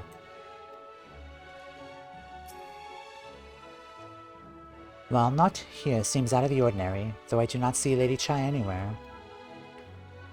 I'll be pacing around outside again, staring off into the distance and all that, sighing.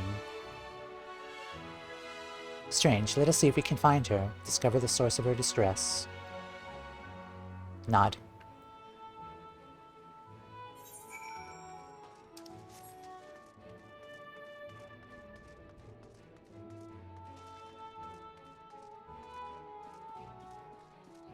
Oh, that goes downstairs. There she is. Oh wow, this is a quick quest.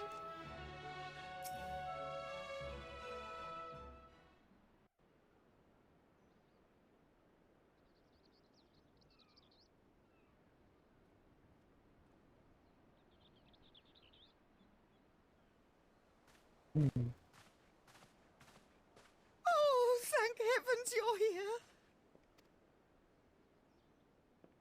Lady Chai, whatever is the matter? I knew not where else to turn. Oh, this is all too much for my poor heart to bear alone. What's up? Alone? What of Master Chai? But that is the very reason I summoned you. He's gone. What? What happened? It all began after the events at Mount Gulg. With Lord Vorthry out of the way, we all agreed that a new leader must be chosen. And so you held an election? Yes, well, sort of. Not a single person volunteered to stand, you see. After a lifetime of leisure, we free citizens have grown somewhat indolent. Readapting to the harsh realities of life is trying enough, but to take charge of a broken city as well. No one wanted such responsibility. Nevertheless, Yulmore could not well do without a leader, and so we decided that anyone and everyone should be considered a candidate. And after we cast our ballots and tallied the votes, the mayorship fell upon my dear husband. He is prone to anxiety and kind of doubting himself. Like, we've seen this before happen to him. Whether, like, he was kind of contemplating the idea if he could really build the Talos or not. So probably the responsibilities Given the manner in just, which he orchestrated the construction of the giant Talos, none could deny his leadership qualities. But even before then, he had proven himself at Daedalus Stoneworks, don't forget. He is more than qualified for the role. The perfect choice. Indeed. I told him as much when his victory was first announced. But perhaps I was too forceful in my attempt to encourage him. For shortly after that, he vanished without a word.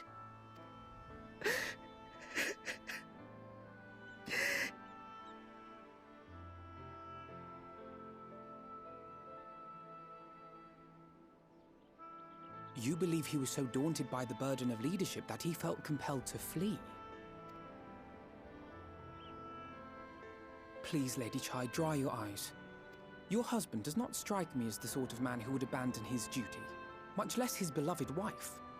There Definitely has to not. be some other reason for his absence. You truly think so?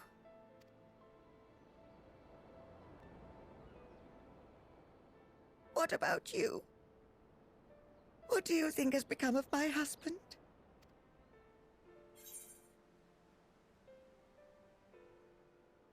Sorry, lady, I think he's fled. No.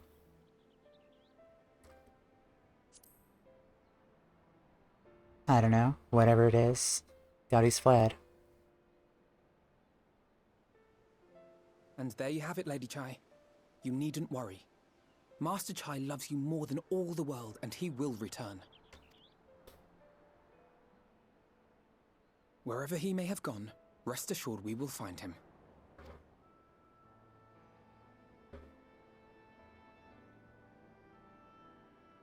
Yep.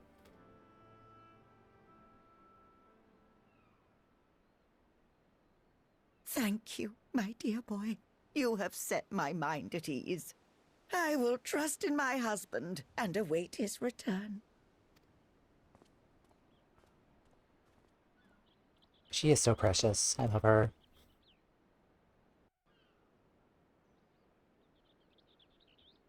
Yeah, no more making her cry. Piety, critical hit, skill speed. Let's just take the money.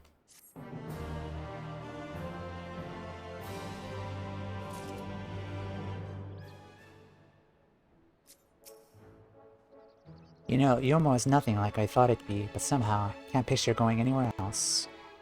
The Chais are part of it, I suppose. They've been good to me. I only wish there was something more I could do to help them. Alright, Alfie, what's on your mind? Notable absence. For all his comforting words, Alphinaud is plainly troubled in Master Chai's sudden disappearance. It makes no sense for Master Chai to have left without a word. Even if he had, he would not have done so unobserved.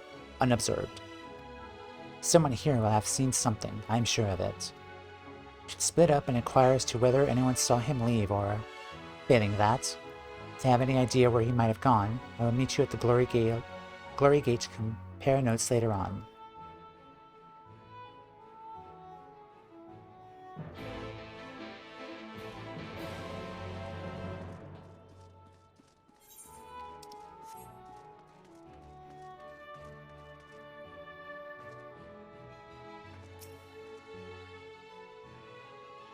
This is Rowena, by the way. Had the pleasure of being introduced to her by another quest. This is this world's Rowena. Master Chai? Why yes, I've spoken with him recently. Though I recall he was in a rather dour mood. Concerned about Yulmore's neglect of industry, you see. With Lord Valthry's apparently inexcusable stores of mail, and no great need for money, it's little wonder our businesses were all but forgotten under his rule. I assured Master Chai that the Boutique of Splendors will do all it can to contribute to the revival of trade here in Yulmore. It seemed to satisfy him. He took his leave soon after. Your exchange with Moen has taught you about the stagnant state of business in Yulmore. Oh yeah, we're writing things down now, aren't we? Yep, a note.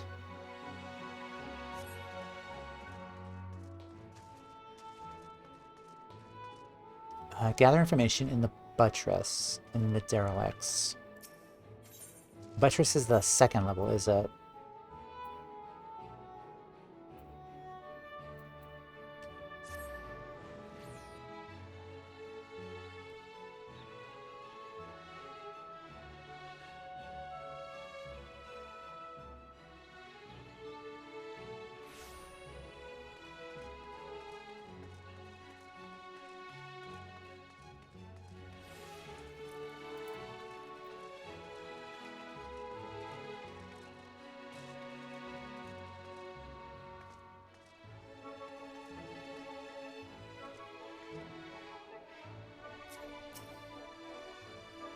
Of course we're still here. Can't leave while there are people in need. That's half the Bent's creed, and the reason we're still alive.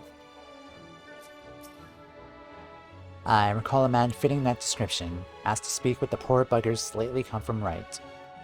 Said he wanted to know the state of things down in the derelicts. You could be sure we gave him an earful, like of food, medicine, clothing. There's plenty to tell. We hunt high and low for whatever we can scavenge. Barely enough to fill our bellies, but folk here don't want to survive, they just want to thrive. When he heard that, he started mumbling to himself, something about finding us work, I think. Fair play to him, though, not content with having his ear chewed about the derelicts. He asked about the other settlements and all. After that, I can't really say. Looks like he was headed for Gate Town when last I saw him. The poor living conditions from Calusia's downtrodden. Right, upper.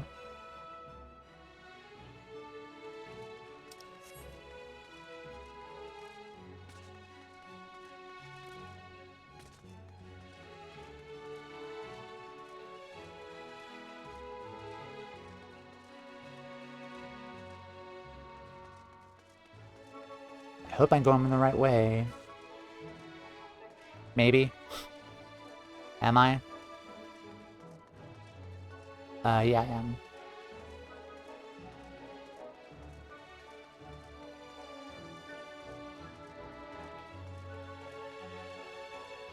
Okay, right there. Looking for Master Chai, are you? Something amiss. When I last saw him, he seemed ready to collapse from exhaustion. I insisted he rest and catch his breath, and we talked for a while about his concerns over the city's defenses, among other things. He made more than a few valid points. Many of our men are still recovering after a confrontation with Lord Valthry, and finding General Ranjit in a heap in the middle of a plaza shook us all to the core. The man commanded no small amount of loyalty, and some of our longest-serving soldiers seemed lost without him. Indeed, a number of them left. Not that we blame you, of course. Without you and yours, we would have still be blind to the error of our ways. Anyway, funding permitting, I propose replenishing our ranks with volunteers from the derelicts in Gate Town. We have a duty to protect not only Yulmore, you see, but the surrounding regions of Calusia as well. I, for one, will welcome any man or woman willing to take up arms for that cause indeed. I told him as much, and he seemed relieved to hear it. It was on that note that we parted ways. He headed outside as I recall. Perilous state of Yulmore's defenses. Alright. Oops.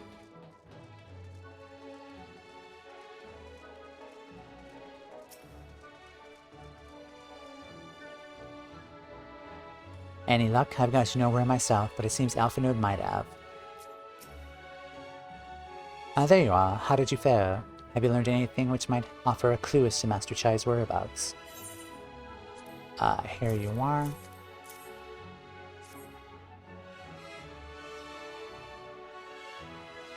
Interesting.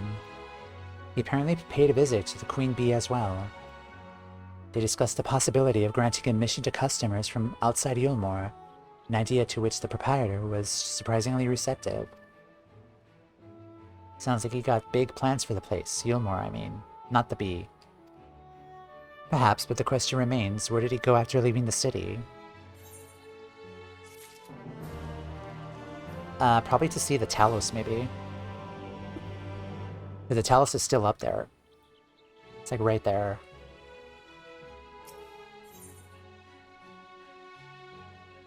With a furrowed brow, Alphinaud carefully considers where best to look next.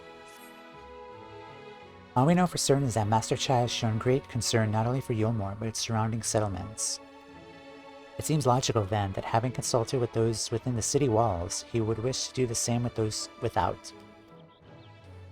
Toumeya, if you would go and make inquiries in Right, I should do likewise in Stilltide. Gate Town I leave to you, Kaishir. Bad enough. Where shall we meet when we finished? Well, Top Rung would seem to me the best, his next most likely destination. Let us reconvene then. With any luck, one of us will have stumbled upon him by then. If not, well, we'll be well situated to continue our search. Sounds good.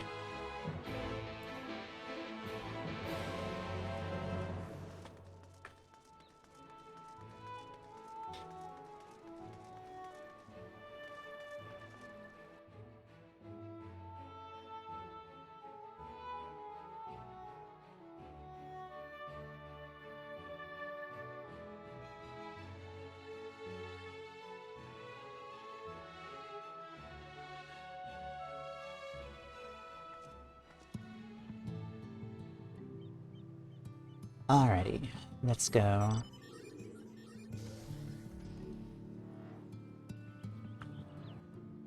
I'm having a lot of luck on this mount today with the claw roulette rolls.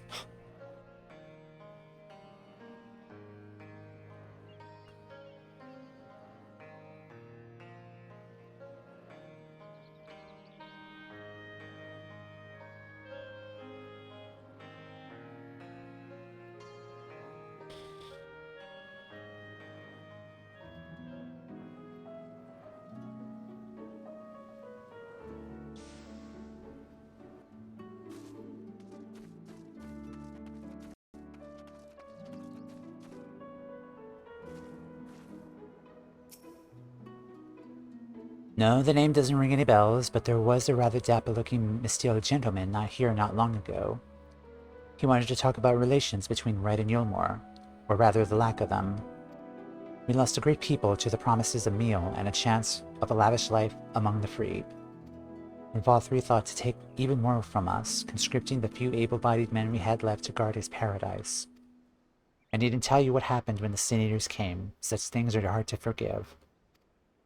But Valthrie's gone now, and we're curious to see what will become of Yulmore in his absence. That's what I told your friend, Shinaz, was it? I'm sure others have said the same. Not for what he wanted to hear, I suppose, but he left soon after, and that was that. Alright.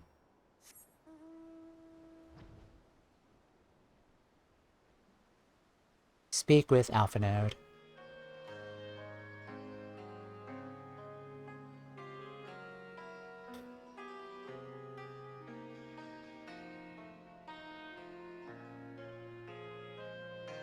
Up and up and up we go.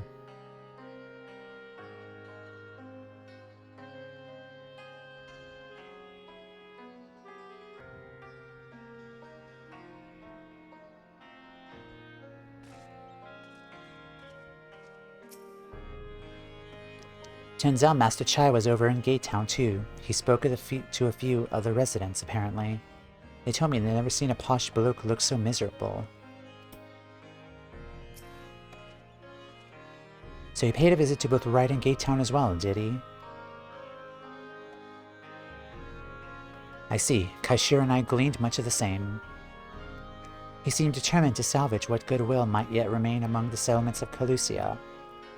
The only likely place he has left to go being Amity. Come, if we are quick, we may yet catch up with him. Nod.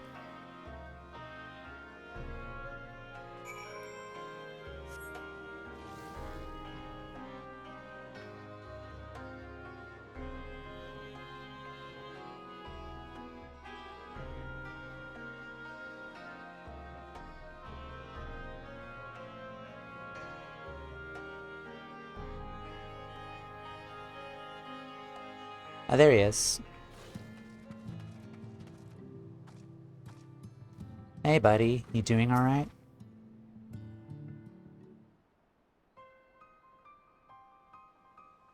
Hello.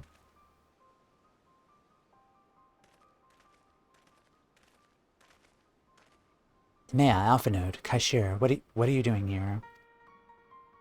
I might ask you the same, Master Chai. We've been looking all over for you. Looking for me? Whatever for? Lady Chai has been nigh inconsolable since your absence. She claims you disappeared without so much as a word, and bade us to return you to her side. What in blazes are you talking about? I left a letter for her in our chambers. Though I suppose she could have overlooked it. And when she gets an idea in her head, I can only apologize. No harm done, Master Chai, but since we're here, might I ask what compelled you to come all this way? We were told you had been elected mayor, and from what we've gathered from the nearby villages, yet you have been inquiring about the people's grievances. Is it safe to assume you mean to take office? Now, let's not jump to conclusions. I did seek to learn about the problems faced by the people of the Calusia. That much is true, but I am by no means sure I am the man to solve them. Tackling our many challenges will require resources. Until I've secured them, it would not be right to assume the role of mayor. I see, and you believe said resources can be found here. Indeed, the people's grievances are many, but in the course of my inquiries, I've already met with several individuals willing to lend their aid in addressing them. However, there remains one individual crucial to my plans, a man whose counsel may yet make a mayor of me. With respect, such forethought is, in itself, proof of your suitability. The city needs you, Master Chai, and I'm certain that this man of whom you speak, whoever he may be, will reach the same conclusion. For what little it is worth, we will vouch for you should it require convincing. Whatever you need, we can count on us. We believe in you, Master Chai. I don't know what to say. You don't need to say anything. You got your actions to speak for you. For as long as I could remember, all I ever wanted was to make it into Yulmore. But that dream's gone now. Burst like a bubble, or a boil, more like. Outside of repaying Master Alphanode, I haven't had a clue what to do with myself. Spent most days in a daze. But you've been running up and down, trying to find a way to fix this mess for everyone. And I reckon you could do it. You got this lot up Mount Gold, didn't you? How hard could marrying be? You're going to steal Yulmore to a better future. I know it. And I want to help. Properly help. Do something that makes a difference. I don't know what it is yet, but I'll work on it. I'll work it out on the way. If you let me come with you, that is. You've given me entirely too much credit, the lot of you, but I cannot deny it gives me heart. Come then, let us press on together.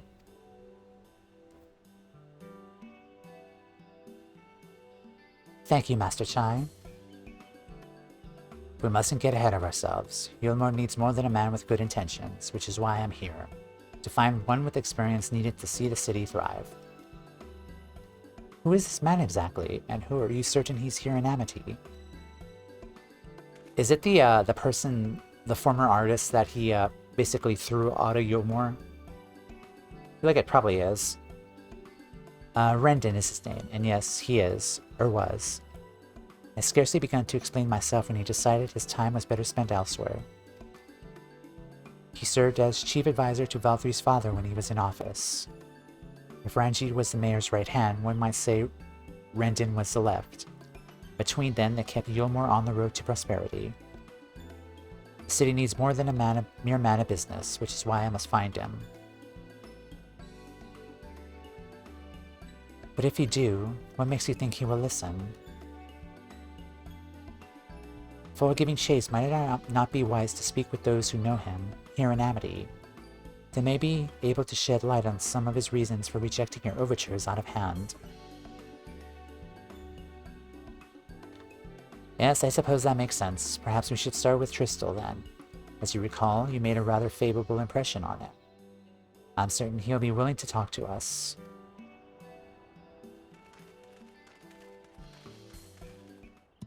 Alrighty.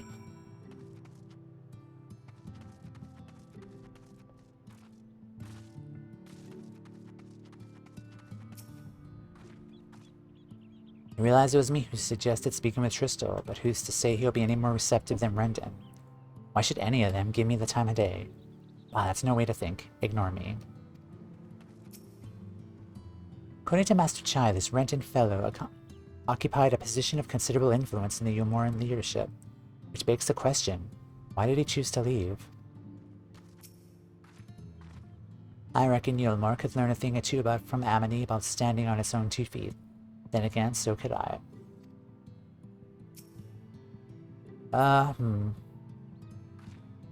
We're gonna hit another ad break, and I feel like this is gonna be another lengthy cutscene. So just to save like my throat, we're gonna take another ad break here. We'll be right back, and we'll continue on. So I will be right back. Hello guys, we are back. How's it already 5 hours already? Doesn't even feel like 5 hours. Feels like it's 3 hours, like hitting 3 hours, but apparently it's 5 hours already. Alright, let's talk to Crystal.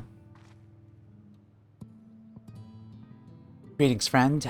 To you too, as well, Master Chai. I presume you're here to ask about Rendon. I couldn't help overhearing your earlier exchange.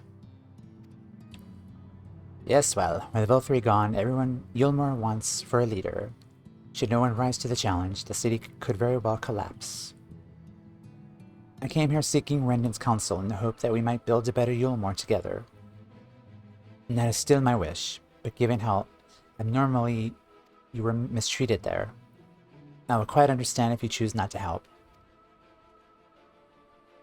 Were I not Master Chai, I bear no grudge against you or the people of Yulmore, and I will not see you suffer for Vol3's villainy.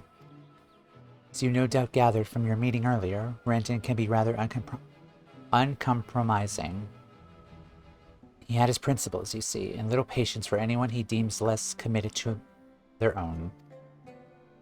Your desire to right the wrongs of your past, of Yulmore's past, is quite admirable, and I fear the guilt you bear on the city behalf works against you.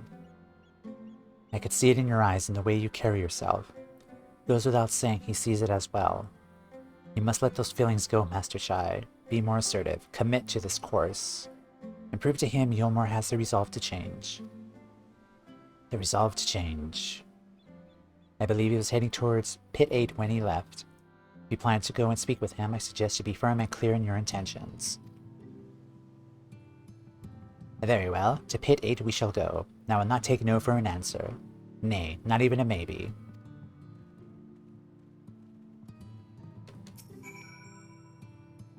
Despite our previous artistic differences, I do believe Master Chai means what he says.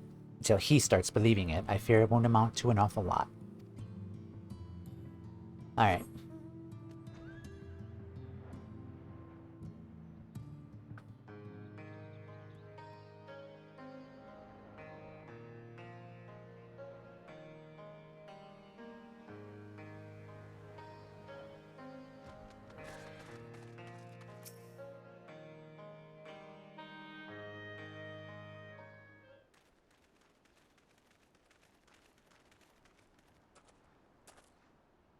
Well, well, it's you again.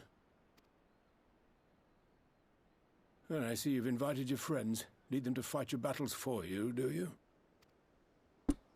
I didn't invite them, as it happens. Though they are indeed my friends. Well, not only mine, but every true Yulmoran's. We were just passing through. They are the ones who awakened us to the truth, to Lord Vol3's villainy. The famous warriors of darkness. Hello. Are they now? Yes, they are. It would be no exaggeration to call them our saviors. We owe much and more to their kindness, but we cannot depend on that kindness forever. To do so would be a little different from entrusting our affairs to Lord Vorthry. Nay, we must learn to stand on our own 2 feet. And I would have them present to witness my attempt. Hear, hear, Master Chai. Your sentiments are admirable, yet admirable sentiments do not a nation make.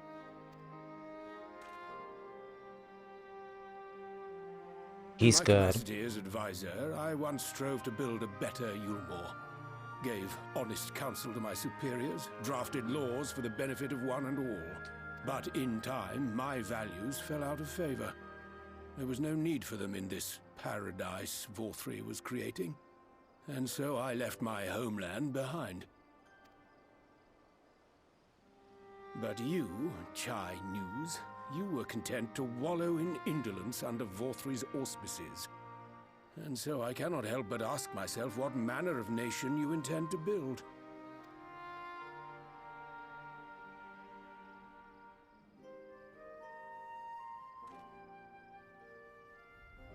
I can offer no simple answer to that question.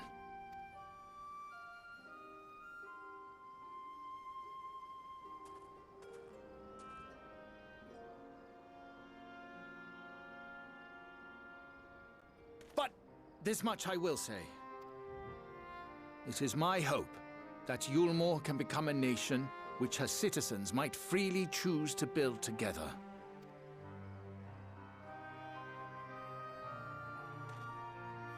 A great many people, myself included, flocked to Yulmore seeking sanctuary.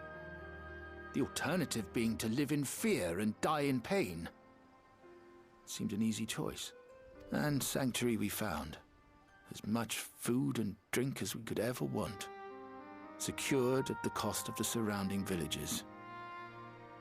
Little wonder the people gathered at our doorstep, begging to work among the bonded. The free were blind to it all, of course. Content to, as you say, wallow in indolence. In ignorance.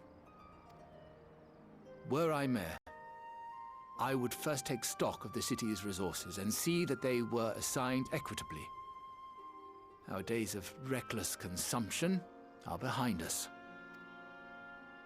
The distinction between free and bonded died with Vorthry. The needs of rich and poor alike must be considered if our nation is to survive. To which end I would take steps to secure channels for supplies, rekindle relations with nearby settlements, who re-establish industry, reach out to neighboring nations, and the list goes on and on.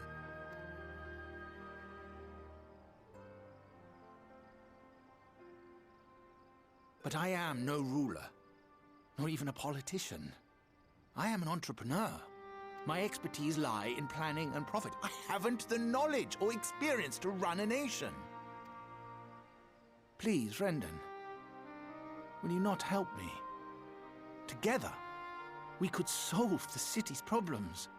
Build a Yulmore for the people.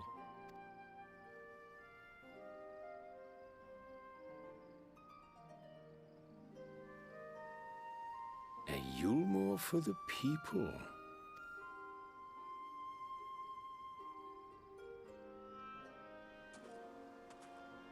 I'd rather like the sound of that.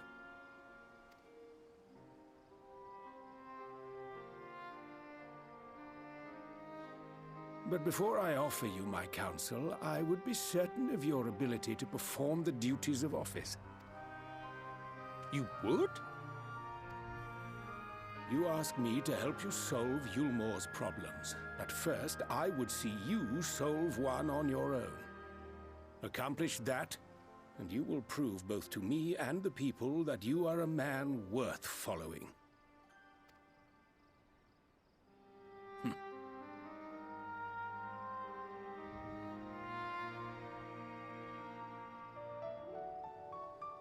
Alrighty. It remains to be seen if his words will translate into deeds, but I shall endeavor to keep an open mind. People cannot be brought together on the strength of high ideals alone. This I know from painful experience. Rendon was right to demand proof of Master Chai's commitment. Yep. Imagine it, a humor that even a bloke like me could help to build.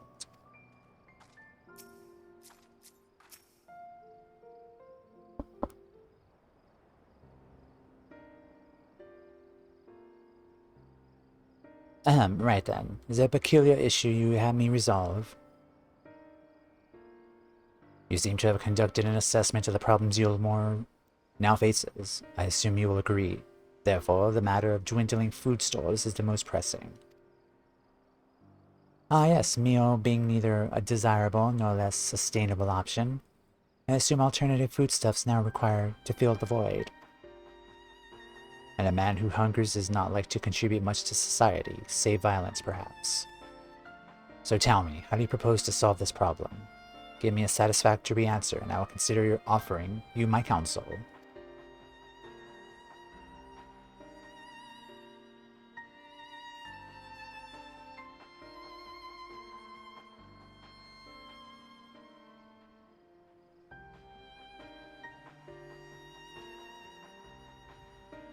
Combination of measures would seem to be in order, one to address the immediate issue of supply and another of that of production. Go on. For the present, Yulmore's coffers can be used to purchase food from our neighbors. That would afford us time to address the underlying problem that affects us all, the long-standing neglect of agriculture. The villages that once served as sources of trade for foodstuffs must be repopulated, and thus their means of production restored. This assumes, of course, that we can rekindle relations with our neighbors, guaranteed security and stability in the region, and most importantly, find people willing to leave the city and take up the rebuilding effort. My, think of all that by yourself, did you? Well, yes. It began as a rather abstract plan I drafted some time ago, after speaking with the people of Yulmore and the nearby settlements. You impressed me, Chinas. I have? Well, that is a relief. Oh, you haven't secured my support just yet. Only my attention. Grand plans will not be enough to persuade the masses. If you would ask them to rebuild, you must provide them the means to do so. A fair point, Rendon, and one I wish to have given much thought. I propose the use of Talos to aid in the establishment and maintenance of these settlements. Their employment shall drastically improve efficiency, ultimately increase production. Talos, but Daedalus Stoneworks closed their doors years ago. Without a ready supply of the necessary equipment, the people would starve before your plan could be put into effect. While as the heir to Daedalus Stoneworks, it just so happens that Talos are my field of expertise. And with a little help, I'm quite certain we can acquire what we need in no time at all.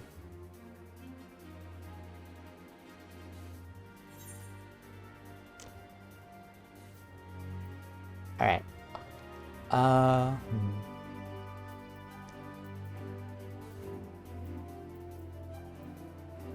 Let's just take money again.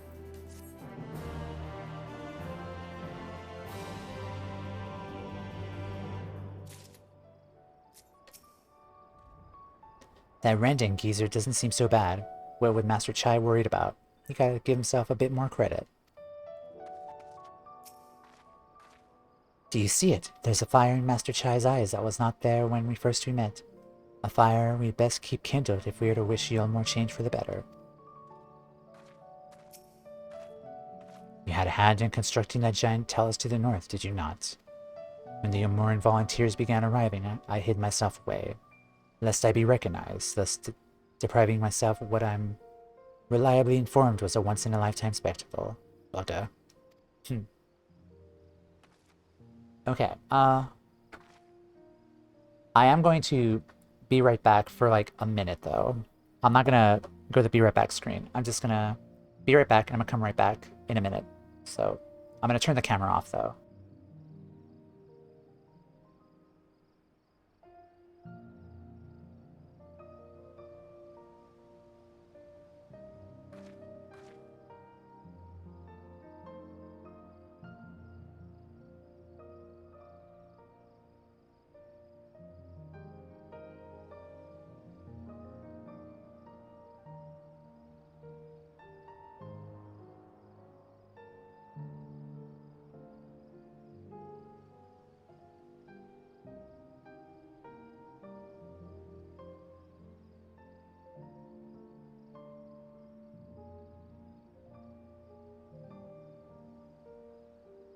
Okay, sorry about that. I had to provide some shade for my PlayStation because the sun was on it, and I can't really move the PlayStation because I don't have like a table to situate it. Because it's connected to my modem, and the plug is like across from the other side of the room, so I have to. It's like right in front of the daylight, so I have to like put shade behind it. But we're back. Hello. I need more furniture here. It's a bit of a hassle, but okay. Alright, next up. Finding good help. Chai Nuz's look of steely determination is only slightly undermined by the knocking of his knees. Rendon is quite right. Building Tellus from scratch would require time we simply do not have. Which is why I propose to make use of the long-abandoned Tellus which wandered the wilds of Calusia. They will need to be deactivated, of course, but if memory serves, the tools required to do so should still be at the top rung. Come with me.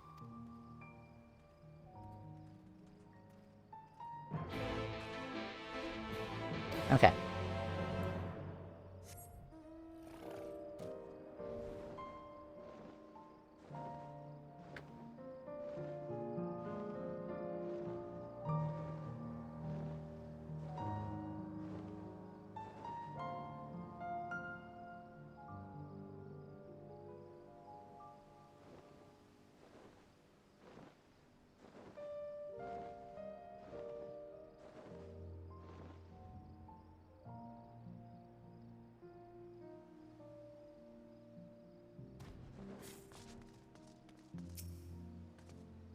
So he's an authority on Tellus, is he?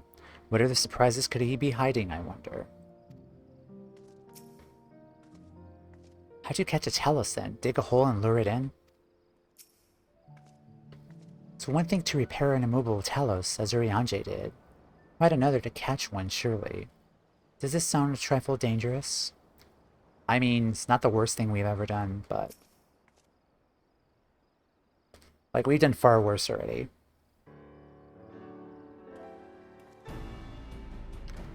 Ah, the old memory hasn't let me down. This chest contains canisters filled with a dashingly potent, insinuating powder, capable of halting the flow of ether in a Talos. We only need to get within throwing distance of one and let it fly. And thus disabling without damaging them. Ingenious. An old trick of the trade, nothing more. Once disabled, it should be a simple enough matter to get them to march to Yulmore. More extensive repairs can wait. Ordinarily, this is where I'd ask you to run along and do the deed, but, as I said before, high time we learned to stand on our own 2 feet. Thankfully, throwing canisters is something even I should be able to manage. Come off it, Master Chai. Even if the Talos ain't a threat, there are 101 other things out there waiting to make a meal out of you. That may be, Kaishir, but Rendon tasked me with solving this problem, and I will not sit idly by while others risk everything to see my harebrained schemes realized. Not this time. Which isn't to say the mere thought of it doesn't fill me with dread. Truth be told, I cannot feel my legs. If I'm to prove I'm a man worth following, I must lead by example. Well said, Master Chai. Alright, but if there's any trouble, we call it off. Here, here. Yes, well, it should go without saying that I have no intention of dying for this. I've always preferred living to see the fruits of my labors. And to make sure I do, I will require your help. It is as Kaishir says. These lands are dangerous if one is not careful. I would ask you to use my spyglass to look out for any beasts that could get in the way of my work. I will also need you to alert me when it's safe to subdue the Talos, understood? Another blow dart game. Awesome. Let us be off to the quick way, through the north gate, and see if we can find a suitable vantage point for you.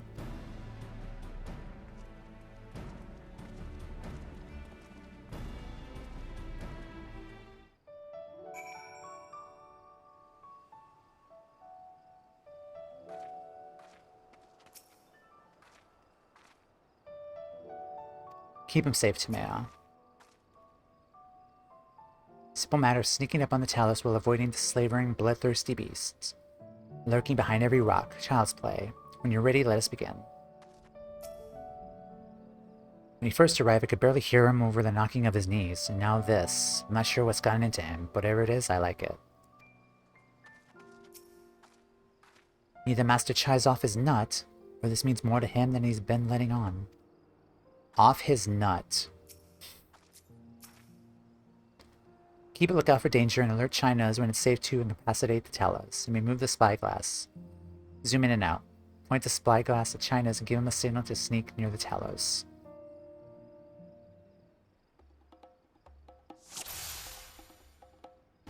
Okay.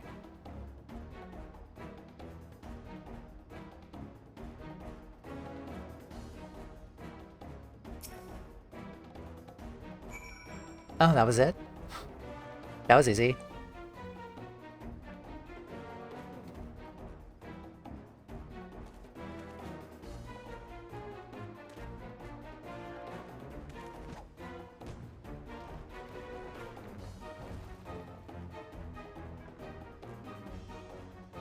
I did it.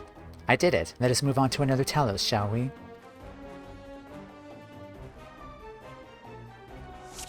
Alright.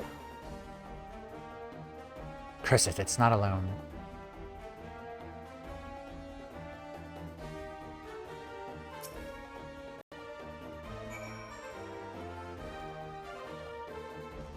Yeah, we gotta wait for the little Geodudes to, like, turn around. Think fast.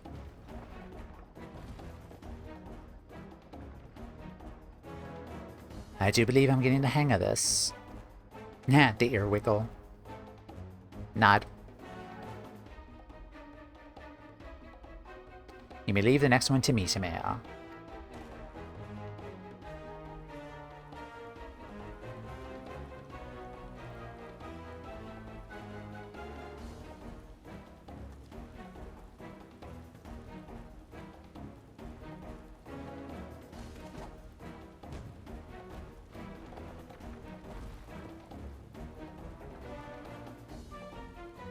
Aha, that should do it. Now we have all we need to proceed.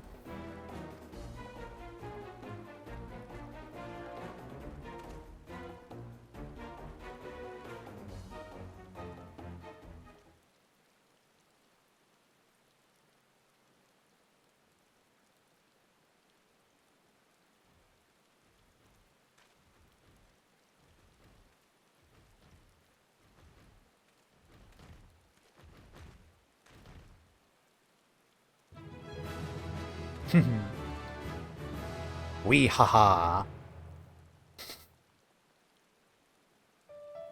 Hey, that's my line.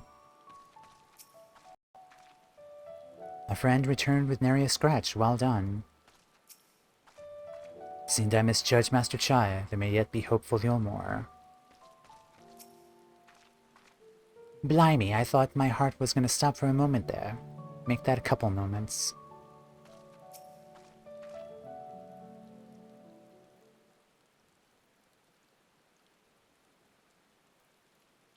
Can scarcely believe it. It was a reckless, foolish plan, but somehow it worked.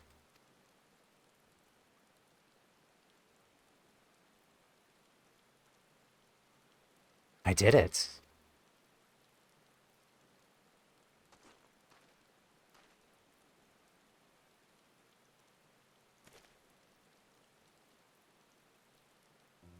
Master Chai, I believe I owe you an apology.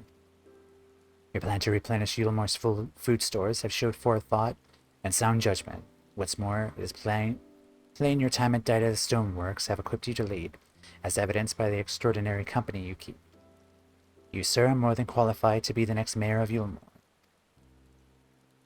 I thank you for your vote of confidence, but the fact remains, I am wholly ignorant of the world of politics. Which is why I would ask you to join me and grant Yulmore the benefit of your counsel. I would be honored. The people behind these Talos, I have no doubt they will lend you their support. It would seem Yulmore's leadership is in, at last, capable hands. Wouldn't you not agree? Not in agreement? And we should probably be getting back soon, Master Chai. After you've tinkered with the Talos and all that, Lady Chai's worried sick.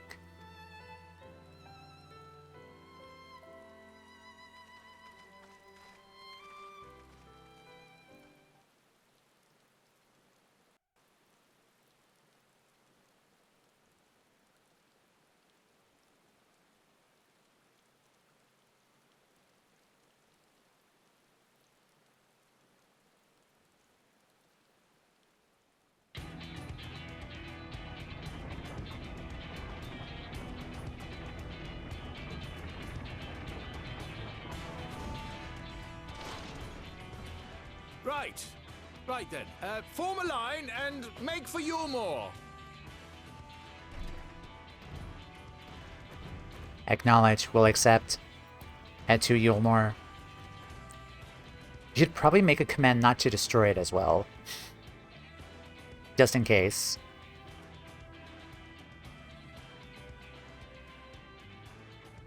I said to walk to Yulmore, not anything else.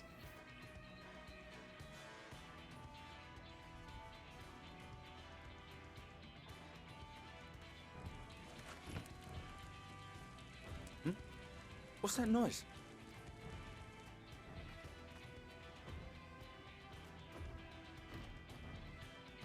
Hello, we are friends. Runaway Talos! Call the guard!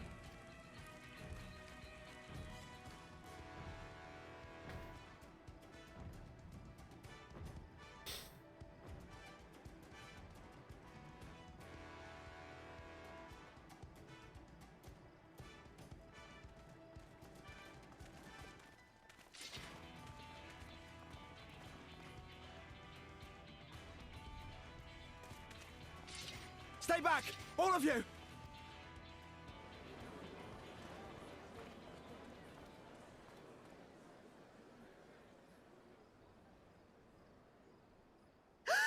Is that? Yep. Hello, I brought you a present. Darling, you're back.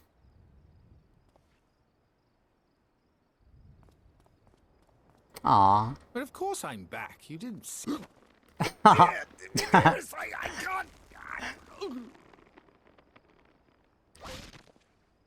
Wow, looks like Yulmore needs a new mayor now.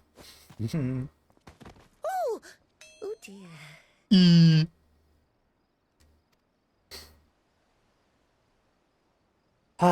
His mayorship was short-lived, but rest in peace, China's.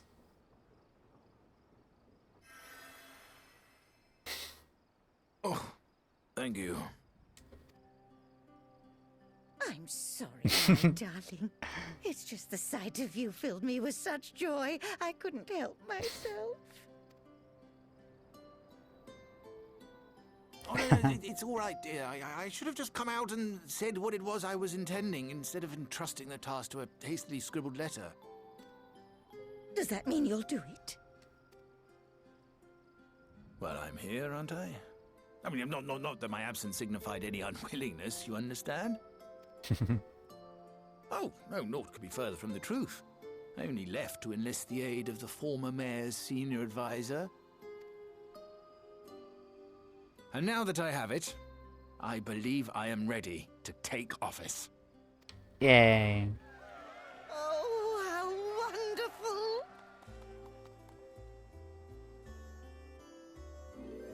Huh.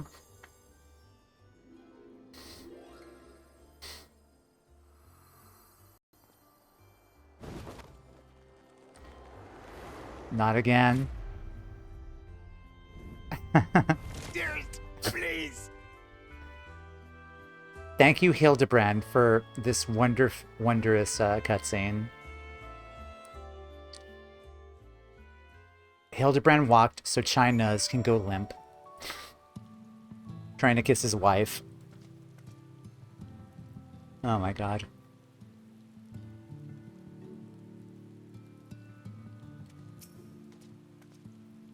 I dare say the future of Yulmore has never looked brighter. Thank you for finding my husband. I confess I was not expecting your return to be quite so grand. That dear, sweet man, he is going to make the most wonderful mayor. I just know it. I'm fine, I just need a moment. Cough, wheeze.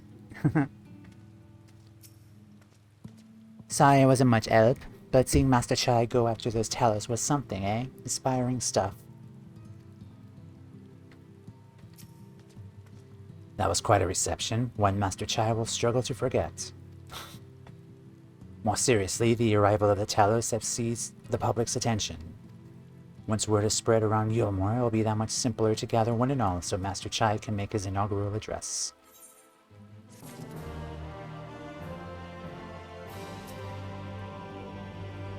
There's no time to lose. We must begin making preparations for the inaugural address. Once Master Chai has caught his breath, of course.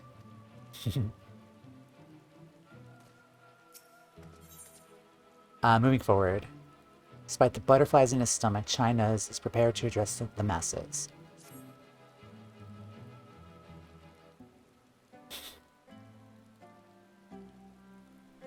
No need to fret, Toumeya. I never felt better. Cough. And not at all overawed by the prospect of addressing the masses of Yulmore. As for where to do it, if we are to accommodate everyone who might feasibly wish to attend, I suppose the only place large enough would be the Emergent. Then I will go and spread the word among the citizens, both free and bonded, that they are to assemble there to meet their new mayor. You there, Kaisher, would you go and inform the residents of Gate Town and the derelicts? Course I will. Good lad, I will let the gods know not to bar the way to Volthry's chambers. It goes without saying that I expect the Warrior of Darkness to attend, assuming she's available. Might as well see it through the bitter end, eh? The doorman at the Crown Lift will show you up. Nod.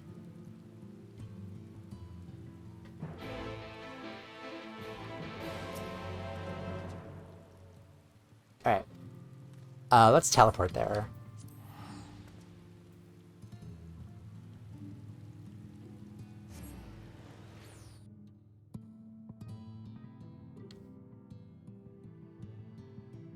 Yeah, Julia Chai definitely gives the best hugs.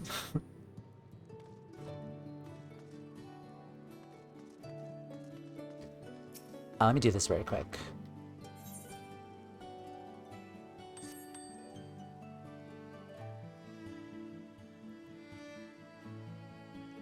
Any minute now. Come on, Fail. Hurry up. There you are.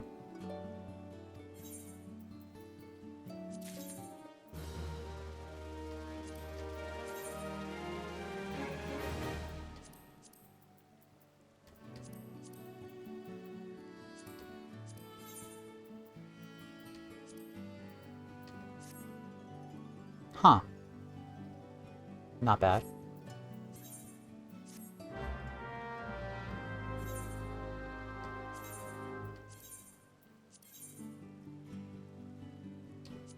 Awesome.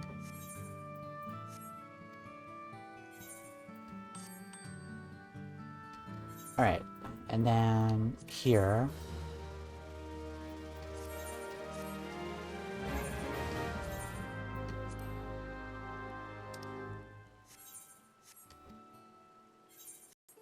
Okie doke. Let's head to Volthry's former chambers. Yes, Master Chai told us to expect you. The Emergent is already filling up with people of all persuasions, free and bonded, citizens and non-citizens. For you, our guest of honor, we have reserved a place at the front. Right this way, miss.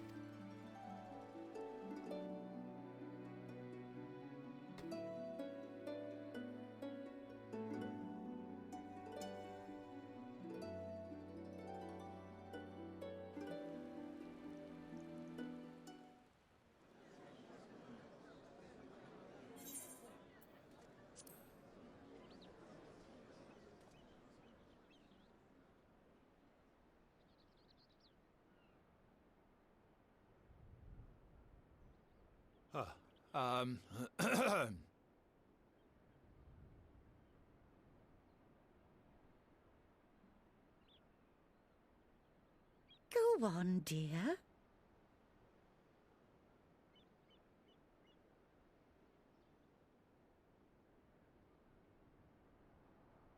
Come on, you could do it.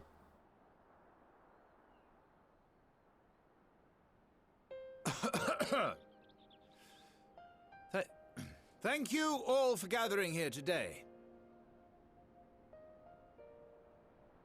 But before going any further, could I ask the free citizens of Yulmore to look around?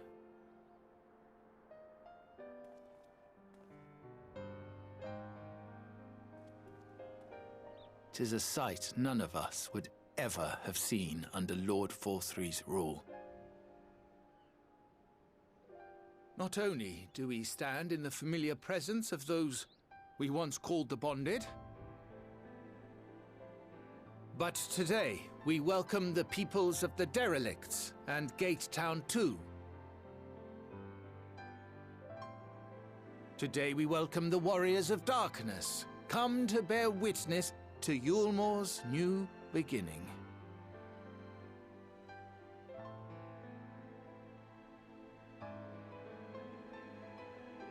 As you know, an election was recently held, at the end of which I had the honor of being chosen to succeed Lord Forthry.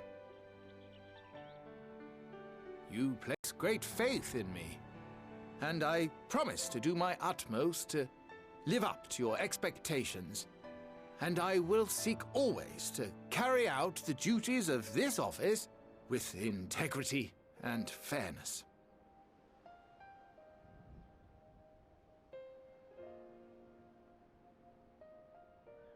Always, I say, but not forever.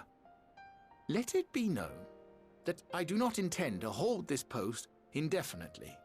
I consider myself but an acting mayor, who will serve only for the interim, while Yulmore is reshaped according to a new set of values.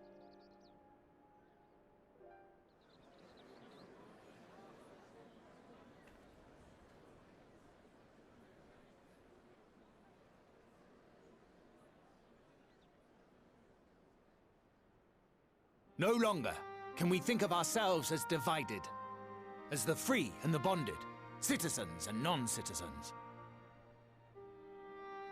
The systems put in place by Lord Forthry must be undone. But even as we tear down the old, we must give thought to the new, to what manner of nation Yulmore should become. Whatever the answer may be, it cannot be decided by one man alone. And so I propose that an open forum be held, that we might all discuss how best to strive towards a better future. However, there can be no talk of the morrow unless we first address the issues of today.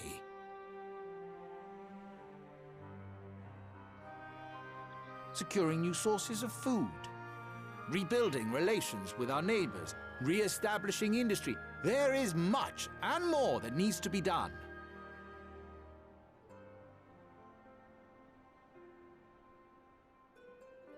Too much for a mere man of business.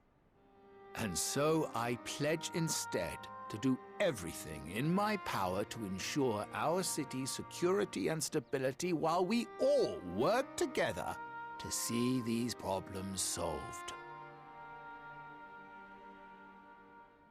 The road before us will not be easy, and I know full well how daunting the prospect of honest labor may seem to some of you. But we must accept the reality of our circumstances. We must move forward.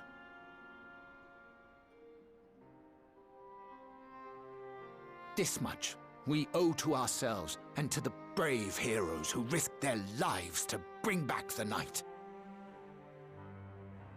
Once we have shored up our city's foundations and regained some semblance of normality, let us reconvene to speak of the future. Until then, I humbly ask that you lend me and each other your strength. For Yulmore!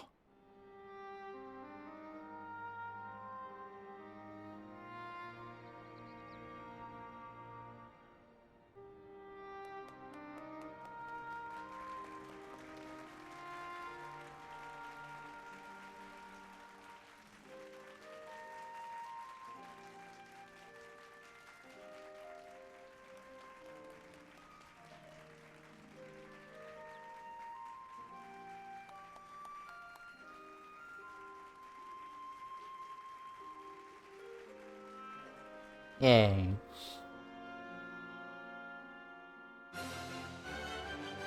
Good job.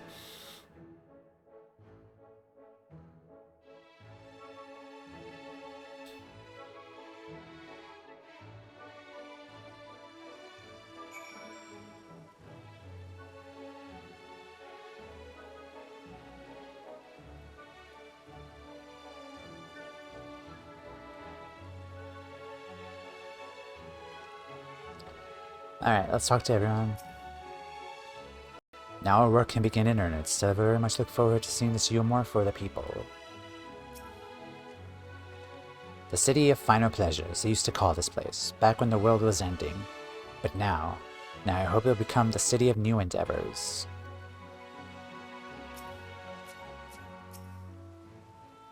Oh, wasn't he simply wonderful, seeing him take charge of the room as he did? It reminds me of why I fell for him in the first place. Aww. See everyone come together like that. It was beautiful. That was.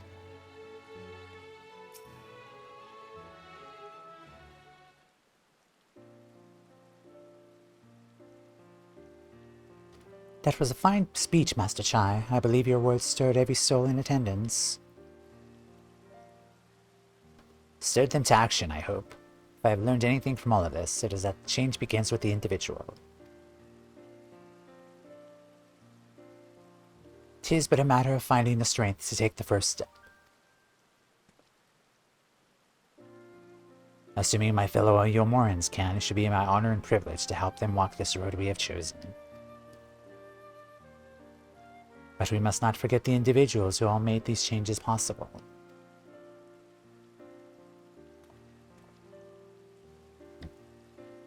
Were it within my power, I would carve a tribute to your heroism in the very stone upon which this city stands.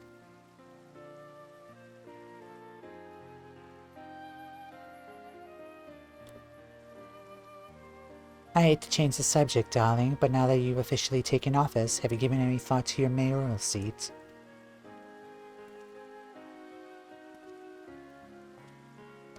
We will not be moving into the Emergent, dearest. It's too big, for one thing, and too far from the people for another. We will retain our current residence, and I will govern here in the parlor. Oh, I was hoping you'd say that. I much prefer the view from the parlor. Begging your pardon, Master Chai, but have you got time for a word?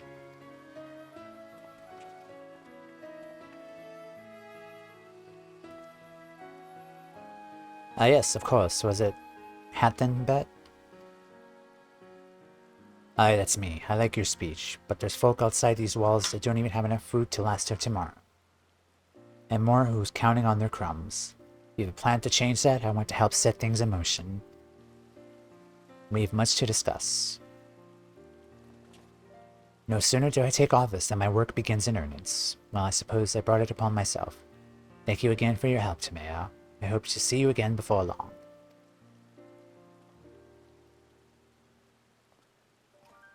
Bow.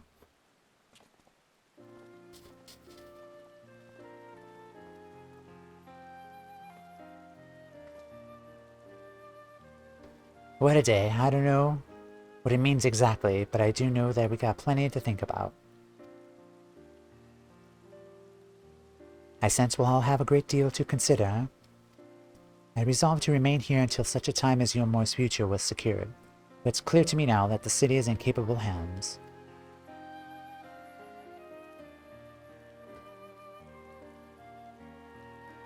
I have every confidence they will find their way, and I believe it is time we went on ours.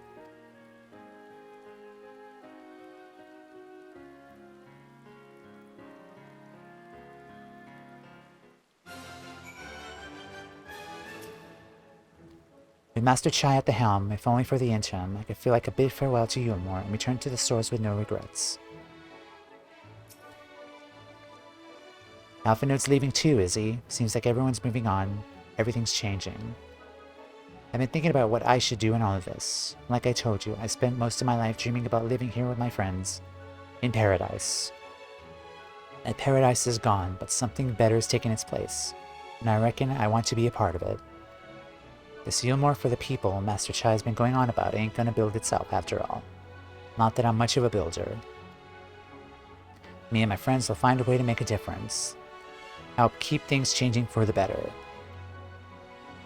A far nobler dream than the one to which you clung to before, and one I am happy to say we share. Whatever path you choose, I will pray for your success. Well, when you put it like that, there's no going back now, is there? We've got a few ideas now of how we can do our bit. It's a matter of taking the first step. Nice. Pain and pleasure. Alright. What do you got? Oh,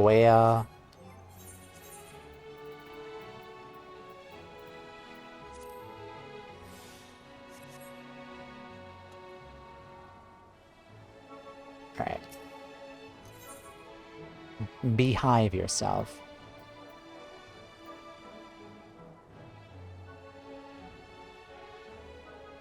Is this another, what's it called? Custom deliveries? Since it's, for a gatherer and a crafter? Okay, I'll come to this later.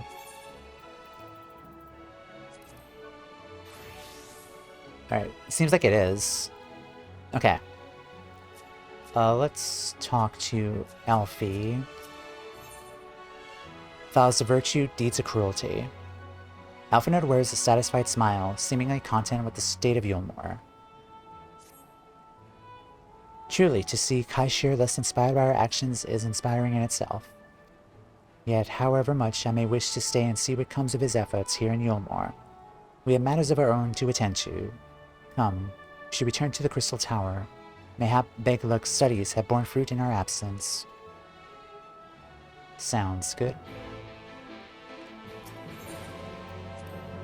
Still quite not so sure how to do my part for Yulmore, but I'll think of something. Alright. Let's teleport back to Crystarion.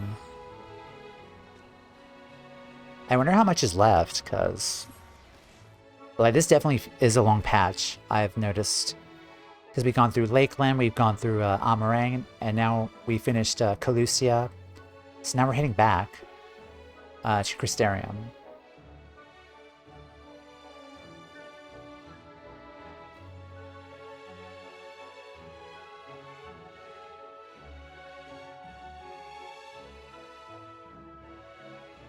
Alright. Okay.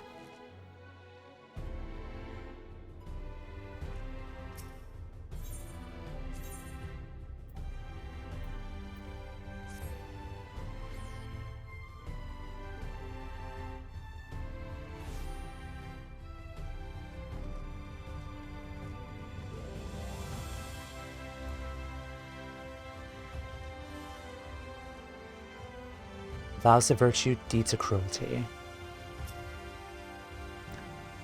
Yes.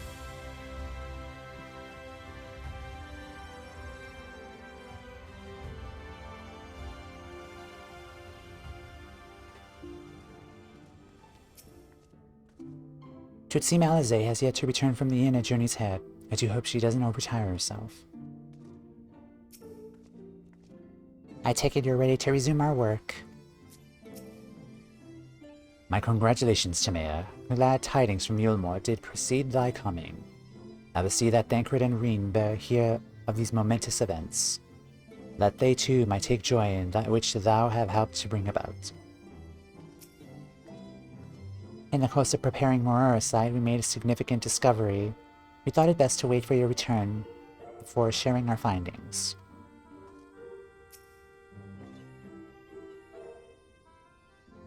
Alright, what's up? Oh. Welcome back. We were given to understand a new mayor has taken office in Yulmore. Indeed, our good friend Master Chai was elected by popular vote, and after some considerable soul-searching, chose to accept the post. It's a shame you weren't able to attend his inaugural speech, though I have no doubt you will see more of him in the future. But tell me, how fared are you in preparing the White Auracite?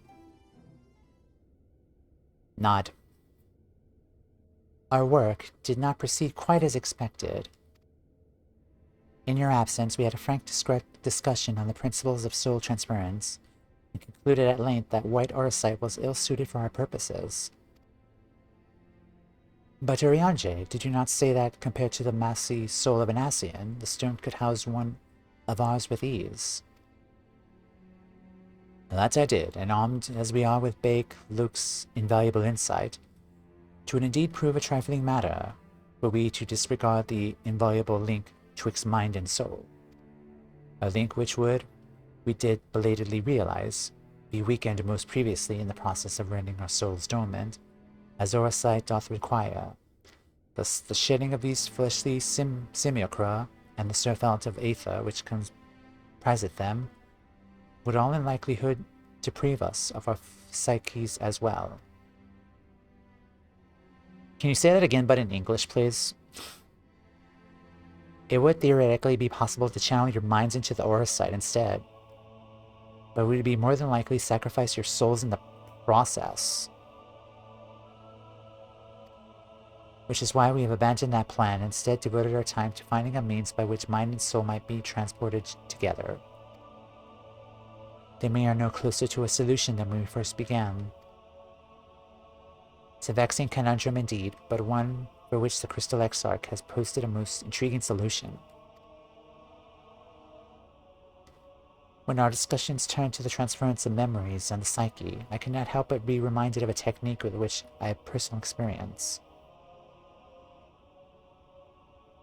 Memories and the psyche.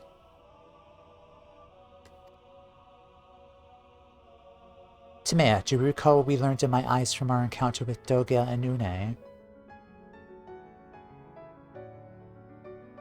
Doga and Une had with them the royal blood, right? Like, they were clones, but they also had the royal blood within them, right? I speak of the royal eye of the Allegan imperial line, gifted to my forebears through the blood and memories of the ancient Allegans. It is by this gift that I am able to control the Crystal Tower. If we were to gain an understanding of the technology by which the Allegans were able to accomplish this transference, perhaps we could keep mind and soul together. Imagine, if you will, a device unlike a soul crystal, replete not only with our worldly memories, but also the bondful energies of the soul.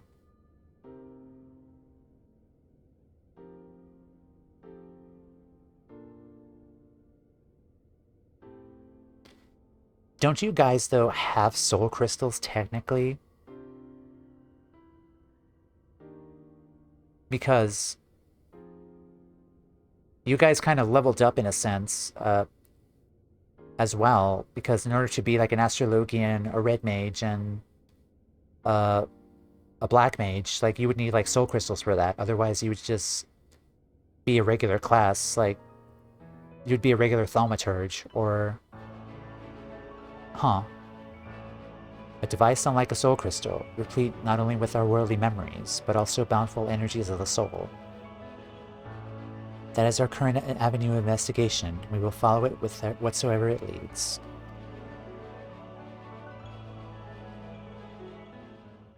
And while we are thus engaged, I think it's best Toumeya return to the source and inform Kryle and the others of our findings. Agreed. I imagine Tatara will be relieved to hear what made progress of a sort. Then I would beg leave to relay our findings onto Thancred and Reem, and to assist where I may in their investigations of the empty. Yes, please do. Should we have need of your counsel, we will not hesitate to summon you.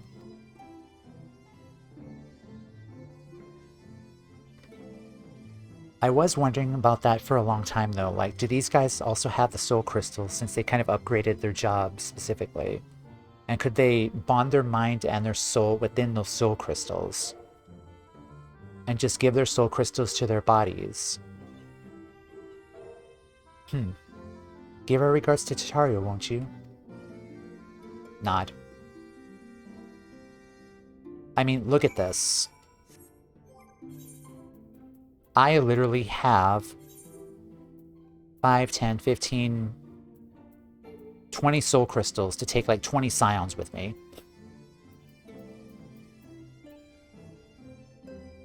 Are carved the myriad deeds of bards from eras past.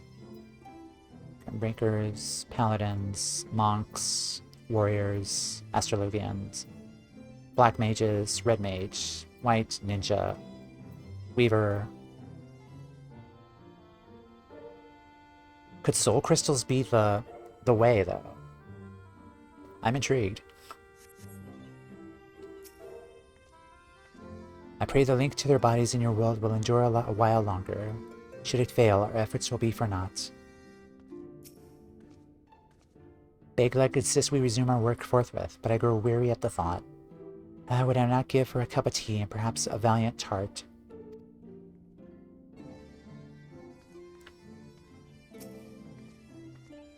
With the benefit of our combined knowledge and the aid of the first leading authority on soulcraft, we must surely be able to find a solution. Surely. Mark my words, Toumeya, we will unlock the secrets of the Elegant Eye and see the others returned home.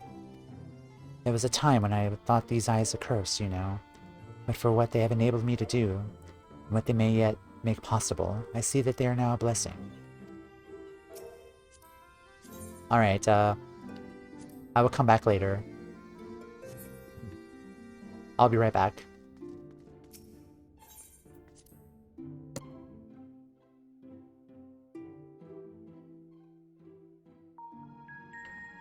Yeah, every time I see Graha Tia, I'm gonna head pat him, just because.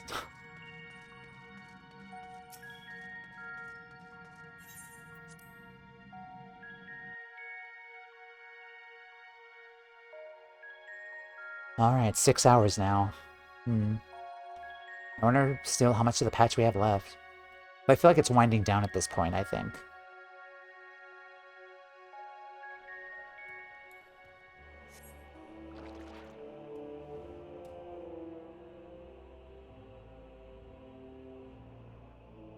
Ad break. Okay. Let's just get to Tataru, and then we'll take another ad break.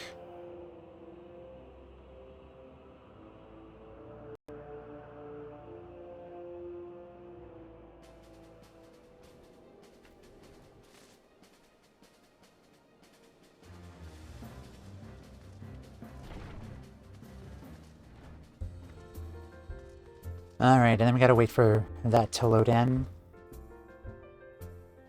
There's a minstrel.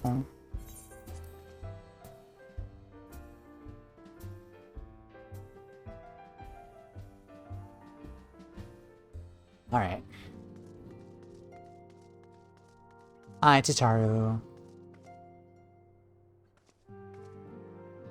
Alright, before we talk to you, Tataru, we'll be right back.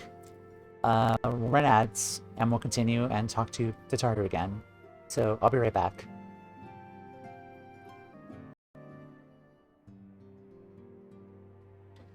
Hello guys, we are back. Alright. Since we're back, let's talk to Tataru. Toumeya, you're back. How did everything go in the first? Wait, don't tell me. Frau will be here shortly, and she'll want to hear too. She's just tending to the others. Their bodies. I mean, gods, I don't think I'll ever get used to saying that. Anyway, you could tell us everything the moment she gets here.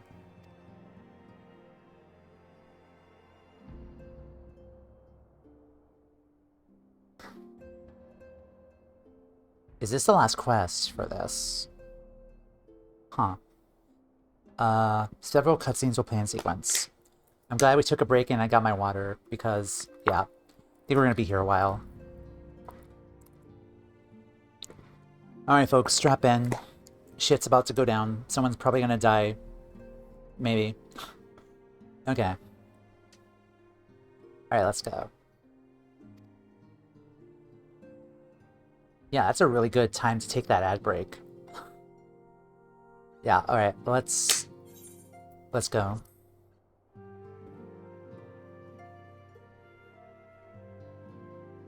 Alright. Just in case, I got the tissues ready, just in case.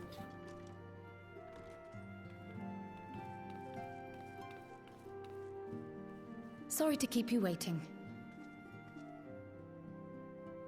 I've carried out the treatment as per Master Matoya's instructions. It should slow the destabilization of their corporeal ether quite significantly. But tell me, how fare our friends in the First?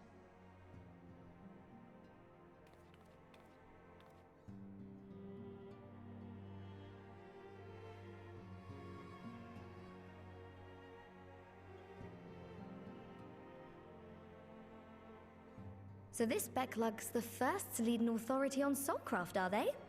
Sounds promising. And Urianger's proffered solution of white auracite is rather ingenious now that I think of it.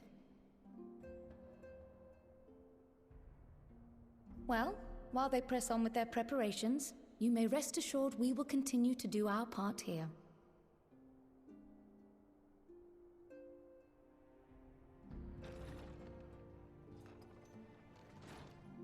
Oh, you're back.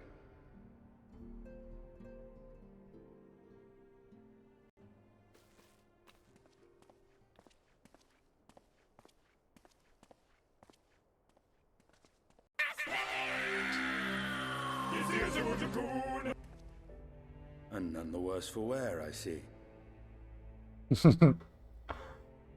Nice to see you again, friend. Estinian! Oh, thank the gods! We've been worried sick. Did you lose your link pearl or something? The situation in Garlemald has become more complicated. I was making my escape from the capital when I ran into one of yours, Riol. He thought it best we come straight here. More complicated how? The Emperor's dead. Where to begin? After entering the Empire via Razat Han, I went about my mission of investigating Black Rose. It was then, inside a provincial factory, that I encountered the one who styles himself Shadow Hunter, Gaius Baelsar. Our goals being apparently aligned, we joined forces and ventured on into the heart of the capital, to the very Imperial Palace itself.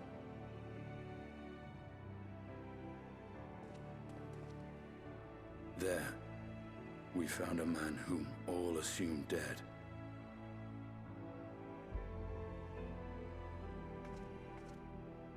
But his soul lives on, and he has wrested back his flesh. Yes, indeed.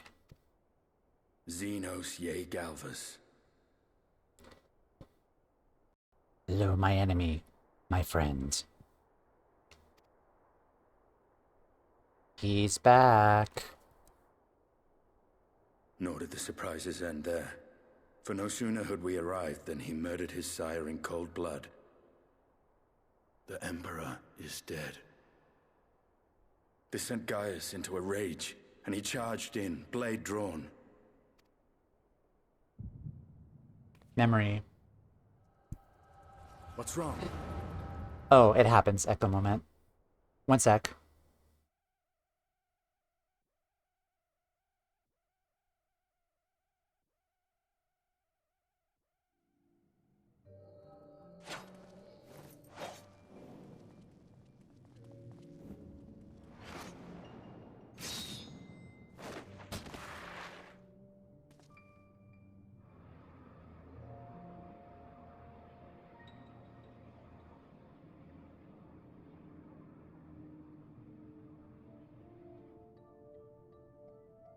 I've seen him in action, his body at least. You will not best him alone. Nay, his death will not come easily to that thing. If you would join me, then by all means. For what good it will do?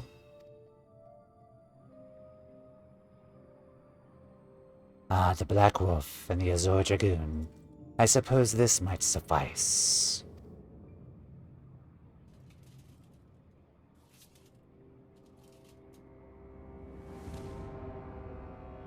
Come then.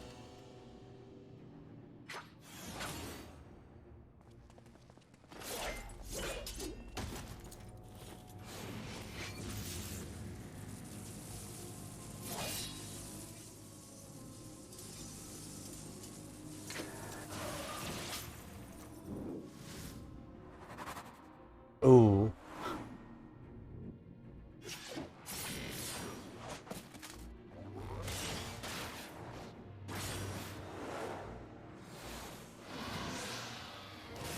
Nidhogg.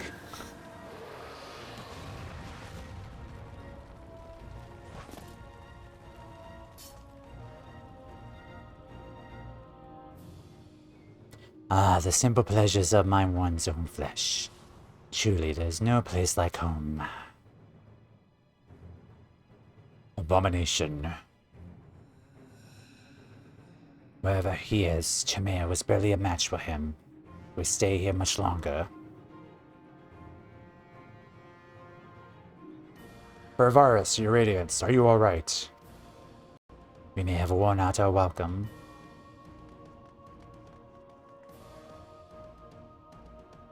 Uh-oh. Your radiance, no.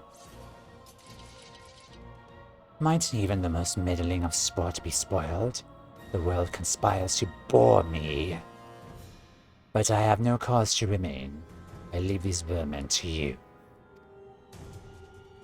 Xenos!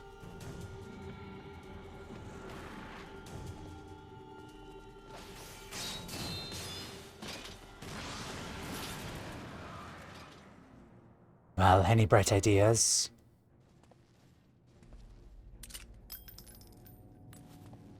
Just one.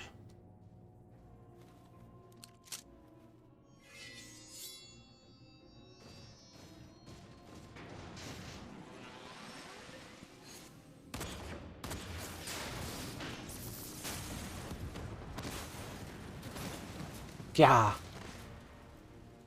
That was a move from the A Realm Reborn trailer.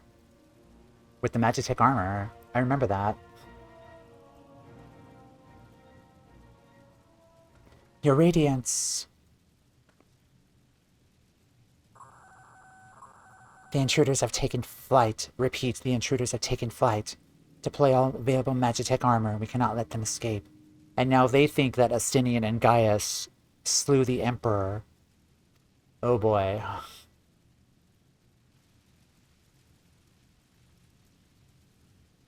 Yeah.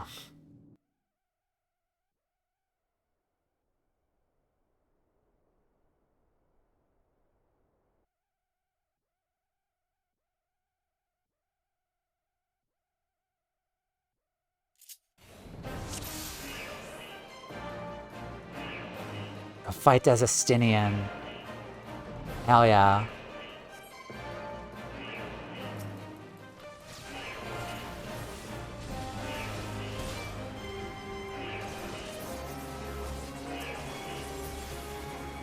Awesome.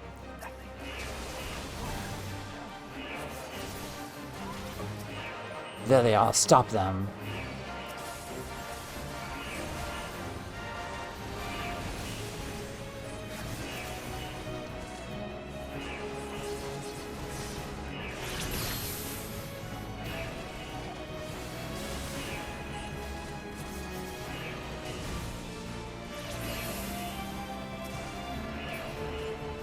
Let's keep moving.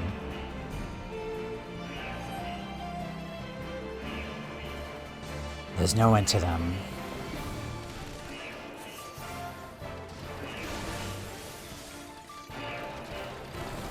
You won't escape, Gaius Balsaw. You'll pay for your crimes, traitor.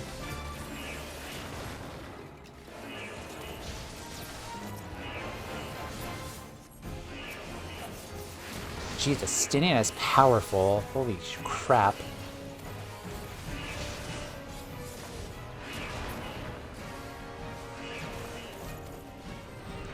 Anya, on my mark.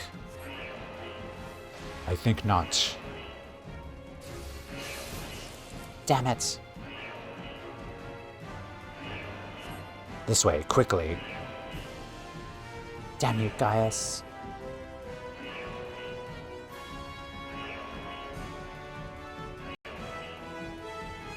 We make ourselves easy mark by moving together. I suggest we split up.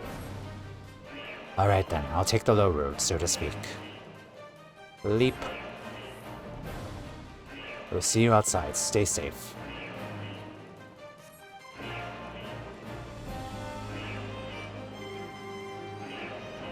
Is that a way out? Nope, it's not.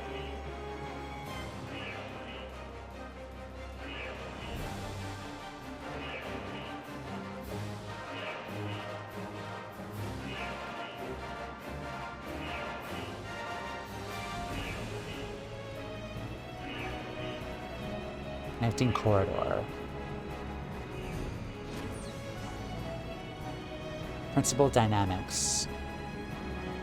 Huh, reminds me of Praetorium.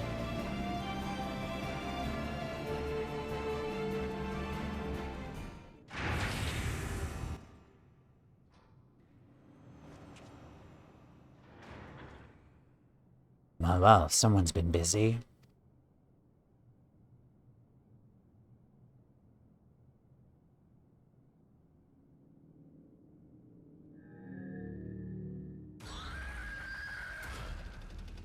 That's creepy. Arc Ultima.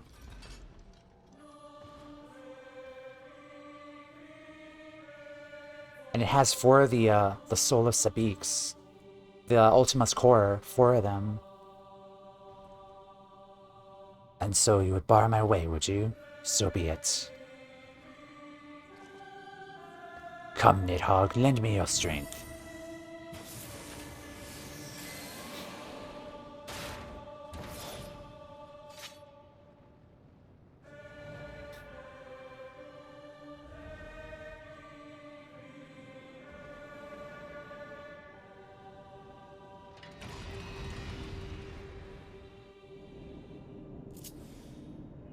Coming battle, you will fight as Estinian. Since you're being afforded an impromptu field test, radio battle data and begin test sequence. Okay, let me customize my things first. Okay, we got limit break. Damage over time. Alamorn, awesome. Okay, that's HP recovery. It's a jump attack. Horrid Roar. This is an AoE. Okay.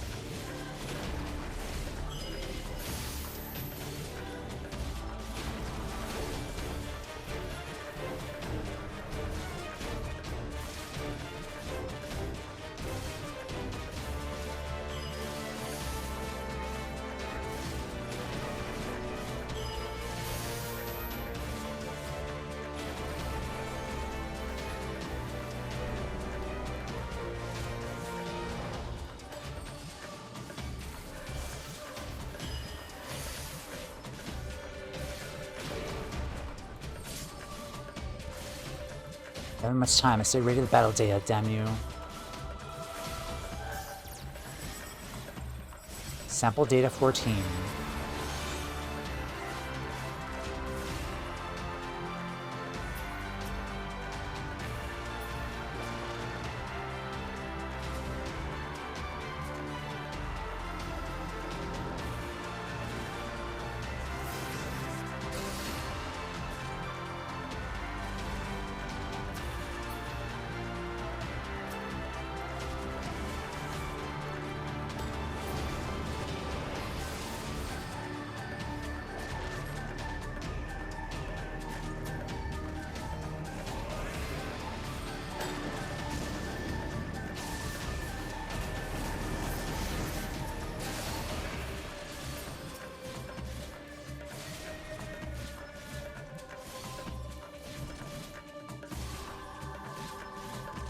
Alright, Horrid Roar is square.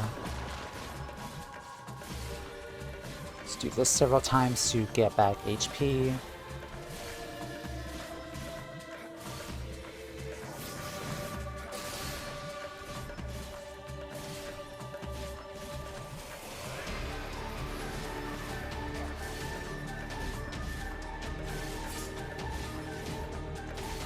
Ready another sample, the one taken from Castro Mabania.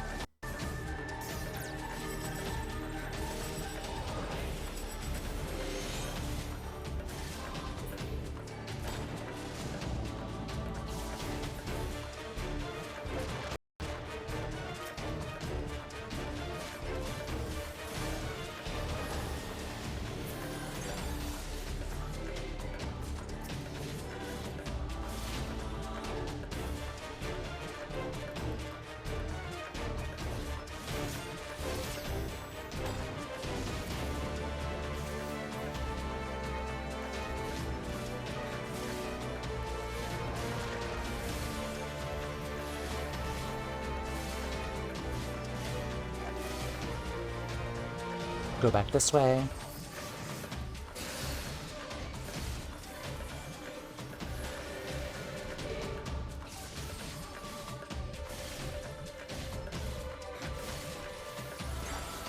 It's almost dead. Come on.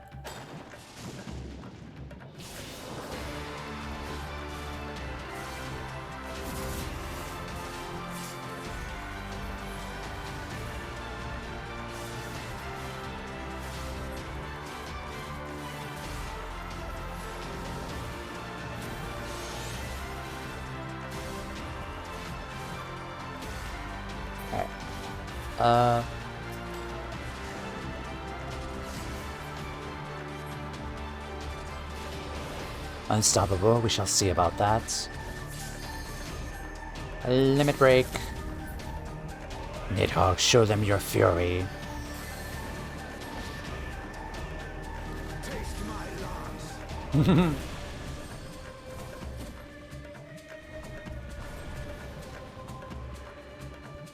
So fucking cool.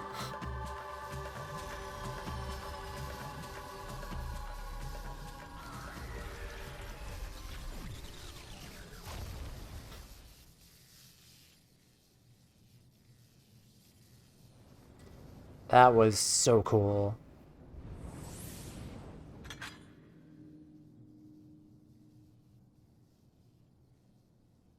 Where's the explosion? Oh, never mind.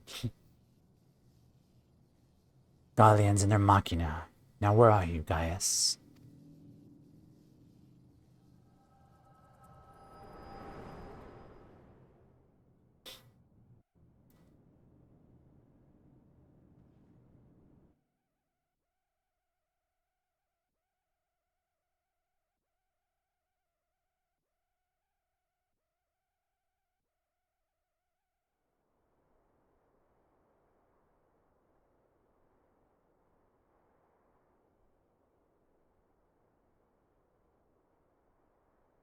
Are you all right?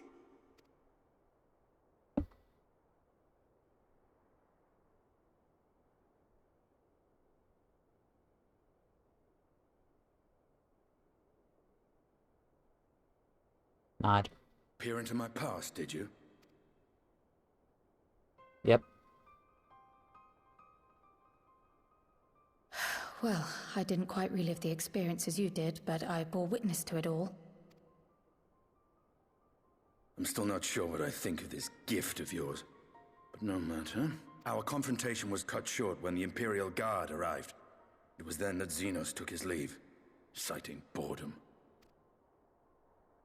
To think their research into the Echo could bear such fruit. Escaping death, jumping from one body to the next, and returning to his own after all this time. He is an Ascian in all but name. Similarities are there, yeah. It beggars belief, aye. But no more than hero traversing the rift between worlds.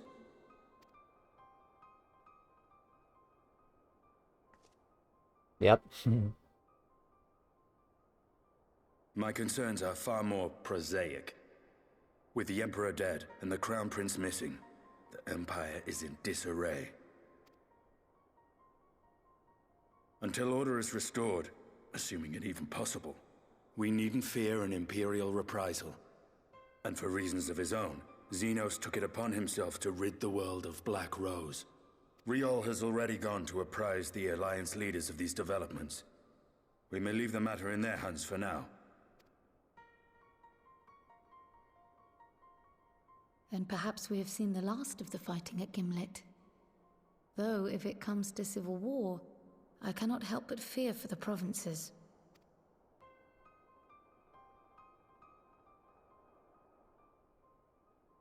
Ah, I'd nearly forgotten to ask. What became of Gaius? Did he not escape with you? That he did, but we parted ways shortly after leaving Garlemald. He claimed another threat had arisen which demanded his attention. What other threat? He didn't elaborate, but the absence of some device or other in the capital gave him reason to believe they're planning something. Lest you worry, I believe he has well and truly shed the Black Wolf's pelt. Conquest is no longer his objective. We may safely leave him to his own devices. Well, it's nice to have one less foe to worry about, even if we do have a mysterious new threat to look out for instead. When do we not? Speaking of which, I'll see that Riol and Al Shinobi are made aware. Though we still know next to nothing, it can't hurt to be vigilant.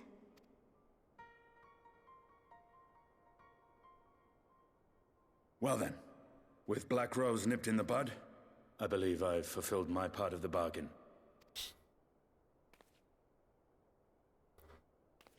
Can you give me back my armor now? True, but with the Archon still slumbering away, we were hoping you might agree to stay with us for a little bit longer.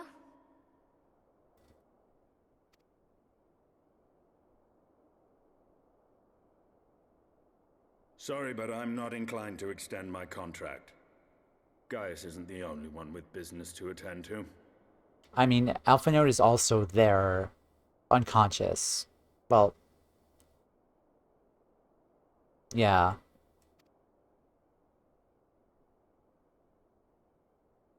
I mean, Alphanode is one of the... Thank you for your help then, Estinian. I see why Alphino admires you so.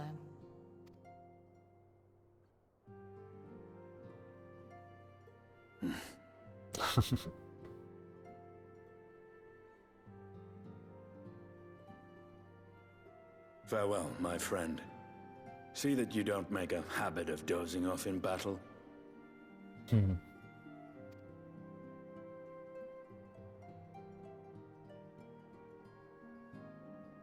Off he goes.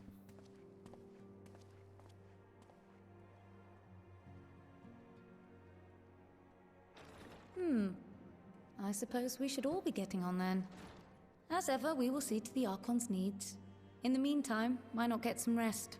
You've more than earned it. Go on. Also, a bit of a side note too. Also, we have a Dark Knight and we have a Dragoon. Kind of having those kind of familiar vibes as Cecil and Kane from FF4 as a Dark Knight and a Dragoon together for a mere moment. Yeah, we had another Dark Knight main character and Dragoon. Good friend and like partner, basically, and friend. Companion, I guess.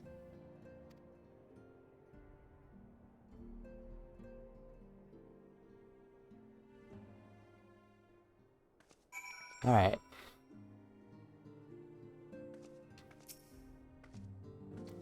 Though they have yet to find a workable solution, Stoll and the others are making progress, and we cannot ask for more than that.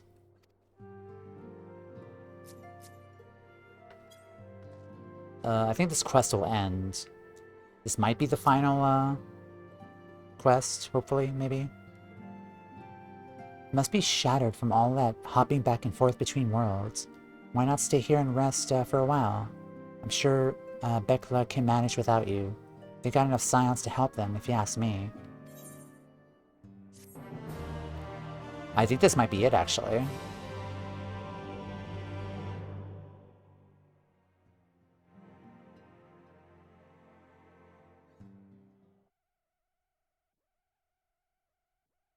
Meanwhile, in Garlemald.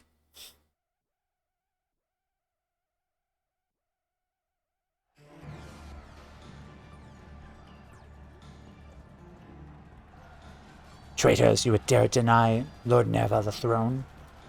Nerva? Ah.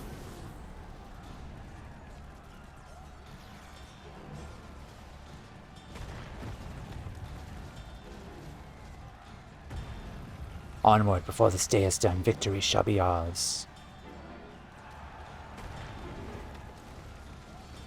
Wait, are they attacking their own citizens?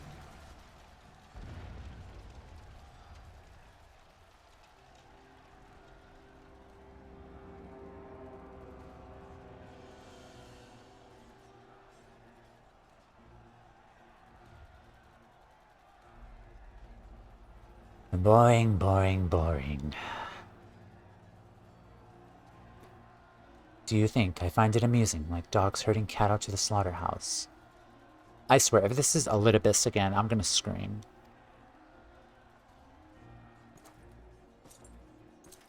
Oh no, it's not.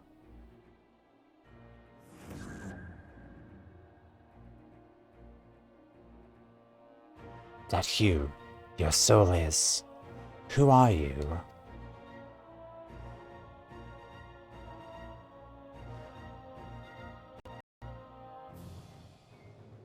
Begging your majesty, I am but another dog, lost in want of a new master. A hunting dog if you wish it so.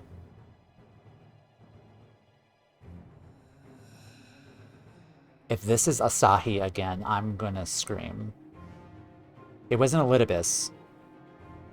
If this is Asahi, I'm gonna scream.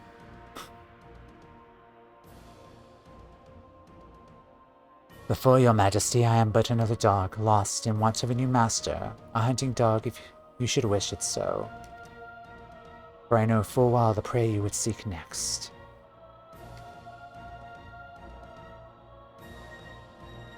Zodiark. Who is this?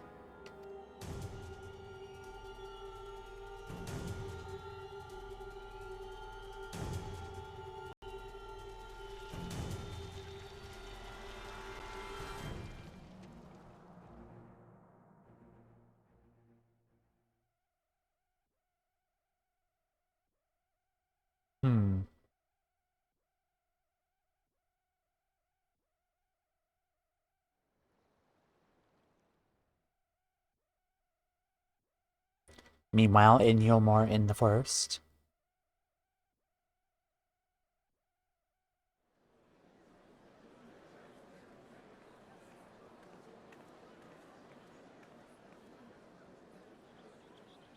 Did you hear? The mayor's reopening Data Stoneworks and they're looking for laborers. There's talk of resettling some of the old abandoned villages too. They're even laying on free talos to help anyone willing to make the move. Free talos? Huh, we best get packing. Steady work, board and lodging. If that's not a recipe for hope, I don't know what is.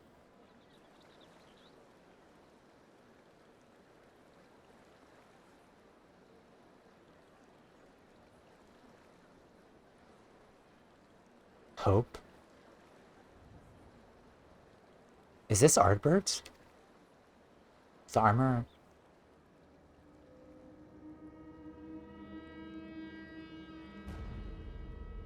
Wait. What? Yet, so as long as I live, I would see that feeble flame rekindled.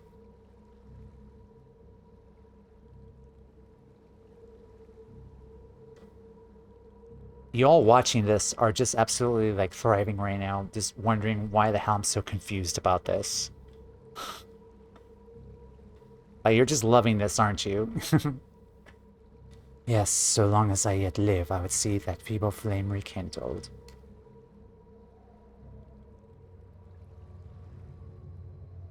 He doesn't have the axe. It's It's my destiny to see our dream fulfilled. Wayward warrior.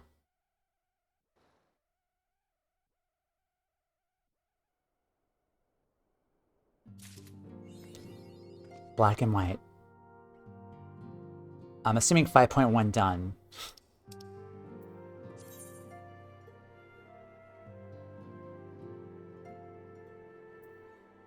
Of virtuous deeds. Vows of virtue, deeds of cruelty.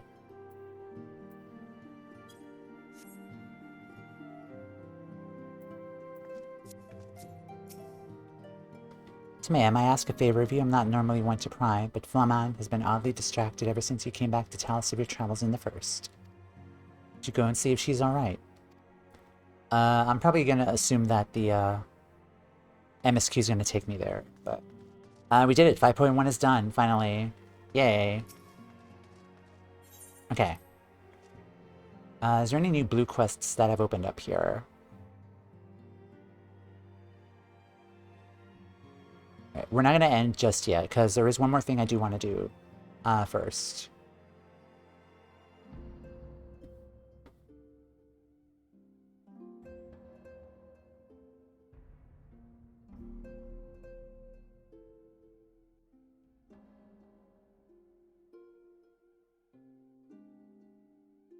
Okay. Is there a blue quest here?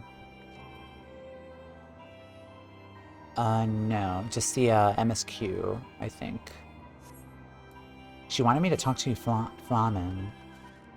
Well, MSQ would probably take me over there, but I just want to, we'll just check up on her very quickly.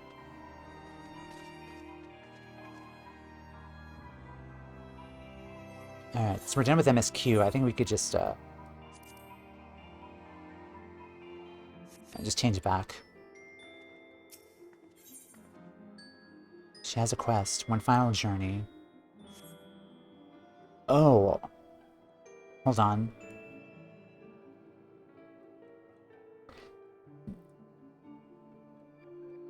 I think I've seen this quest on the Google Doc.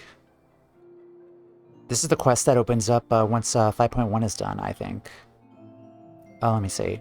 Open up the Google Doc.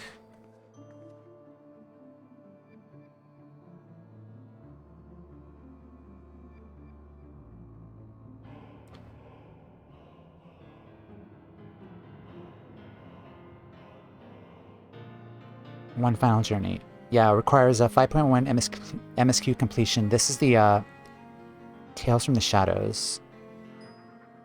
Okay, awesome. Okay, so this is another quest line, like thing with a role quest maybe. All right.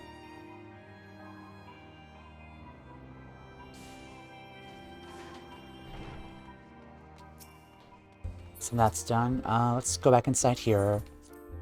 We're gonna go back to the Crystal Tower again because, yeah, I did say I was gonna do that. All right, duty finder.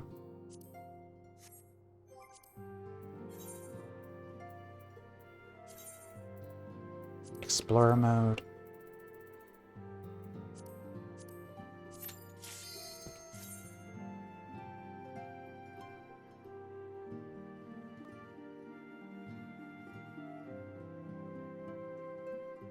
All right, let's look around a bit more.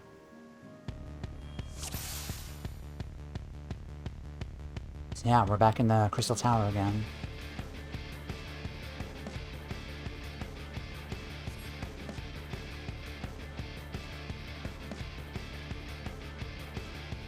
Yeah, like all of the crates and stuff here, from like the years of research and stuff that they were done, like exploring the tower and all that.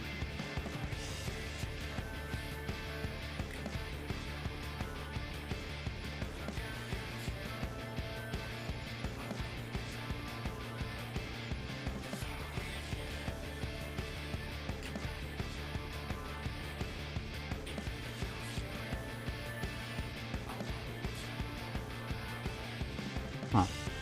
Okay. There's like ancient markings too on these blocks. Maybe like elegant language, perhaps? Huh. Alright, let's head inside. That is so cool. We're actually exploring inside the Crystal Tower, not just like up the staircase. Alright.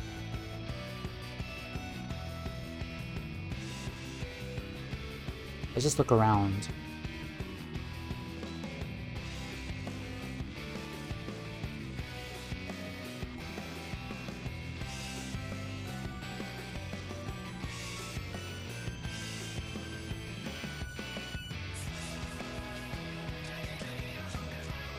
I wonder if those are supply crates. They kind of look like them. Like ancient, elegant artifacts, maybe. Alright, let's keep exploring.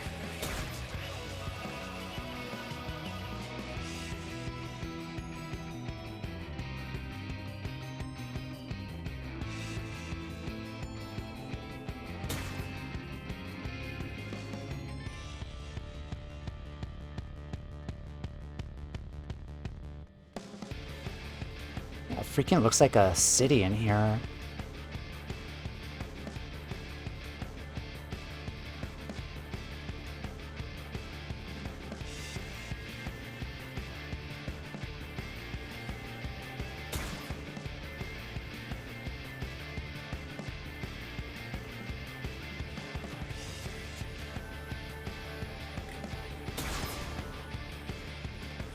Purposing.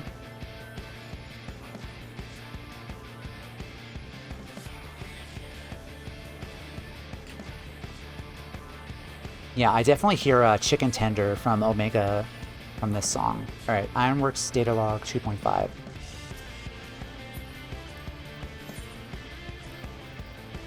Let's turn down the volume again. There we go. Alright, let's do some reading. Our only hope lies in the Crystal Tower, though it did not yet yield the secrets easily. Even opening the doors was a monumental undertaking. Without the Founders, data logs, and the Noah reports led by the Sons of St. Koinak, we would never stood a chance of succeeding. None of us were prepared for the spectacle that awaited for us when we first stepped into the tower. To be surrounded by the marvels of a lost stage took our breath away. And there, at its center, we found him. Rahatia. So just generations of them just trying to find the means to open the front door. And then the first thing they see is Rahatia in slumber.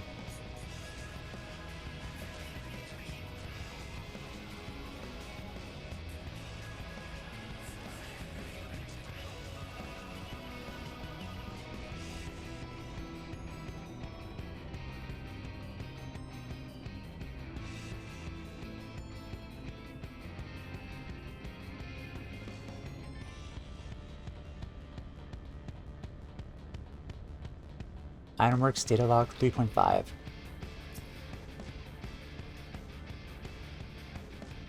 Our research into the Emperor's throne is almost complete, as we now understand the methods used to open a doorway to the world of darkness, otherwise known as the 13th. However, this is only the beginning of our plan. Even if we were to find a way to the first, it is already too late to prevent the 8th Umbral Calamity. For that, we must travel not only to another world, but another time. Thankfully, the data logs gathered over the years, detailed battles with various primals, pointed us in the right direction. We did that. That was us. 4.5.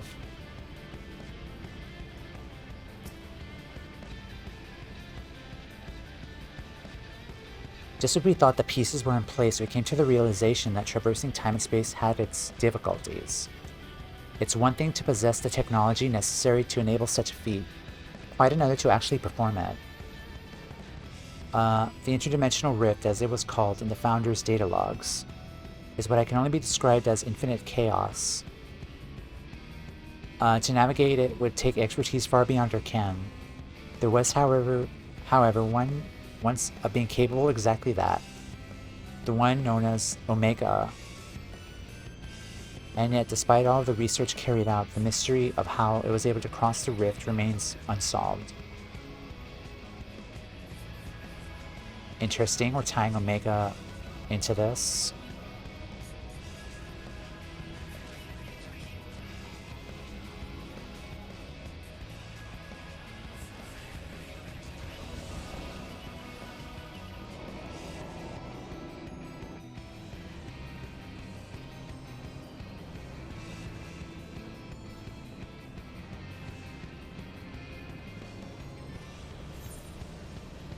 Collapsed passage.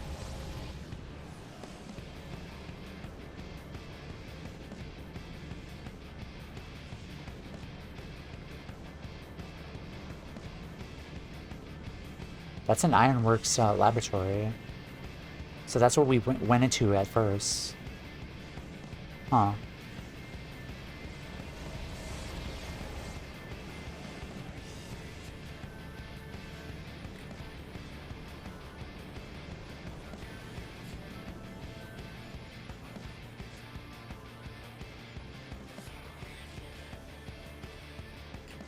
Are there any more here?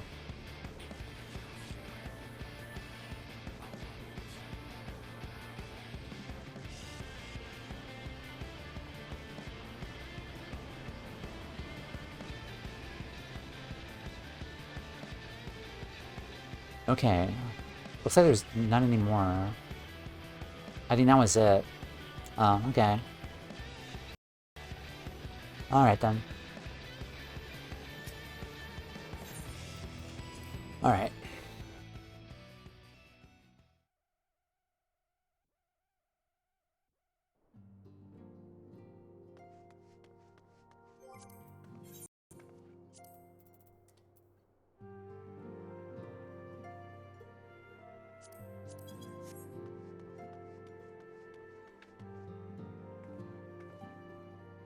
Alright, let's actually look up the dungeon entry for the twinning. Since its sudden appearance in Norvrad, the Crystal Tower has been a source of great mystery, one which the people of Crystarium have barely begun to unravel. Now that the city is free from the threat of the Light Wardens, researchers have been afforded the opportunity to explore the innermost researches of the tower, though they soon found their way barred by hordes of ferocious guardians.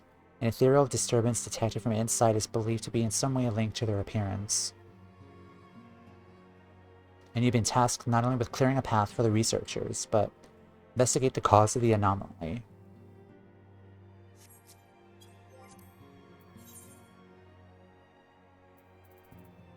Okay, and then there's this one. In a quiet corner of Amarat stands an unremarkable entrance to a most remarkable institution, Academia Aeander. In its hallowed halls, the stars' ancient overseers toil to perfect the godlike art of creation magics. Their research and experiments bringing into existence myriad forms of fantastical life.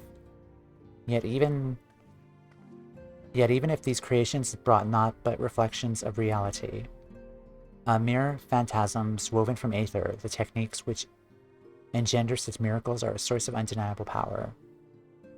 Step now across the threshold and behold the glories of a civilization lost to the ages.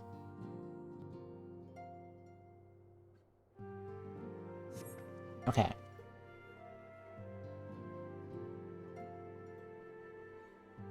Emet Selch created Amarat and recreated simulacrums of the people that were once living there. They were dealing with an issue of like a creature they were trying to like subdue there.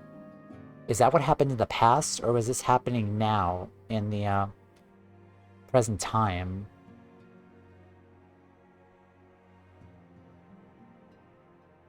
Because it wasn't a Quetzalcoatl. It was another creature that they were trying to like to capture, because it broke free apparently.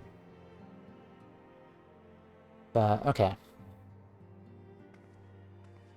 More interesting pieces of lore here that we got to experience today. Yeah. We're done for today. Thank you all for hanging out, lurking, following, all that good stuff. Much appreciated. We've finished 5.1. Well, we get to meet Asinian again, and we tied up some loose ends with Yulmore, and we met a new friend. What else? We did 3 dungeons today, which was a lot of fun. We got more lore with the story. I actually finished my White Mage Eureka weapon, which I'm really happy about.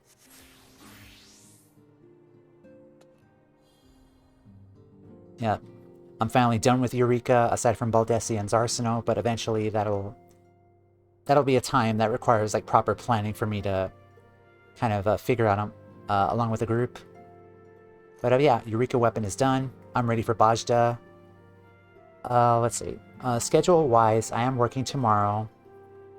I think we'll start 5.2 on Saturday, because that's another day off.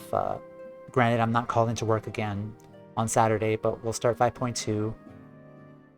I think on the docket, I think it's just straight MSQ for 5.2, because we did do the 2 dungeons. And so we're just going to continue on with the story and start 5.2 and go from there. But yeah, thank you guys again. Much appreciated. Those are my socials. Here is my Blue Sky. I do have a Ko-Fi that I'm fundraising at the moment. My VODs do go on YouTube. I'm kind of limited on Twitch to kind of post highlights of MSQ, unfortunately, but they're all there on YouTube. We just finished base Shadowbringers, and the entire journey is on my YouTube as well. What else? I think that's it, though. Yeah. So yeah, 5.2, granted, if nothing changes, I will let you guys know on Blue Sky and Discord if anything changes. If I need to work on Saturday, we'll push the stream to Sunday, because I am also off that Sunday. And yeah, I'm just really excited to continue on and do more MSQ and see where this story unfolds on the road to Endwalker, which is incredible that I'm getting so close to Endwalker. That's insane. All right. Let's see.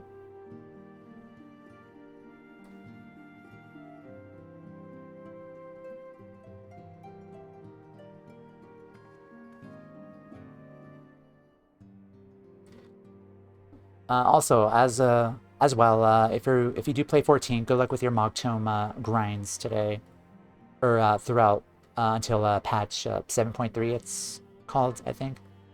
Yeah, good luck with your Mogtome grinds. I started yesterday, so that's been a lot of fun. I did get a new glam out of the Mogtome event, so my new Bard glam. Yeah, my new Bard glam looks really cool.